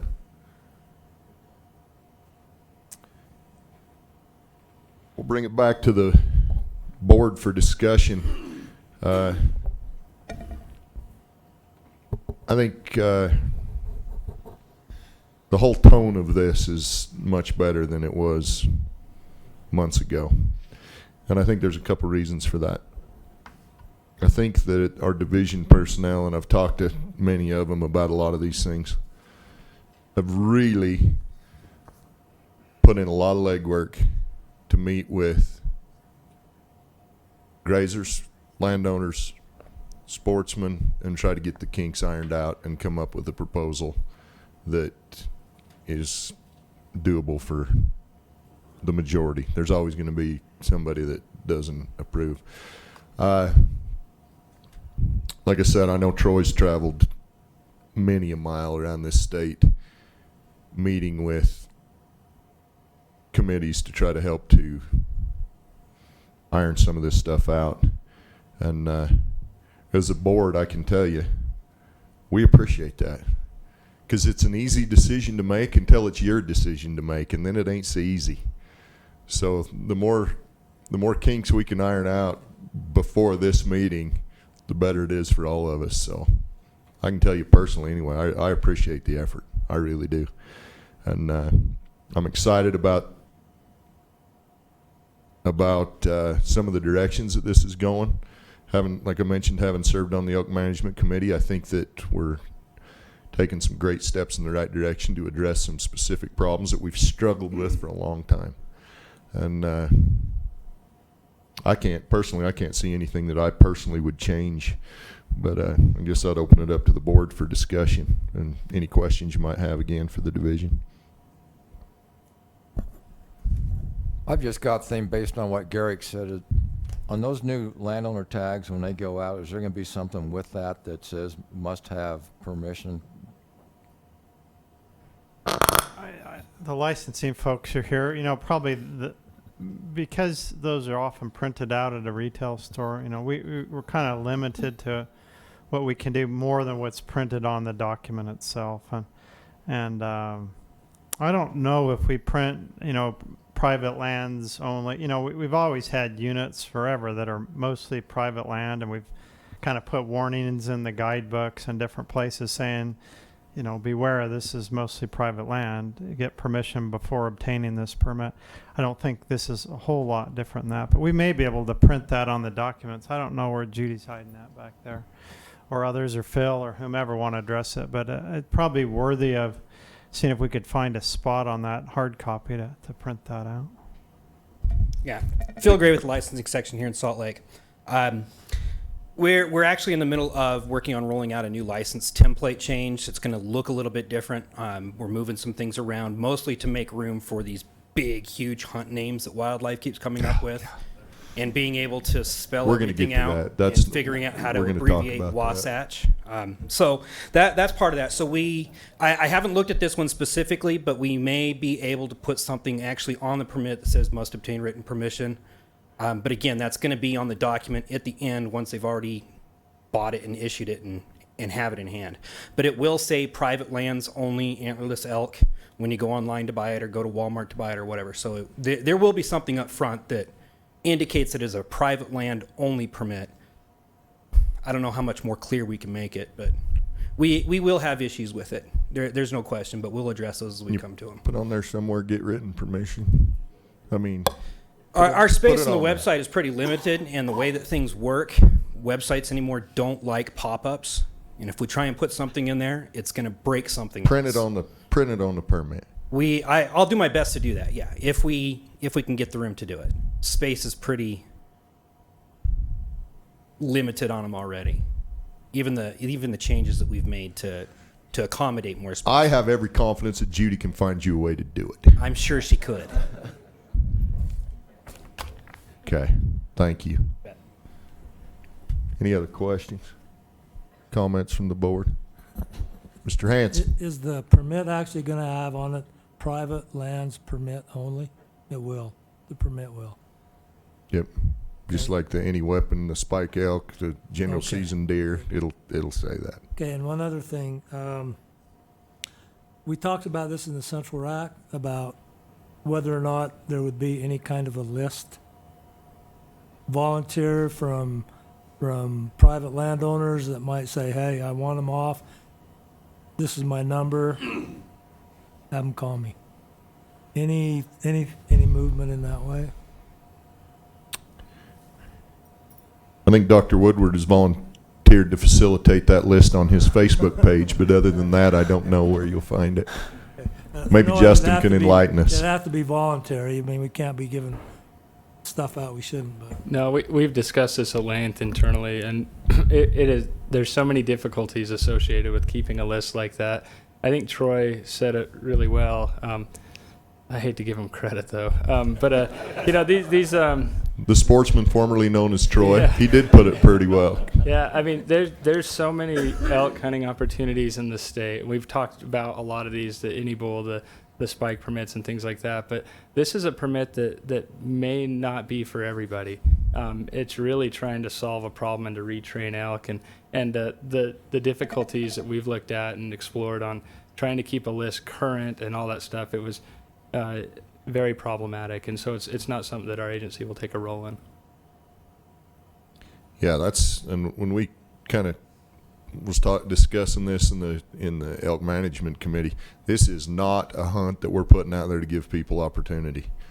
This is to displace elk off private ground. If you're in the position where you can take advantage of that and it gives you some opportunity, great, but this is not just designed for opportunity.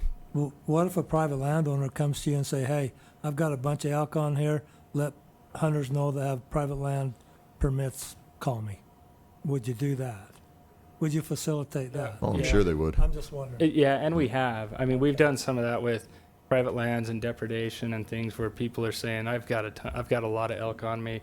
You know anyone that, and that's one-on-one type stuff. But to keep a a master list that's updated, and that's where it gets challenging. I think even though it isn't highly structured or really structured, our regional office front counters, our regional biologists and regional managers and law enforcement folks, they kind of have a sense of the lay of the land and who's out there and working to aim people at those areas and landowners. So I think we'll have to give our folks out on the field some credit for helping be able to adaptively solve some of these sorts of things. And the first year or two, I mean, it'll be a little bumpy, like anything new. You know, we're going to run into a few conflicts, and then people will learn. But I think that the trade-off is worth a little bit of that for this first couple of years. So.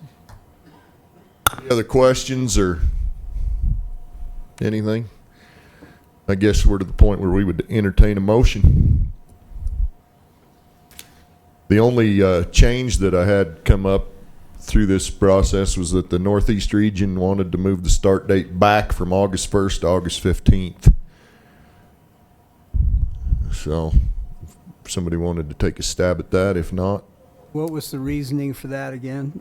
I heard something about somebody raising elk, and he just concerned that... His concern was that if we orphan calves that early, they have no chance of survival. What do the biologists say? 2 about weeks that? later would give them a better chance of survival. Yeah, this is a question that I'm really glad came up, because it allowed us to do some research and get some better clarification on it. When I first heard this several weeks ago, it came up prior to the actual RAC meeting. I called the deer and elk biologist in Idaho. They've had private lands only permits for about 7 or 8 years now, and they start August 1st as well. Very, very similar structure to what we have.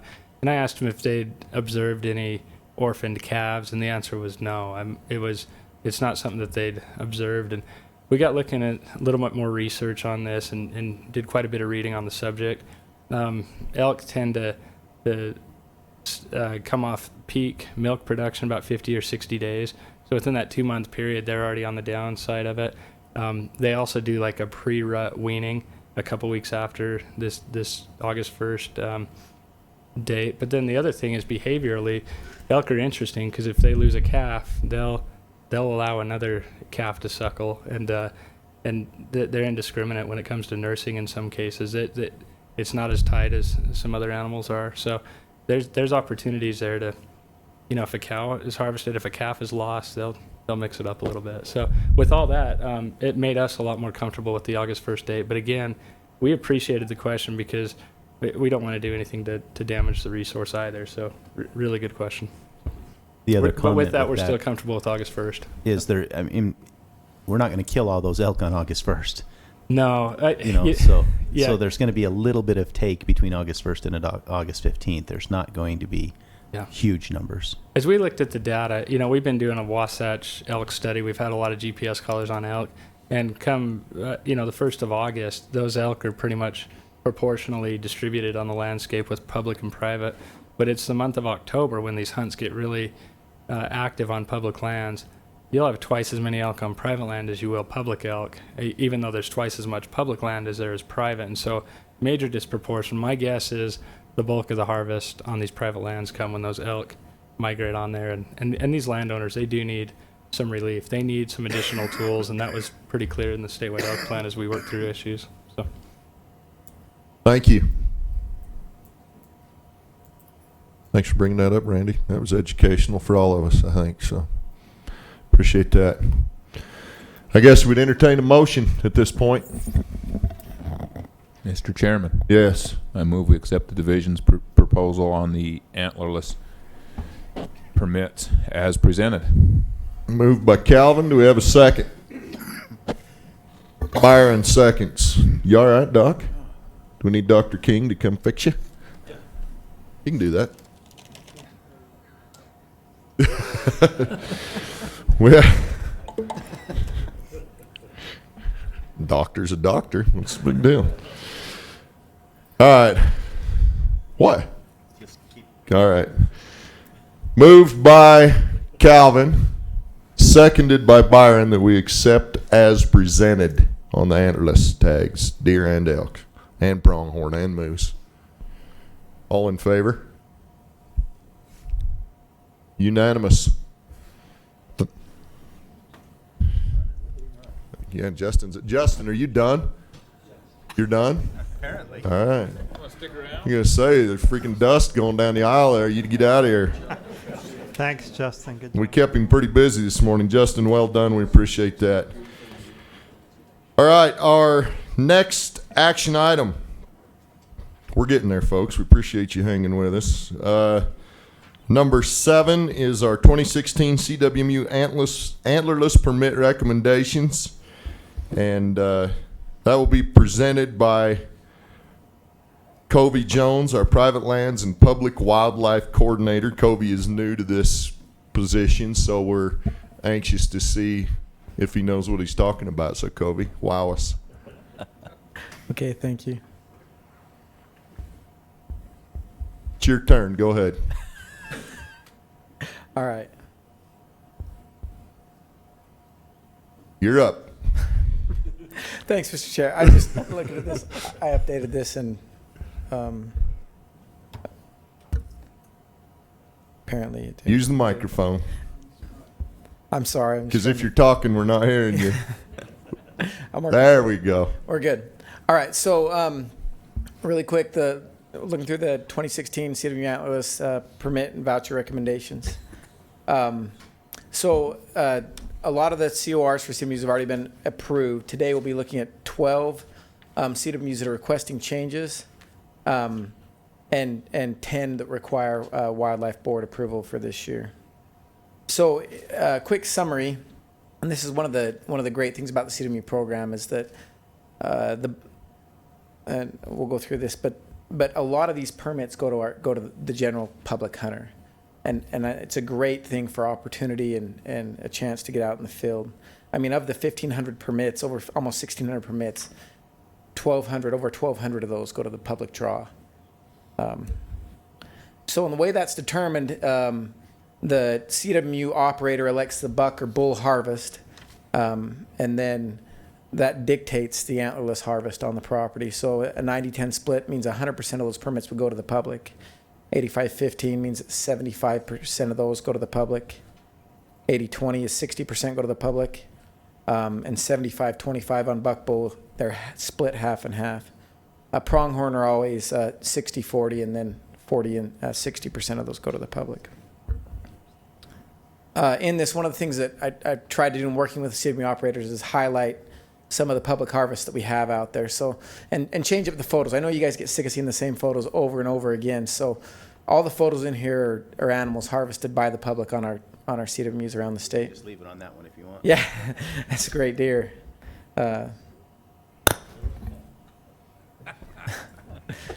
So starting.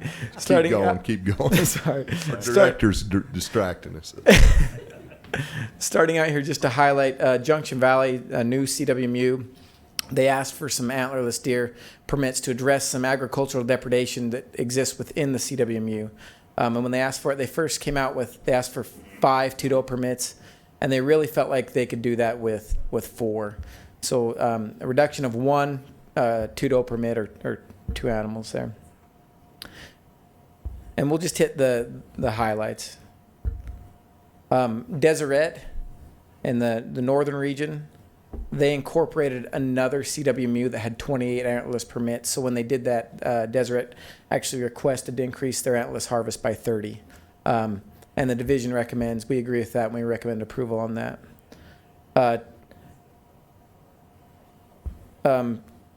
Twin Peaks, Goose Creek, they came to us, and this area is getting hit by all 3 states. So we're looking at Utah, Idaho, and Nevada is all hunting this population. So they came and asked for a reduction in 3 permits there, and that population is down. So we recommended that they have that reduction. The next 2 are a little different. Jacobs Creek and Hard Scrabble, and these both come in as split recommendations. So Jacobs Creek currently has 5 antlerless permits. This unit is 1,500 elk over objective, so quite a few elk over objective. And Jacobs Creek requested in the fall an increase in antler permits. And when they did that, the biologist let them know, hey, we're going to come back with asking for more help in harvesting some of these antlerless animals on your property. We flew that area this year. The population is there to be able to sustain this harvest, and we're going to ask them to increase 15 permits and go to 20. Jacobs Creek would like to maintain 5, and so that's a split recommendation. If you approve what we're asking for an increase to 20. Hard Scrabble is another CWMU in that same unit. They're asking for a reduction in permits they would like to go down to 7 antlerless elk permits, and we feel like they could maintain the 15 again and help in that collaborative effort with antlerless harvest to reach the population objective. Okay, Middle Ridge. This was a new pronghorn CWMU last year. They hunted out there 1 year, and the pronghorn left. They were just gone. They weren't there anymore. Where'd they go? Yeah, good question. Thanks, John. Well, no, I'm asking you, where'd they go? Don't smart aleck, just answer. You know, when they applied pressure to them, they left the agricultural fields. They left the area. We got that. Where'd they go? Next time I talk to one, I'll ask them. But we don't know. They just kind of disappeared out of the area, so they're not there anymore. So recommending a bunch of antlers permits would hurt our public out there, and we don't want to send them out there chasing ghosts. So they asked to remove those from the CWMU, and we agreed with that. In the southeast region, Schofield East, they came to us and asked for an increase in antlers permits. This is the north end of the Manti, and in that area we could use more harvest on private ground, and we agree with and recommended that.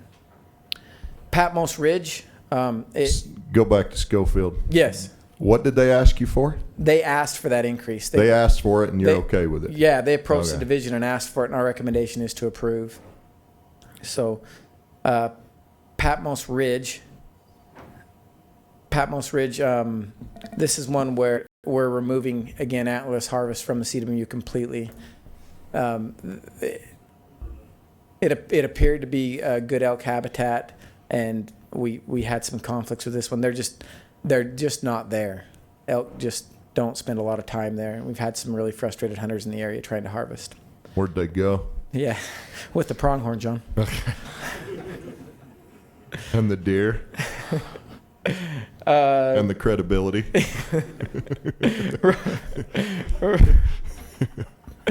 Oh man, Rome Cliffs and Preston Nutter Ranch. These are two. They're asking for. Rome Cliffs is asking for a decrease of 4, and Preston Nutter Ranch is asking for a decrease of 5. Both these units, they just flown. They're both under their objective, and we can agree with this. It makes sense to decrease antlerless harvest there. Okay, Alton helps us with antlerless harvest down there on the Ponsegont, and they came and they're seeing more elk. Came and asked for an increase there, and we recognize that and recommend approval on that as well. Let's be honest, they really don't know what they're doing, do they? No idea. Okay. Okay, so in summary, there you go. There's a lot of public permits out there. 1,264 total public permits for deer, elk, and pronghorn, and 318 of the private permits. I got a question for you. Okay. Say I'm a CWMU. Say I run the Alton, and you give me a bunch of cow tags that I don't want. Yeah. I have to put. Obviously, we put whatever percentage of those in the public draw. Sure. And then I have some I can sell or do whatever I want with. What if I just flush those and don't do anything with them because I don't want the dead elk? Is there any... So you mean the permits that you hold on to? Yes. As far as what ramifications do we have as an agency, or how can we handle Yeah, that? I mean, as a landowner, is that my... Can I do that? What are you going to do? Because some of these, you said they don't want an increase, and you increase. Can they just dump their privately held tags that they can sell to reduce that harvest? I suppose so. I mean, a lot of these really are with the ratios the way they are, and you go back to what's going on. So we look at our harvest, we expect that. A lot of these guys, yeah, it is a burden to take on a lot of these Antlerless permits. But you know what? The far majority of our CWMU operators are excited to do it. And so it's not really that big of a problem, is what you're telling me. The Antlerless permits, the disagreements are small. Usually, yeah. Okay. I would say usually they're small. Help me understand that, Antlerless. The way that works, back if I happen to be running the Alton and I have 10 cow tags that the public has access to come and hunt, I have to open my land every day of the season for them to hunt, or a very specific part of it? Help me understand that. Kirk, that's a really good question. So by rule, CWMU is required to allow 3 days. A minimum of 3 days, and I would dare say. Wasn't there something about that couldn't count a Sunday? We just. Yeah. That's a new part of the rule again. This last year is that Sunday can't be one of those minimum days unless it's mutually agreed upon by the operator and the hunter. So if it's Friday and Saturday and Monday, it could be Friday, Saturday, Monday. Okay. But a lot of these operators know when those cows are going to come on, know when they're going to go off, and we've been more flexible in the rule, giving a few more days there even. So they will work with these Antlerless hunters around their schedule and try to offer them up the best 3 days that fit within their schedule and fit within when the elk are there. Because they're not always, not every property is the same. The cows aren't always there at the same time. So it's, hey, wait till the first snow flies, I'll give you a call. And for the majority of our CWMUs, it just works. They call in and work with the guys, get them the best 3 days that line up for everybody, and they're able to harvest. There are always issues. No system is perfect, but I think we're getting better all the time at this.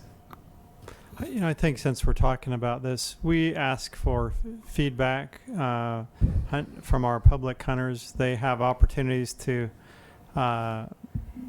protest or appeal to a way they were treated by hunter. We have a committee we go through. Wade, are you the chair of that, or at least on it? I'm on it. We just real quick, 30 seconds, tell us. And it also involves what if they're not shooting cow elk, and talk about what you guys. No, I appreciate it, and I did want to make several comments. The idea that Covy's bringing up about this collaborative thing. The division in Covy used the term collaborative, but this committee, this advisory committee, we can use the term strong arm. That is one of the three things that an operator agrees to when they sign their name on the application that says, I want to be a part of this program. One of the three things is that I will do my part in cow harvest. If you're operating a CWMU where you're over objective, it is mandatory that you do your portion of the cow harvest. And if you don't, then you're brought before this CWMU advisory committee. And they have the ability to recommend probation or revoke or whatever. So you're the one doing the strong arming. Exactly. Yeah. Covy has to be nice. We don't have to be nice. But I really think as far as the CWMU program as a whole, this advisory committee is really effective. They can be a little bit of the enforcing agency, or at least recommend to you.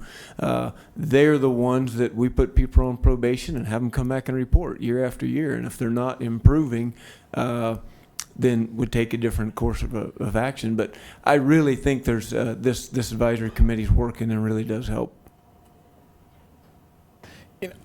Can I add one more thing too? I think a lot of the operators and presidents in the CWMU program realize that this is a privilege, and realize that we have management objectives and that their properties fit into a piece of that. And Wade's right. The CWMU advisory committee is a great tool for us. There is a process for an official complaint if you feel like you're treated unfairly. And I've sat in on these meetings, and I can tell you that the guys that hold the CWMU's feet to the fire the most are the ones that have the most at stake, or the most invested, I guess I would say. So there are operators that sit on the CWMU advisory committee, and they are pretty critical of how these operations take place. I sat on the CWMU committee with Mr. Blackwell back there for a few years, and it was impressive to see how serious some of these guys took keeping this program legit.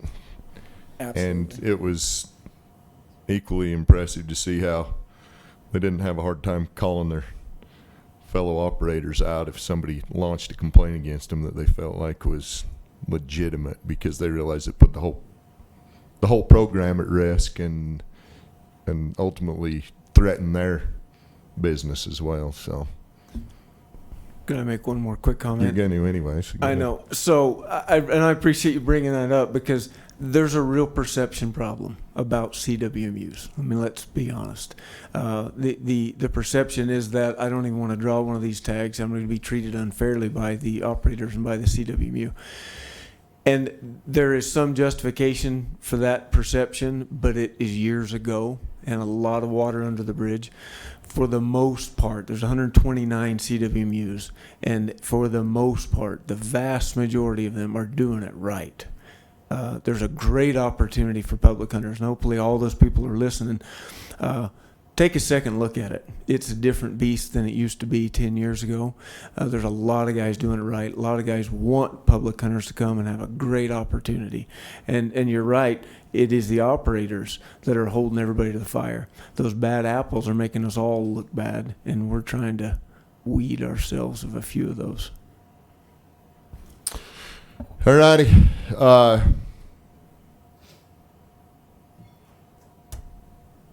Questions from the board on the presentation? Questions from the rack chairs? Questions from the audience, which now is Troy. Any questions, Troy? No, sir. The audience formerly known as Troy has no questions. I don't have any comment cards. Troy, no comment. Okay. I guess we'll get rack. I guess I should have had the rack report. Rice, you want to start us off? Our rack passed unanimously the motion as presented. Randy? Similar in the northeast region, the RAC had a motion to accept it as presented, and it passed 10, and we had one abstention. Central RAC voted unanimously to pass it. Wade? Southern RAC voted to outlaw CWMU. Voted the CWMU program is wonderful, and that we accept the division's recommendations as proposed. Passed 9 in favor, 1 abstained. See, our southeast region is subbed in their chairman. Yeah, Kevin had to leave for another meeting, so Okay. I'm filling in. But our RAC also passed to approve it as presented, and it passed unanimously. Okay. Thank you. So no changes from the rack, no questions, no comment from the public. Brings it back to the board. Any further questions or discussions? I guess we'd entertain a motion. Yes, Wade. Sorry, Mr. Chairman, one more. Sorry. Go ahead. I just think it's important that the board consider the division's recommendations. When there's a split recommendation, basically means the CWMU is, this is their recommendation, this is the division. We know what split is. All right. Okay. So with regard to these units that are over objective, when you have a CWMU that is having a split recommendation, basically they're saying, I don't want to do my part. They've already agreed to do their part, as I mentioned before. And so I would strongly encourage the board to consider division's recommendations and make these CWMUs toe the mark, or let's consider them finding a new program. Kind of touching on what you just said, and I ground Covy pretty hard on this, giving him a hard time because this is his new position. I think he's doing a great job.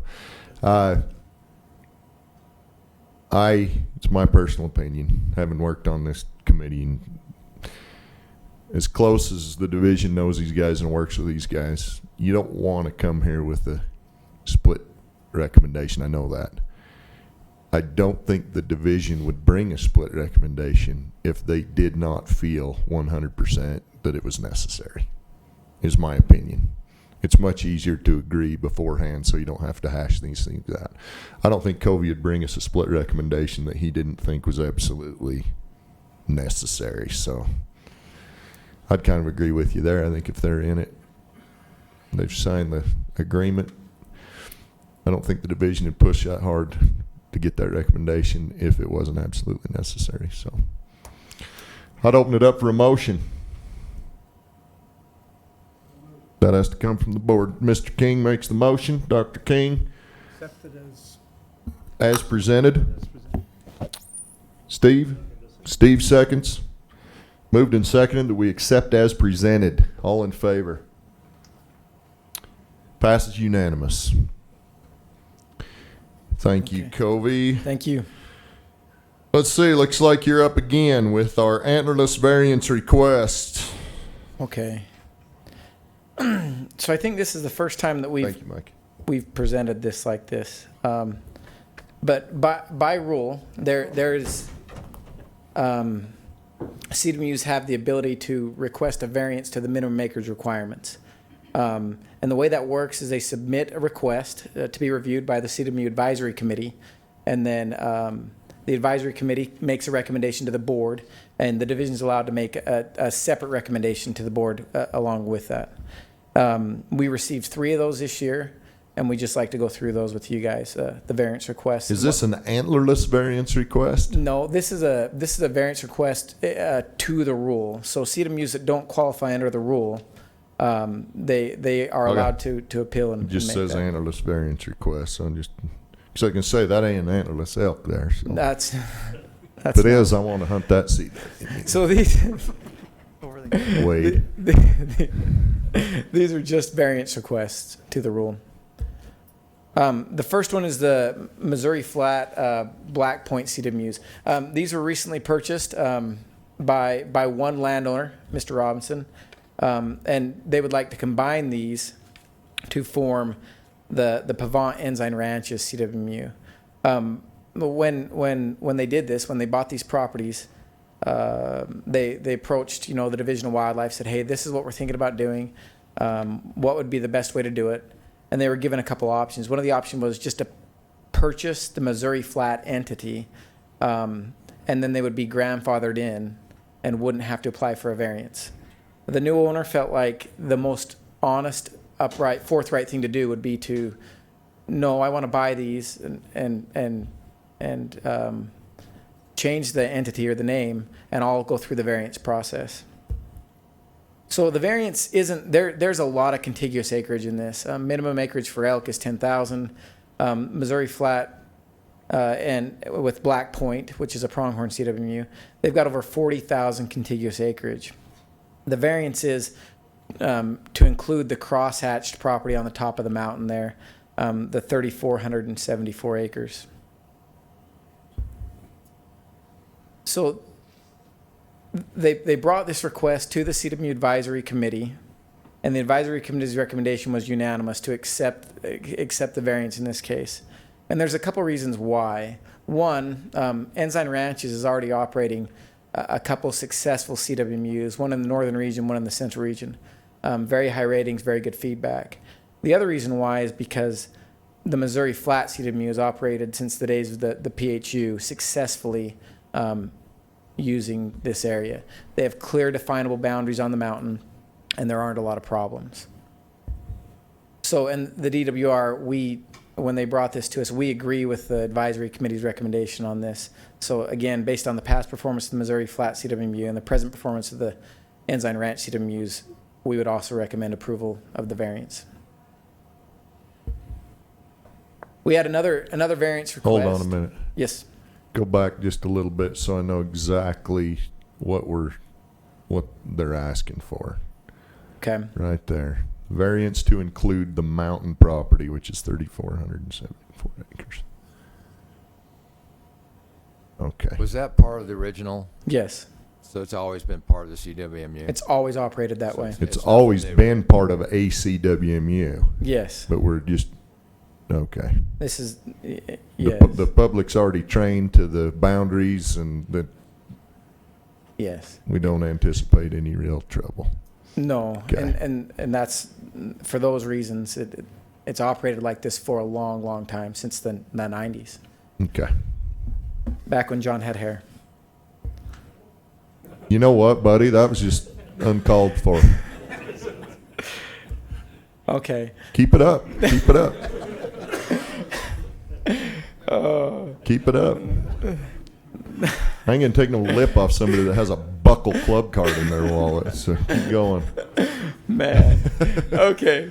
The next variance request is for the Sandy Ranch approached us this year and said they're currently a member of a landowner association on the Henry Mountains. They've got 4,250 contiguous acres down there in the bottom, split between the Boulder and the Henry's units. And they came to us and said, look, what if we traded public access to 600 acres of private land on the Henry Mountain in exchange for operating a CWMU? And then we'll work towards acquiring the minimum 5,000 acres for a deer CWMU over the next 3 years before that COR expires. So, this is a tough one. This one wasn't easy. But 4,250, it's not 5,000. There's not a precedence here. And they really do have the ability to acquire some of that other land. Some of that is BLM land. And in the BLM's planning, they've already identified that they would like to acquire the mountain property, and that they would be willing to trade or sell other properties, maybe the property that borders the Sandy Ranch, in order to get that. So there's an avenue there, and then there's another avenue through some sitla ground that borders the ranch. So there is a possibility. And when the advisory committee heard this, they said, it sounds like a great opportunity. However, we would suggest or ask you to work towards the 5,000 acres. Try to get that 5,000 acres to meet the requirements of the rule. And if you can do that before the December Wildlife Board meeting when we approve that, then we could support that. I have a question for you on that, though. Okay. This is going into say they don't get it, and we've approved permits for that. So right now, if you approve what we're presenting, you would approve to deny the variance request. Okay. So what we're saying here is no variance request, deny the variance request this time, and tell them, hey guys, work towards meeting the requirements of the rule. And if it makes sense at the end of the day, before the board meeting, before we do final approvals, we could support something like that. Which is December. Okay. Yeah. And the division felt the same way. We said, hey, if it's really a possibility, if we can really hit the 5,000 acres, go back to the drawing boards and work towards that. If the desire really is to be a deer CWMU.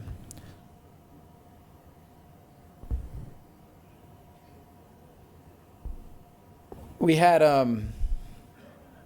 one more variance request.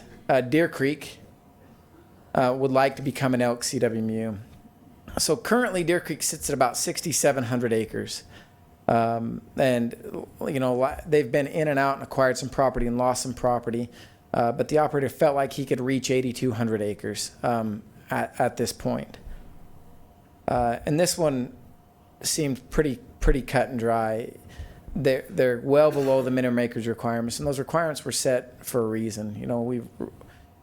There are other programs that might be more fitting than the CWMU, but what the advisory committee said was, at this time we're going to recommend denial of the variance, and the operator, they said this is another unit that's chronically that struggles to meet the population objective.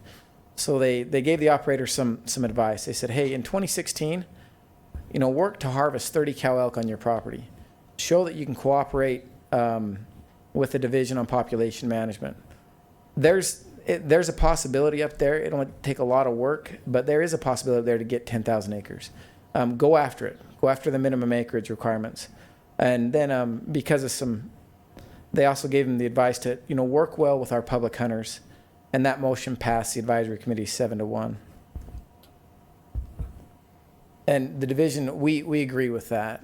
Deny the variance at this time and show that we can work towards those requirements. Okay. You found them. There they are. There's the antelope. Yep. All right. Thank you, Covy. How long you been in this job now? Since January. Since January, so 4 months, 3-4 months? Yeah. You liking it all right? It's great. I'm excited to see how you deal with some of the challenges that I know you're tackling. So we wish you well. Thanks, John. I'm excited to see how I deal with them too. Yeah, we'll see. If we never see you again, you're gonna have hair like this, and then we'll know. Smart aleck. So I don't know why you got to be like that. Here we go. I guess we will take questions from the board at this time. I asked you pretty much the ones I got. I mean, well, I guess I might have one more. On a variance, what do you consider a lot? To me, if you're more than a section short on a deer CWMU or more than 1,000 acres short on an elk CWMU, to me, that's a lot of ground. Yeah, I mean, we consider what kind of precedence does it set? Are there other programs that fit better? Is the CWMU program really the right one for this area? And sometimes it just doesn't fit. Sometimes there are other programs that for landowners that do fit, and so that's quite a bit short. Yeah. Okay. Any other questions from the board? Who determines the actual acreage? Difference. Yeah, well, how do you determine they actually have what they say they have? Is that what you're saying, Byron? Oh, but the 10,000 acres, or the 5,000 acres for deer, 10,000 for moose and elk and stuff like that. Is that? That's in rule that we've. Yeah, it's something that we set in rule quite a while ago. It used to be different, Byron, and we ran into a lot of problems. And there were some growing pains when we went to those minimum acreages. And I believe the division's recommendation for elk was even larger at one time. But we went through that, through some growing pains, and forced a lot of guys to consolidate and say you're going to operate as one. But the reason we went through that is because we did see problems. We did have issues.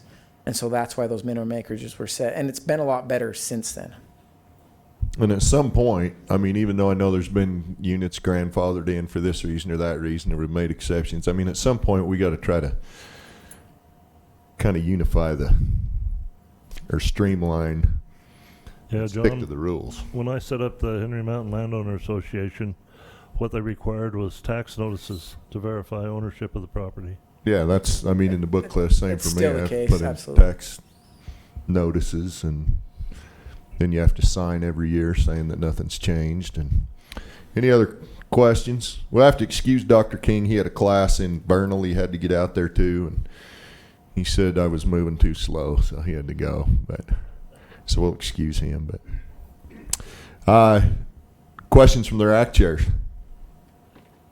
from the audience, or go ahead, Richard. Maybe this is a good time to bring it up. But one of our members, or our RAC committee members, brought up that all land is not created equal.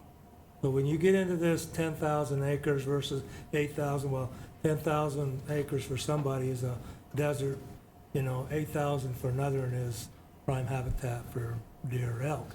Is that part of the discussion as to whether they could get a variance like that? I got a question for you there, Covy. It seems to me that would apply more to the landowner associations than it would the CWMU operators, because to operate a CWMU, you got to have the animals. They have to be there. You got to have the animals. So like you say, whereas the landowner association, in the book clips, we run into that a lot. Some guys have dirt that's never seen a deer and want to claim valuable winter range in the landowner association, and some guys have property that the deer never leave. And how do you weigh that? And I think that's one thing that Covy's going to be dealing with the landowner associations, but it's on the action log. So we expect action. Thanks for reminding me of that, John. Yeah, no, you're right, Richard. Not all land is created equal, but the minimums, the more objective that we can be in this, the better we are. And whenever things get subjective, it gets harder to tease out. Just like you're saying, John, with the Book Cliffs Landowner Association, it gets really, really tough. And that's why we rely on the LOAs themselves to do a lot of their bylaws and distribute their permits and decide what is important and what isn't. Does that kind of answer your question, Richard, a little bit? Questions from the audience? If you have a question, would you come to the microphone and state your name?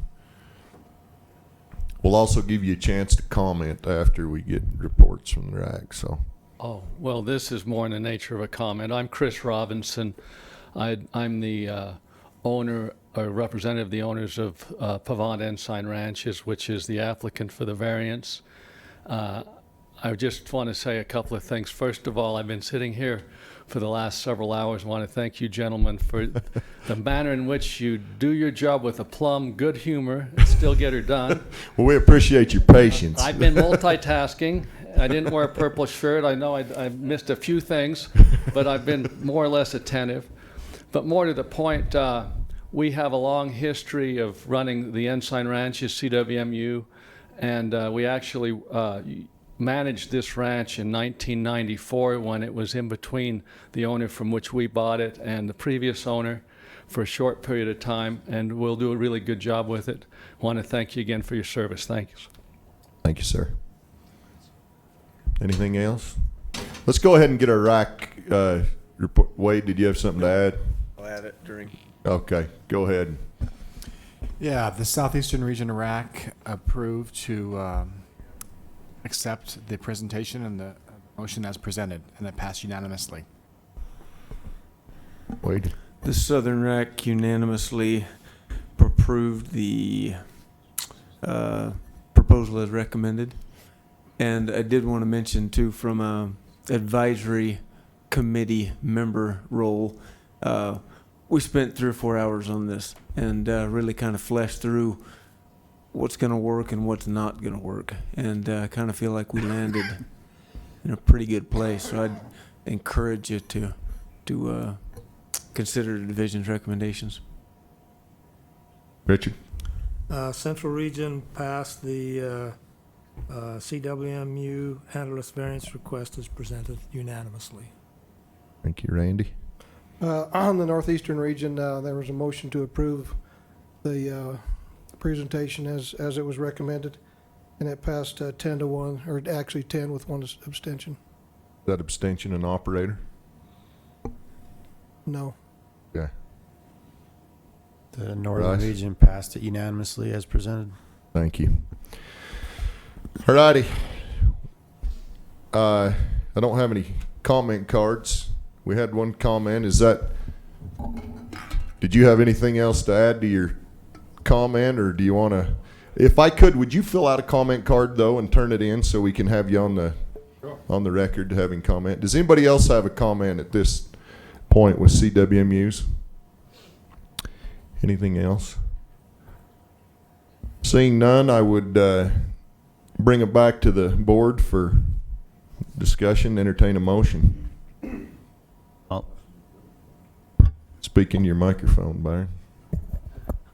I make a motion that we approve it as presented by the division. Moved by Byron, seconded by Dr. Woodward. Is that right? That we accept as presented. You guys are getting fast. It's hard to make a motion these days. It is. It's hard. I guess before we vote, I was just is there anybody here on behalf of the Sandy Ranch or the Deer Creek? No? I don't believe so. They both came to the advisory committee here and worked through that, but they're not here. So they knew what was coming and that they were what you were proposing, and They knew what the recommendations were. Okay. Yeah. All righty. Moved and seconded that we accept as presented for the variance requests, which would include 1 approval and 2 denials. Is that right? Correct. All in favor? Pass unanimous with 1 absent. Thank you. Not an abstention, an absence. Thank you, sir. We appreciate you being here. Thank you for your patience. Thank you. All right, Covy, you're done. And I mean done. Our Hunter Education Rule Amendments, Kirk Smith, the Hunter Education Program Coordinator, will present this to us. And take it away, sir. Thank you, Mr. Chairman, board members, Mr. Sheehan, Director Sheehan.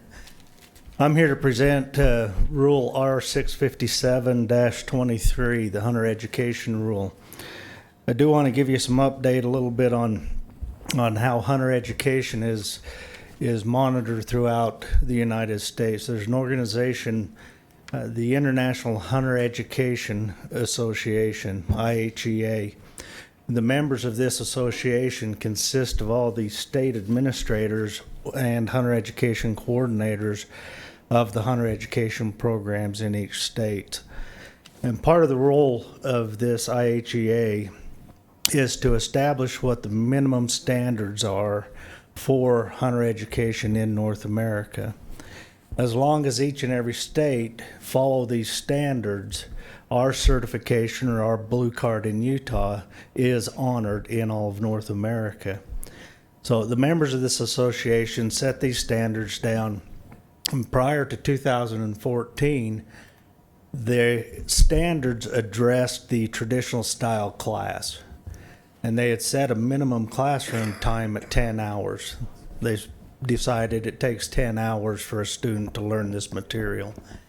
At that time, they did not address the online delivery system or methods, and as technology has increased and improved, the IHEA had to go back and review the standards and rewrite them. In 2014, we adopted a new set of standards, and rather than focusing on how it's delivered and the amount of time that it takes to deliver it, the IHEA focused on course content of what a student should know and be able to do prior to going out into the field and hunt. And so the three key points that we're focused on in IHEA is safety, responsibility, and legal. And what we put out is knowledge-based curriculum, skill-based curriculum, and attitude-based curriculum. So when they go out into the field, they have that knowledge, skill, and the proper attitude to be a responsible legal hunter. Our current rule, Rule R657-23, states that a traditional instructor-led class will be a minimum of 12 hours in length. It also states that our online field day will be a minimum of 5 hours in length. Also in rule, currently, we have a proficiency shooting test, or essentially a marksmanship test, that every student has to pass prior to becoming certified in Utah hunter education. Our basic course curriculum, what we're proposing is to eliminate, look at these videos that we've been shown for 20, 30 years, trim out some of those real long videos that are 40 minutes long that kids fall asleep at. Go to course content. We're not looking to cut a lot out of hunter education. We're looking to focus on what the student needs to know rather than what is nice to know. Another component of our instructor-led course that we have not had in the past is a hands-on field day activity where the students are actually up and doing. Get them out of the chair, get them away from a screen, have them doing these exercises and demonstrating that they know how to do this stuff. As we was developing this course outline, we looked at the hunting incidents in Utah, and we identified what type of activity or exercise could these individuals have done in hunter education and potentially reduce the opportunity or the potential for this incident to happen, such as crossing a fence, zones of fire. Those are common incidents. And so we want to address that and put that right into our course curriculum. So this is another example. We're going to continue on with teaching responsibility, wilderness survival, preparation, wildlife conservation, and so forth. But what our proposal is to adjust the rule to eliminate the minimum classroom hour time on the instructor-led course, eliminate the minimum hour time on the online field day, and on the live fire component, continue with the live fire, still have each and every student shoot and demonstrate that they can handle a firearm safely, responsibly, but drop the marksmanship test. Not focus on marksmanship, but focus on safety. So some of the comments we got back is, well, you're watering down the course, you're watering down the program by not having a minimum time frame. And our view on that is, let's look at the content and let's give the instructors the ability that once those students have demonstrated that they know these safety concepts, that they can go ahead and take the written exam and pass the class and be done. So again, what we're proposing is no minimum course time on the field day on the traditional class and eliminate the marksmanship test. Thank you. Thank you. I like that. I like that a lot. That's a great deer there too.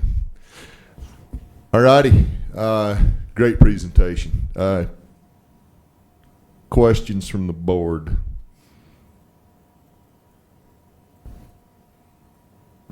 Or the director, or Steve?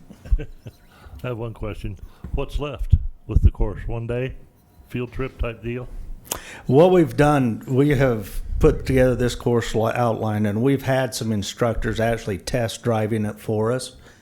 And with all the content that we're keeping in and using shorter videos that are 5 minutes rather than 20 minutes, we're still at 6.5, 7 hours to get the course completely finished. So they've got 6.5, 7 hours, and then they have to take a written test.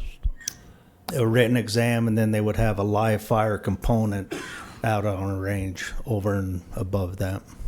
But not scored, huh? But not scored, correct. Okay. I like that. I think, I remember well when I went through, that was way back in my youthhood, when I had hair, once in a youth time. And, there was kids that could shoot real good and kids that struggled, but, and then when I took my kids through, I always kind of felt like the kids that maybe felt like they didn't shoot as good, it was almost a deterrent. Maybe they didn't want to go. Maybe it was something they were embarrassed of or something like that. So as long as they're safe, they can go practice. But I kind of like that change myself. So, any other questions or anything from the board, So Mr. do we Director? envision that there, we may offer kind of a 8 to 5 sort of opportunity down the road, that 6 or 7 hours plus some field time? Maybe you start that morning at 8 a.m. on a Saturday, and by 5 o'clock we've gotten them through everything and they've been able to shoot as well and be done. There is the potential that this could be a 1 day course, in that depending on the students, depending on the classroom size, and going into a class, you figure out what the student's skill set already is, and they may be able to go through it a lot quicker. And so it could develop into a 1 day course for certain students. What does the written exam consist of? The written exam consists of all of the topics that we had here on that I had here on the screen: the ethics, the responsibility. It has some safety, has a lot of safety, firearm safety, hunter safety questions to it. It's a 50-question exam. It's essentially the same exam we've been using for 7-8 years. We just have to tweak a couple little questions in it, because we are looking to eliminate the introduction to bow hunting and the introduction to muzzleloading out of our course curriculum. All right, thank you. You're welcome. Questions from the rack chairs? Oh, Bryce left too? Weak. Typical northern region. Anyway. So this will meet the national standards that you talked about earlier with paring back. These cards will still be valid throughout the... Yes, it will. We took the national standards and we took our student manual and we paired our student manual to every standard set forth by the IHEA. And also our written exam supports those IHEA standards 100%. They actually exceed them. Thank you. Any questions from the audience? Right, chairs, did anybody not approve this unanimously? Okay, Southeast Region. Yeah, this generated quite a bit of discussion in Iraq, probably 20 plus minutes at the end of a very long night. So, one of our RAC members is a hunter education instructor. So there was some opinion, and our RAC felt that they should keep the marksmanship requirement. They felt that it encouraged practice. It encouraged families to go out in the field ahead of time and have hands-on experience with firearms. And as a result, knowing that they had to pass the marksmanship test, it encouraged more field time before the actual test. And they did not want to see that removed. And so, do I mean to state what our motion was? Sure. Okay.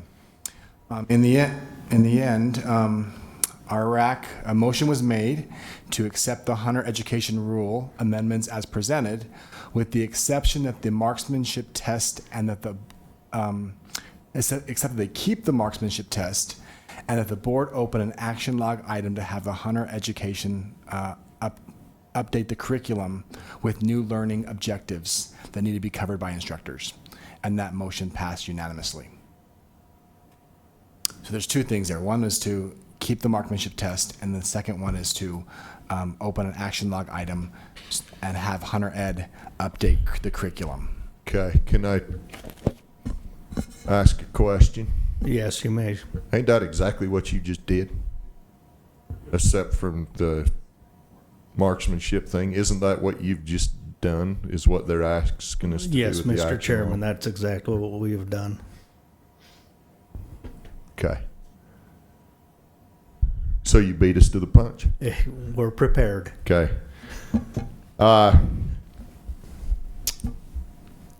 Any comments from the public? No comments. That brings it back to the board for discussion and a motion. I want to address what you just said there about the marksmanship test. I think as long as you teach him to be safe with the gun, they can, I mean, their parents can take them out and they can practice and they can gain that. I don't know that it's a hunter safety course. I don't know that marksmanship is as important a part of the course of safety. Personally, I think it's a good move getting rid of it. I think it makes it more user-friendly and more encouraging to the kids, especially the young ones that might struggle and feel. I mean, do you want to be the kid that goes to school and tells all your buddy that happens to be a sharpshooter, says, "Hey, I got the highest score in the class." Well, I failed because I couldn't hit the rabbit. To me, that's not encouraging kids to go hunting. I don't know if that's necessary. My opinion, it's not. So, I think that's a good move. But yeah, can I make a comment there, John? Sure. I always like to tell mostly parents that even though they don't hunt, their kids need to take hunter safety, and that's what they come back to me with. Well, my kids don't know how to shoot. I say, well, they still need to take hunter safety because sometime they're going to get around somebody that's got a gun and they need to know what's safe. So I like what you're doing. I like your program, and I'd like to make a motion that we accept the hunter education rule as presented. I'll second that. Motion by Donnie, seconded by Calvin. Any further discussion? John? Yes, sir. I'd like to say one thing, though. Go ahead. Hopefully they address ethical kill. and being proficient with a firearm when you shoot an animal, and where you should shoot him, and being, capable of doing that. Other than that, I don't care about the score there. I'd like to comment also, John. Go ahead. My dad made sure that me and my brothers knew how to shoot before we handled the firearm. And that meant hitting the target you're shooting at. That was part of it. And I did the same with my kids, and I think that's an important component myself. I'm in agreement with the Southeastern RAC, so. All righty.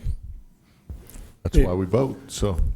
Mr. Chairman, Yes, I sir. do have some additional information that Go ahead. may bring this to light. As we reviewed the current rule and our current program, number one is we don't take it lightly. I have kids that hunt. I have grandkids that hunt, that I take out hunting, and I don't want them to shoot me. So through this process, we researched all of the 50 states, their hunting incident rates, and then we put them into the two groups.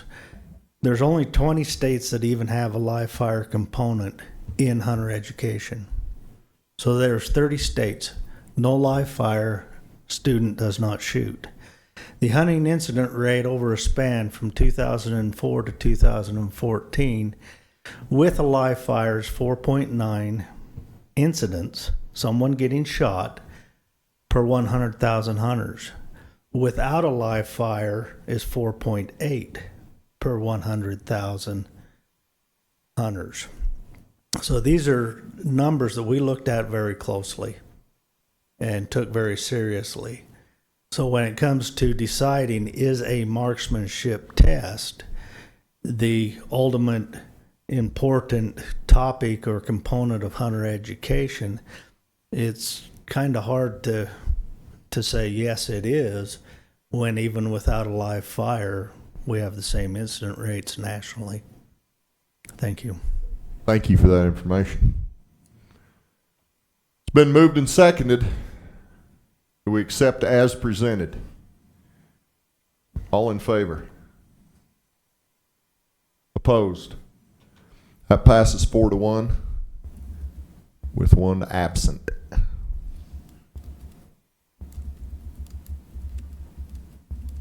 Thank you very much. Thank you. Just a question, where are you from? Do I catch a hint of New York accent there? Oh, heavens, no. I'm from a little town called Lewiston. Lewiston, Idaho? No. Where's Lewiston, Utah? You know where Logan is? Yeah. Go north from Logan till you smell it, west until you step in it. All right. Okay.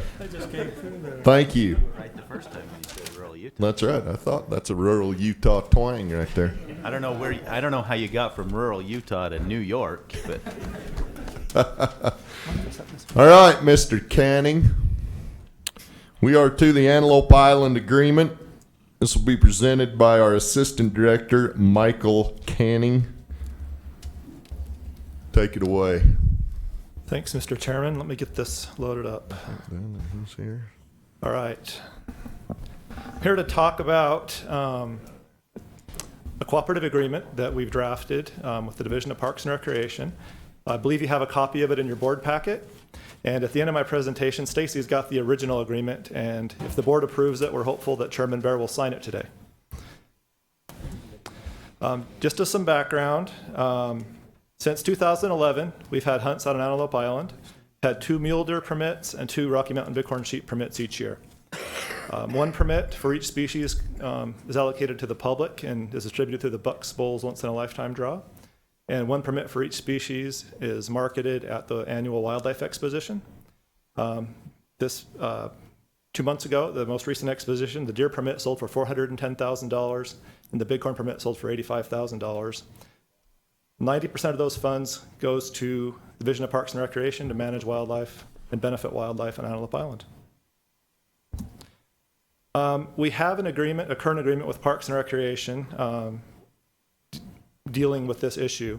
However, last year, there were some revisions to the conservation permit rule, and those revisions instructed us to go back and work with Parks and Recreation on a more detailed agreement. that covers several additional items. And so the items that the new agreement covers are things such as the number of permits each year for bighorn sheep and mule deer, the season dates for each hunt. Since we're dealing with 2 different agencies and 2 different boards, season dates can get confusing if we don't set them in advance. The hunting procedures for Antelope Island, the protocols for conducting antlerless hunts on the island if those are needed, and the procedures for transferring the revenue to the Division of Parks and Recreation. So the agreement you have in front of you, there are a few highlights I'll just mention. We're mostly just putting into agreement the status quo. There aren't many changes to what everyone has come to expect and know with this program. There's 1 mule deer permit and 1 bighorn sheep permit each year to the public through the draw. 1 permit for each species at the exposition, just as we've done now. 90% of that revenue from the marketed permits goes to state parks to benefit wildlife on the island, just as we're doing now. 10% goes to the group that has the expo contract and helps market those permits and get them sold. Season dates are established. This is a very slight change from the status quo. I think last year the hunt was 5 days long, but what we're putting in place now is an 8-day hunt. The marketed permits, both deer and bighorn, will start the 2nd Monday of November and go for 8 days, and the public hunts will start 2 days later on the Wednesday immediately after that 2nd Monday in November and go for 8 days. And we've put into this agreement to the antlerless hunts to control large populations that are causing habitat damage could occur in the future, but only if they're approved by both the Parks Board and the Wildlife Board. So we'd have to deal with that and go through a public process in the future if we're going to do that. Deer specifically? Or yes, any... deer. We're looking at deer. Deer? Yep. Okay. Cooperative agreement was approved by Parks and their board in February, and we're now seeking approval from the Wildlife Board, and that's all I've got. Thank you very much. Thank you, sir. Any questions from the board? Mike, do you have a summary of what's been raised and what projects have been done, how that money's been spent, the 90% for wildlife? I do. I got a list from the Division of Parks and Recreation. So they told me they've installed 9 guzzlers in remote areas of the island. They've completed renovations on 3 springs, and enhancements on a 4th spring complex have begun. They've done quite a bit of seeding, drilling, and broadcast seeding on rehab sites, especially around the springs and an open range. They've done lots of plantings of Mexican cliff rose and bitterbrush for winter range. They've done some noxious weed control, some mowing to stimulate growth. I think you're all aware of the big translocation project of mule deer we had off the island for 2 years. That was quite expensive. And then they're also doing some research projects where they've collared a lot of animals and they're seeing which areas of the island they use and their movement patterns and that sort of thing. The rule says that the habitat or the money is to go towards elk and sheep. The deer, well, the rule says to benefit wildlife on the island, yes. But you have a breakdown of the money that was raised, money's been spent? I have a breakdown of how much each of the permits have sold for over the years. I didn't get a total on it, but I can just read them to you. This is 2011 through 2016 for deer. 265,000 was the first year. Then it went down to 160,000. Then 310, 305, 390, and 410. And for bighorn sheep in 2011, it was 50,000, and then 55,000, 70,000, 72,500, 85,000, and 85,000 again. So. Sounds like your auctioneer had an off day one of those times on that deer. You let the price go down. What you were doing in 2012. Jeez. I think this has been very helpful for parks, and we've definitely seen a benefit for wildlife too, especially with the transplants. So, been a good program. Thank you, sir. Is there any possibility to increase, add some other species to that, you know, like antelope and bison and just? The current agreement does not allow for that. We could discuss that at some point in the future. The current agreement does allow us, or at least the current rule, does allow us to increase the number of permits for deer and bighorn in the future if that's something everyone would like to do. That provision's already been discussed, but we haven't discussed other species. Thank you, sir. Any other questions from the board? Now, this didn't go out to the racks. No, it didn't. So I'll just, if there's any questions from anybody, rack chairs or public on this, Speak up. Troy. Troy Justice. So, Mike, does the division have any concern that we reach a saturation point that, based on the numbers you give, we're about $2 million? I guess my question is there a point that there's going to be money generated that really would go better use other places, that they've done everything they need to, they're on the island? Has that been addressed? It has been addressed. It could get to that point. What we've done is set in agreement a process where the two agencies will meet every year in July. Yep. We'll talk through the plans for the money, how they're going to spend it, what work they're going to do on the island. We'll make sure we're all in agreement that it's benefiting wildlife and benefiting the park. And if we get to the point where we don't have a need for projects there anymore, then we'll reassess and see if we want to spend the money elsewhere on other types of projects. But for now, we're keeping the money on Antelope Island. That's what the agreement said. What was the park's temperature as far as, once that point's reached to using that money somewhere else other than the island? Did they seem okay with that? We didn't get that far in the discussion. I think we all see quite a few needs that are still to be met for the foreseeable future. So, thanks. Yeah.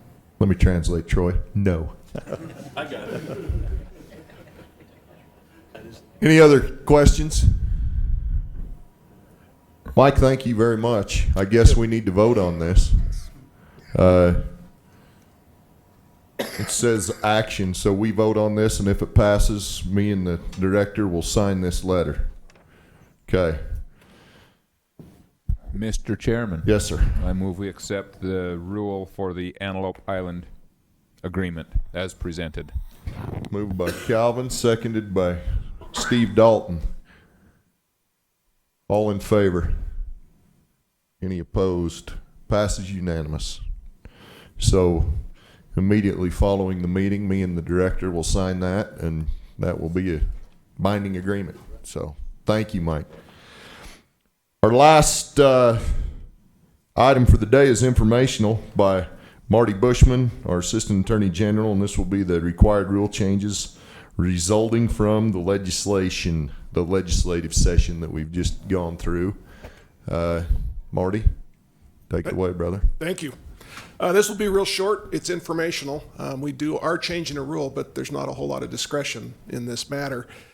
This past legislative session in House Bill 84, a bill passed that removed the requirement for the hunting age requirement for big game limited entry, premium limited entry, and once in a lifetime, which was 14 years old.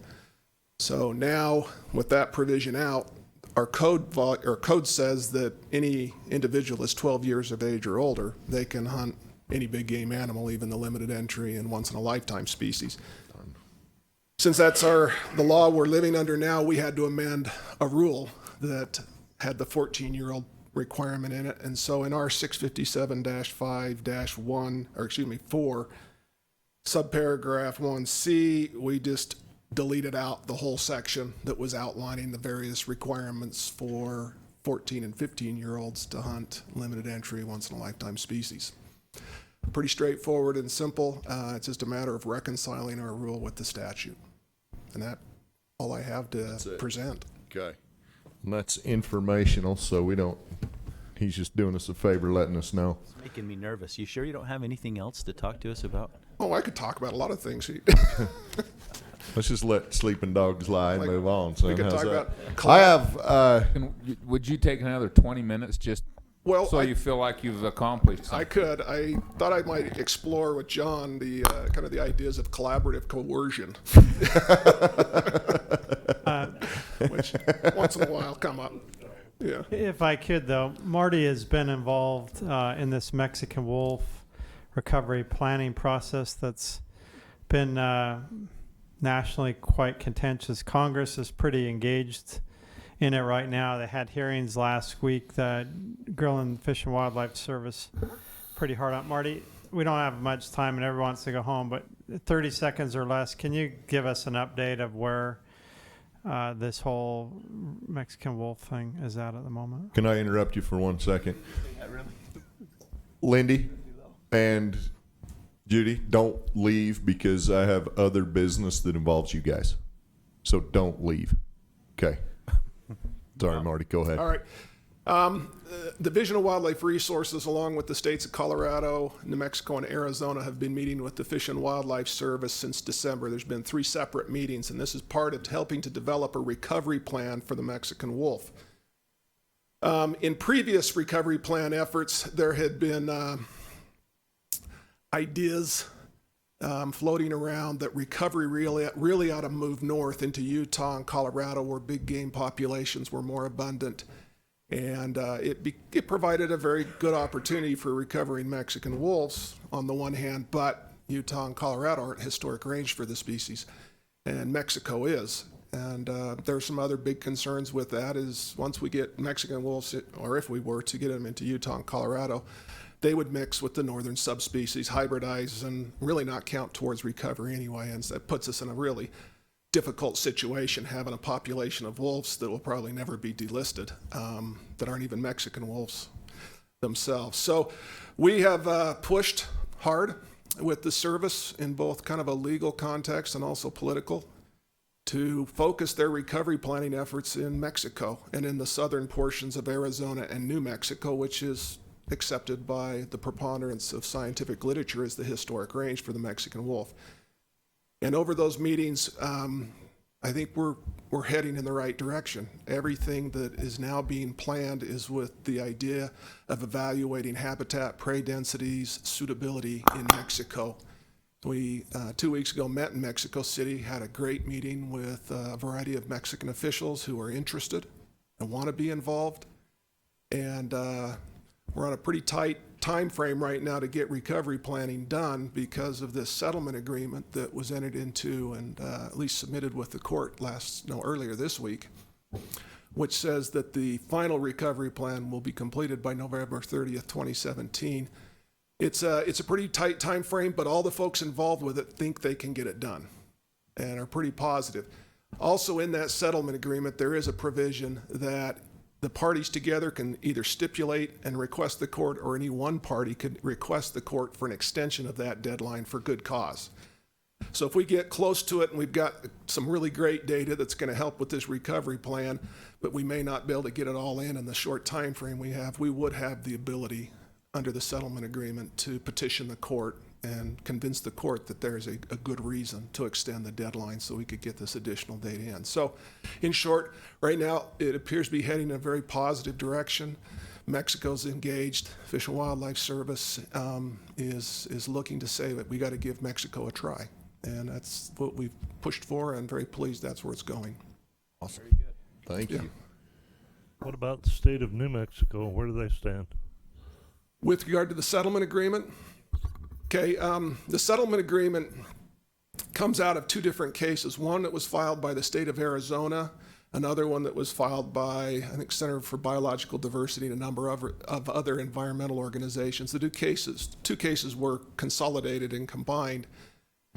And with the settlement agreement, New Mexico and Colorado, who had also intervened in this case, they did not want to sign the settlement agreement, but they're not opposing it. So they're simply withdrawing from the litigation.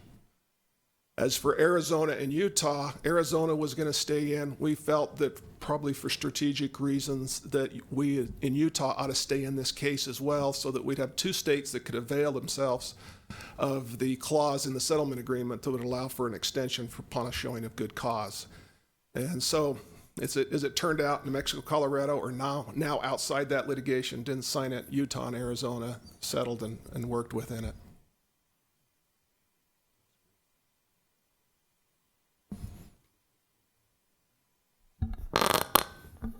Thanks, Marty. And Kevin Bunnelin-Back's been involved with that as well, so I appreciate his effort. And Kim Hersey. And Kim Hersey. Yeah. Yes, so thank you all. All right. That is all of our action and informational items. Other business, I need Lindy and Judy to come up here. I'm not going to call you on the carpet. I need to talk to you about some stuff that came up through all this that I want to put on the action log, so come on up here. Aren't you the draw specialist? No, you can't. throughout all this discussion about deer permits, one thing kept coming up, and that is our draw system, that people can bank points when they still draw a tag. And I know we talked about that before and we decided not to do anything. I want to do something about it. What do we need to do to make it so?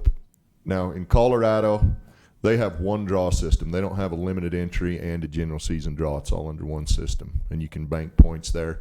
If I don't draw my first choice, I can draw my second choice and still gain a point. Where here in Utah, we still have a limited entry system where we can put in and bank points we don't draw, and a general season system. The more I hear about it and the more I look at it, I'm of the opinion and I'm looking for input from the rest of the board too, I would like to see it run through that if you draw a tag, your points are gone. If you don't want to burn your points on your fifth choice, then don't accept the tag or turn it back or don't draw. What is that? Where are we at? What does that entail, and help me out. Where do we go from here? If we want to do that, what do we do?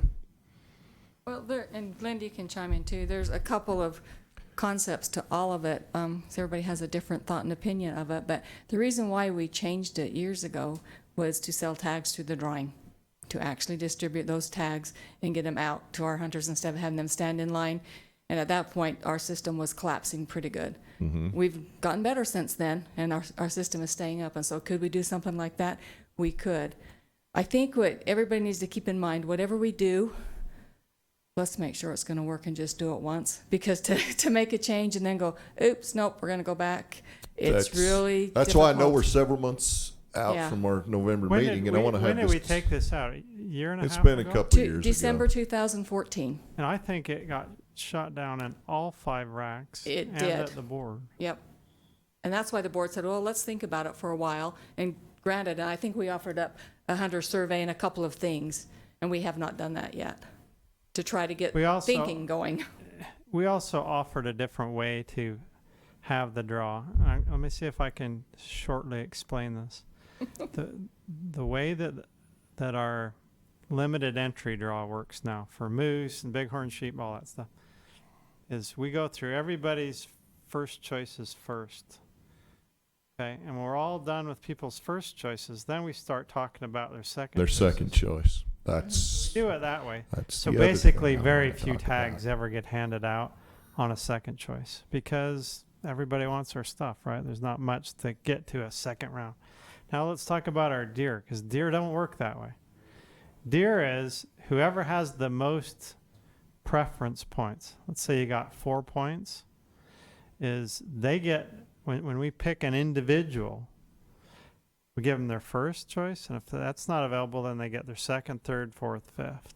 So if a guy's got 4 points and tries for Thousand Lakes or Pine Valley or something that's a little harder, and they don't get it, but they get their second choice right after, because we're still only looking at this hunter. They get to bank those points. They get a point, okay, but one reality is when we looked at a lot of data, okay, is by the time a guy gets to 4 points, he's starting to draw most of that stuff and isn't often getting bumped at choice number 1 into number 2. Because after you build up enough points, you get these things. There aren't that many units that are super hard. But another way, and we presented this last time we took this out, another way you could do it is say we're going to do everybody's first choices first. Doesn't matter if you have 4 points, we do that guy first, and then 3, 2, 1, 0. Then we skip over and start looking at everybody's second choices. That's how we do the big limited entry draw now. You could say we're going to go through everybody's points first, okay, their first choices. And then if you get a second choice, which may be like an archery box elder unit or something like that, then you could still earn a point, because everybody else, no matter how many points they have had a crack at their first choice. So that is a middle ground that you could talk about doing that way. That has challenges too. I mean, like Judy said, anything we change is going to make people mad. Welcome to the world of drawings. I understand that. But it isn't just that you get a point or not. There is a middle ground there, but we did talk about that, and that didn't seem to go over too well either, you know. But we that all, is another then one. we almost change it, and then we decided, well, we're going to put it off, and we're going to think about it, and we're going to look at it. Yeah, it kind of, you know, the RAC meetings, they, after all talk, they decided not to change it, and then you guys didn't change it because of the whole statewide mule deer plan, because we wanted to evaluate the 1-point system. So you guys didn't want to change the preference point draw if we were going to do something dramatic in a couple of years from now. So you didn't want to change one thing and then change it again and then change How it long's again. our mule deer plan been in place now? Second. This It's is the second year. Mhm. I want to put it on the action log. Okay, that's fair. Yeah. I want to put it on the action log, and I don't want to I don't want to wait until November and then just say, all right, I want to change it, or I want a bunch of guys to come to the board meetings, because I know we're going to hear about it again, because I'm hearing about it more and more and more. Two things that I would ask you to flesh out and bring as a presentation. If we do it like the director just said, where we address everybody's first choice first, so guys aren't drawing their fifth choice where other guys use that as their first choice and still didn't get it. That's the other thing I hear a lot about. Even though I think it doesn't happen that much, the guys it does happen to feel like they're just getting royally screwed. And then address that, and then if you draw, your points are gone. Okay? So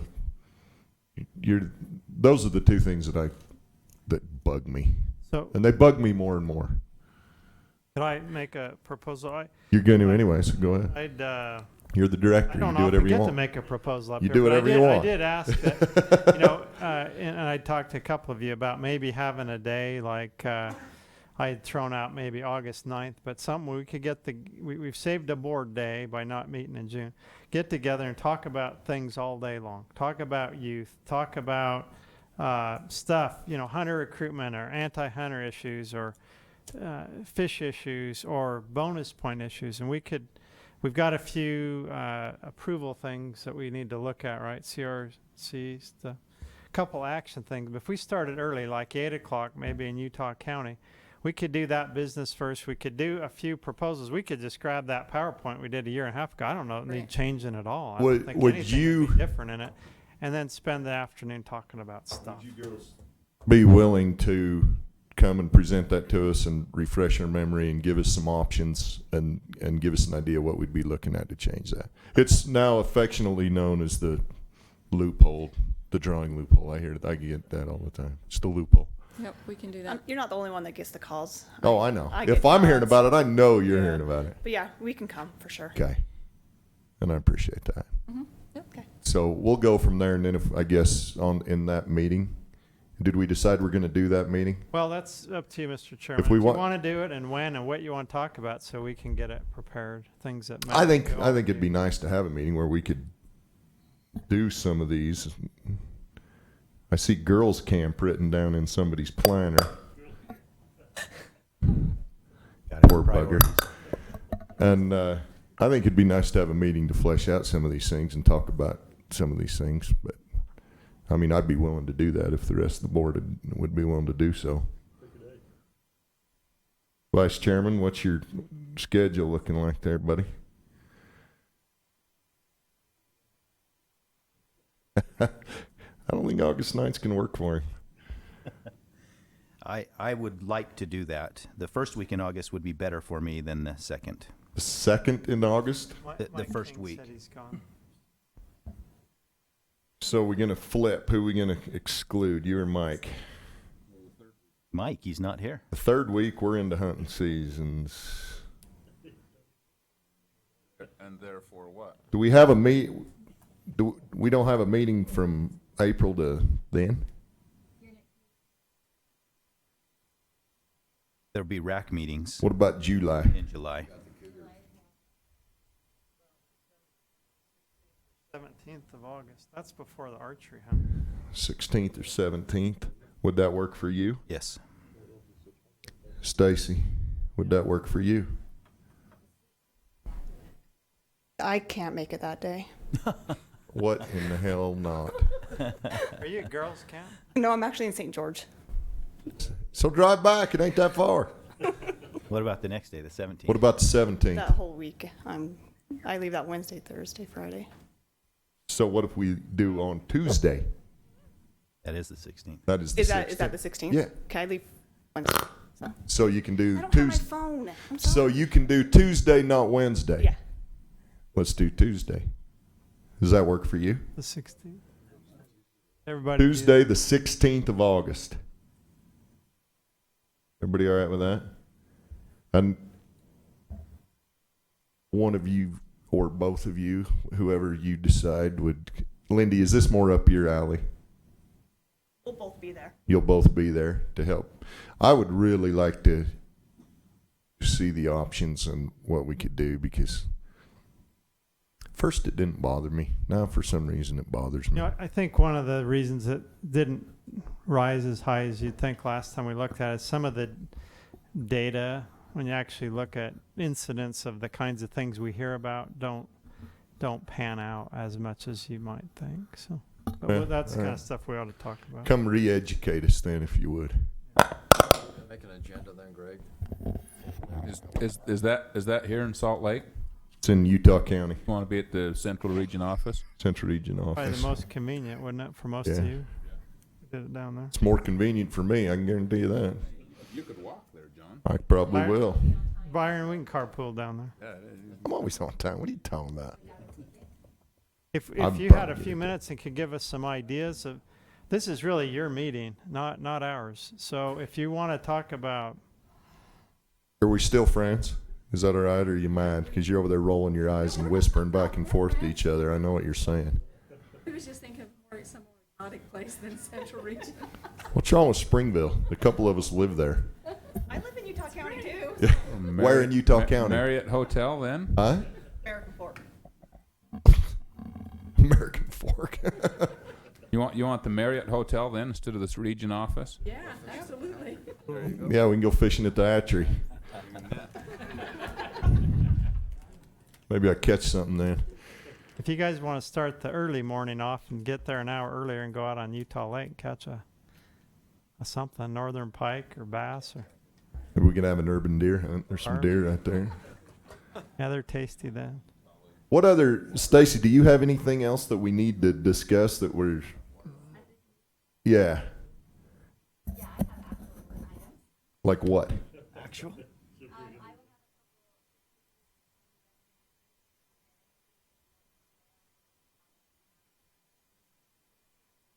Okay. Okay. If our So it's an official meeting and the public can attend. That's why I'm saying, I'm just clarifying. We won't broadcast it. It won't be a YouTube. Okay. So John, can the rack chairs at least come and listen? Absolutely. Okay. It's an official meeting and everybody can attend. Calvin, if our office is full, can we do it at your house in their garage and set up folding chairs and stuff? Have to share his We got a shop. We'll open both doors, let some cross ventilation in. That'll be great. Well, is there any research items you want to hear about? This is, again, if you don't, this is 100% things. If you want to talk about hunter recruitment challenges, if you want to talk about There are several youth issues, there are several action log items that are due this fall. Yeah. Certainly look and maybe discuss those.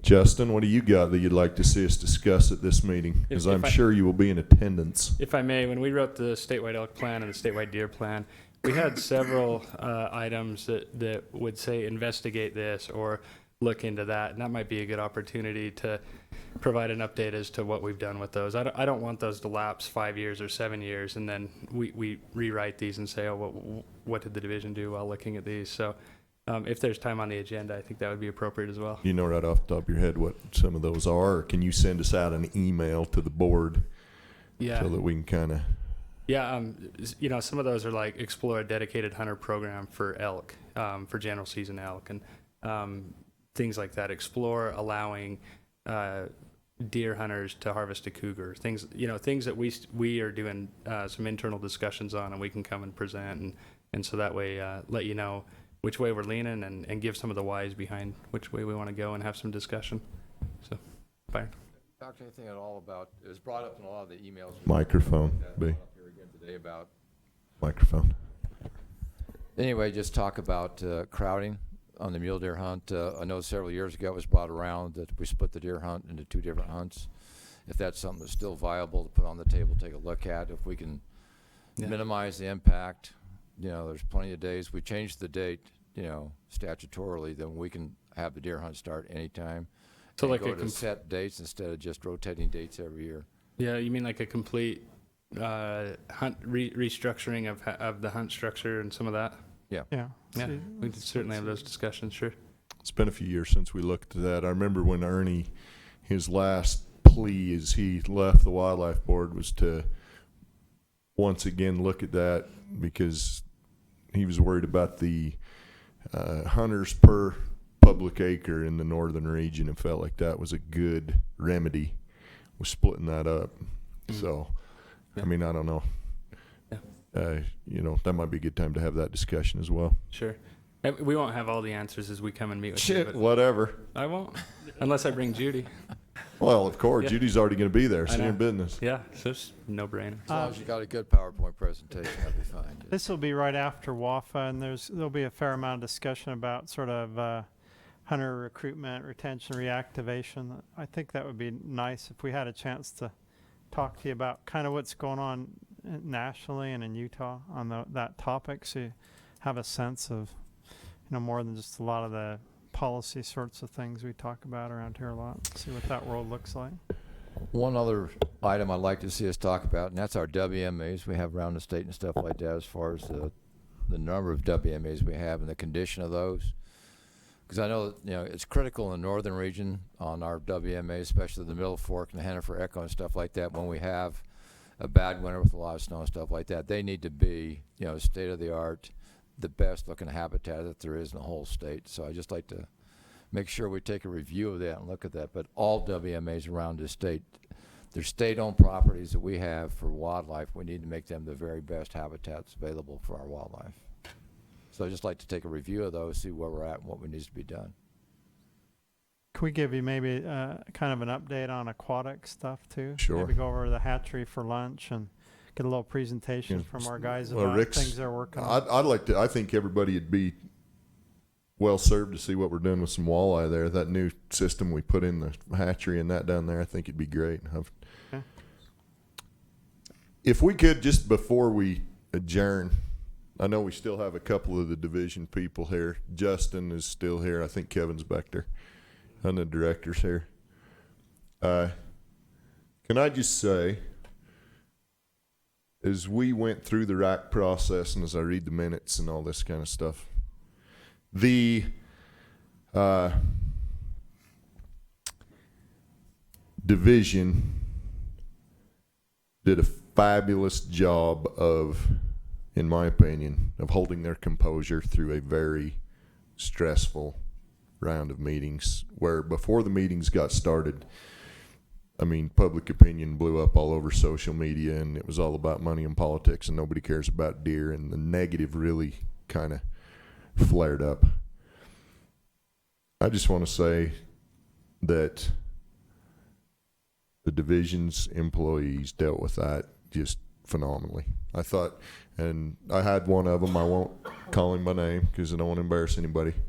I had one of them ask me after 2 of the meetings if I felt like he treated those people at those meetings fairly and kindly, because he felt like how he treated the sportsman was every bit, if not as more important as the message he was there to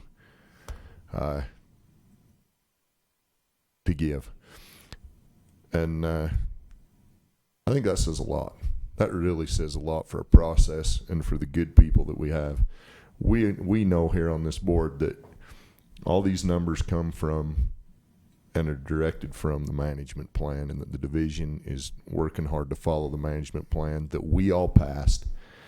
And I just want to officially give them a thank you and a pat on the back, saying that you did an excellent job. It's not easy when people are sitting in the back of the room or standing the microphone and heckling you, and why the heck are you doing this, or talking about you on the internet, why are you doing that, you don't know what you're doing. You do know what you're doing. And as a board, I can tell you we appreciate very much your efforts and the professional way in which you go about things. It's never personal. I've had some very, very subject intense conversations with a lot of the division people. It's never personal. It's always professional. It's always about the wildlife. It's never about somebody being right. And I just want to officially thank you guys for that. Director, I think that Thank you. that starts from the top and goes on down. Justin, Kevin, all these guys that are here. Well done on a very difficult round of racks. And I feel like we served the public well. And not everybody's going to agree with what we've come up here today, but I feel like we listened to everybody, we discussed everybody's concerns, and we did what we felt was the right thing. And I think we can all honestly say that we did our best. It's a very easy decision until it's your decision, and then it ain't so easy. But just want to thank the division. So then I'm off my soapbox, and if we don't have anything else, I think we'd entertain a motion to adjourn. All righty. Thank you very much. Drive safe.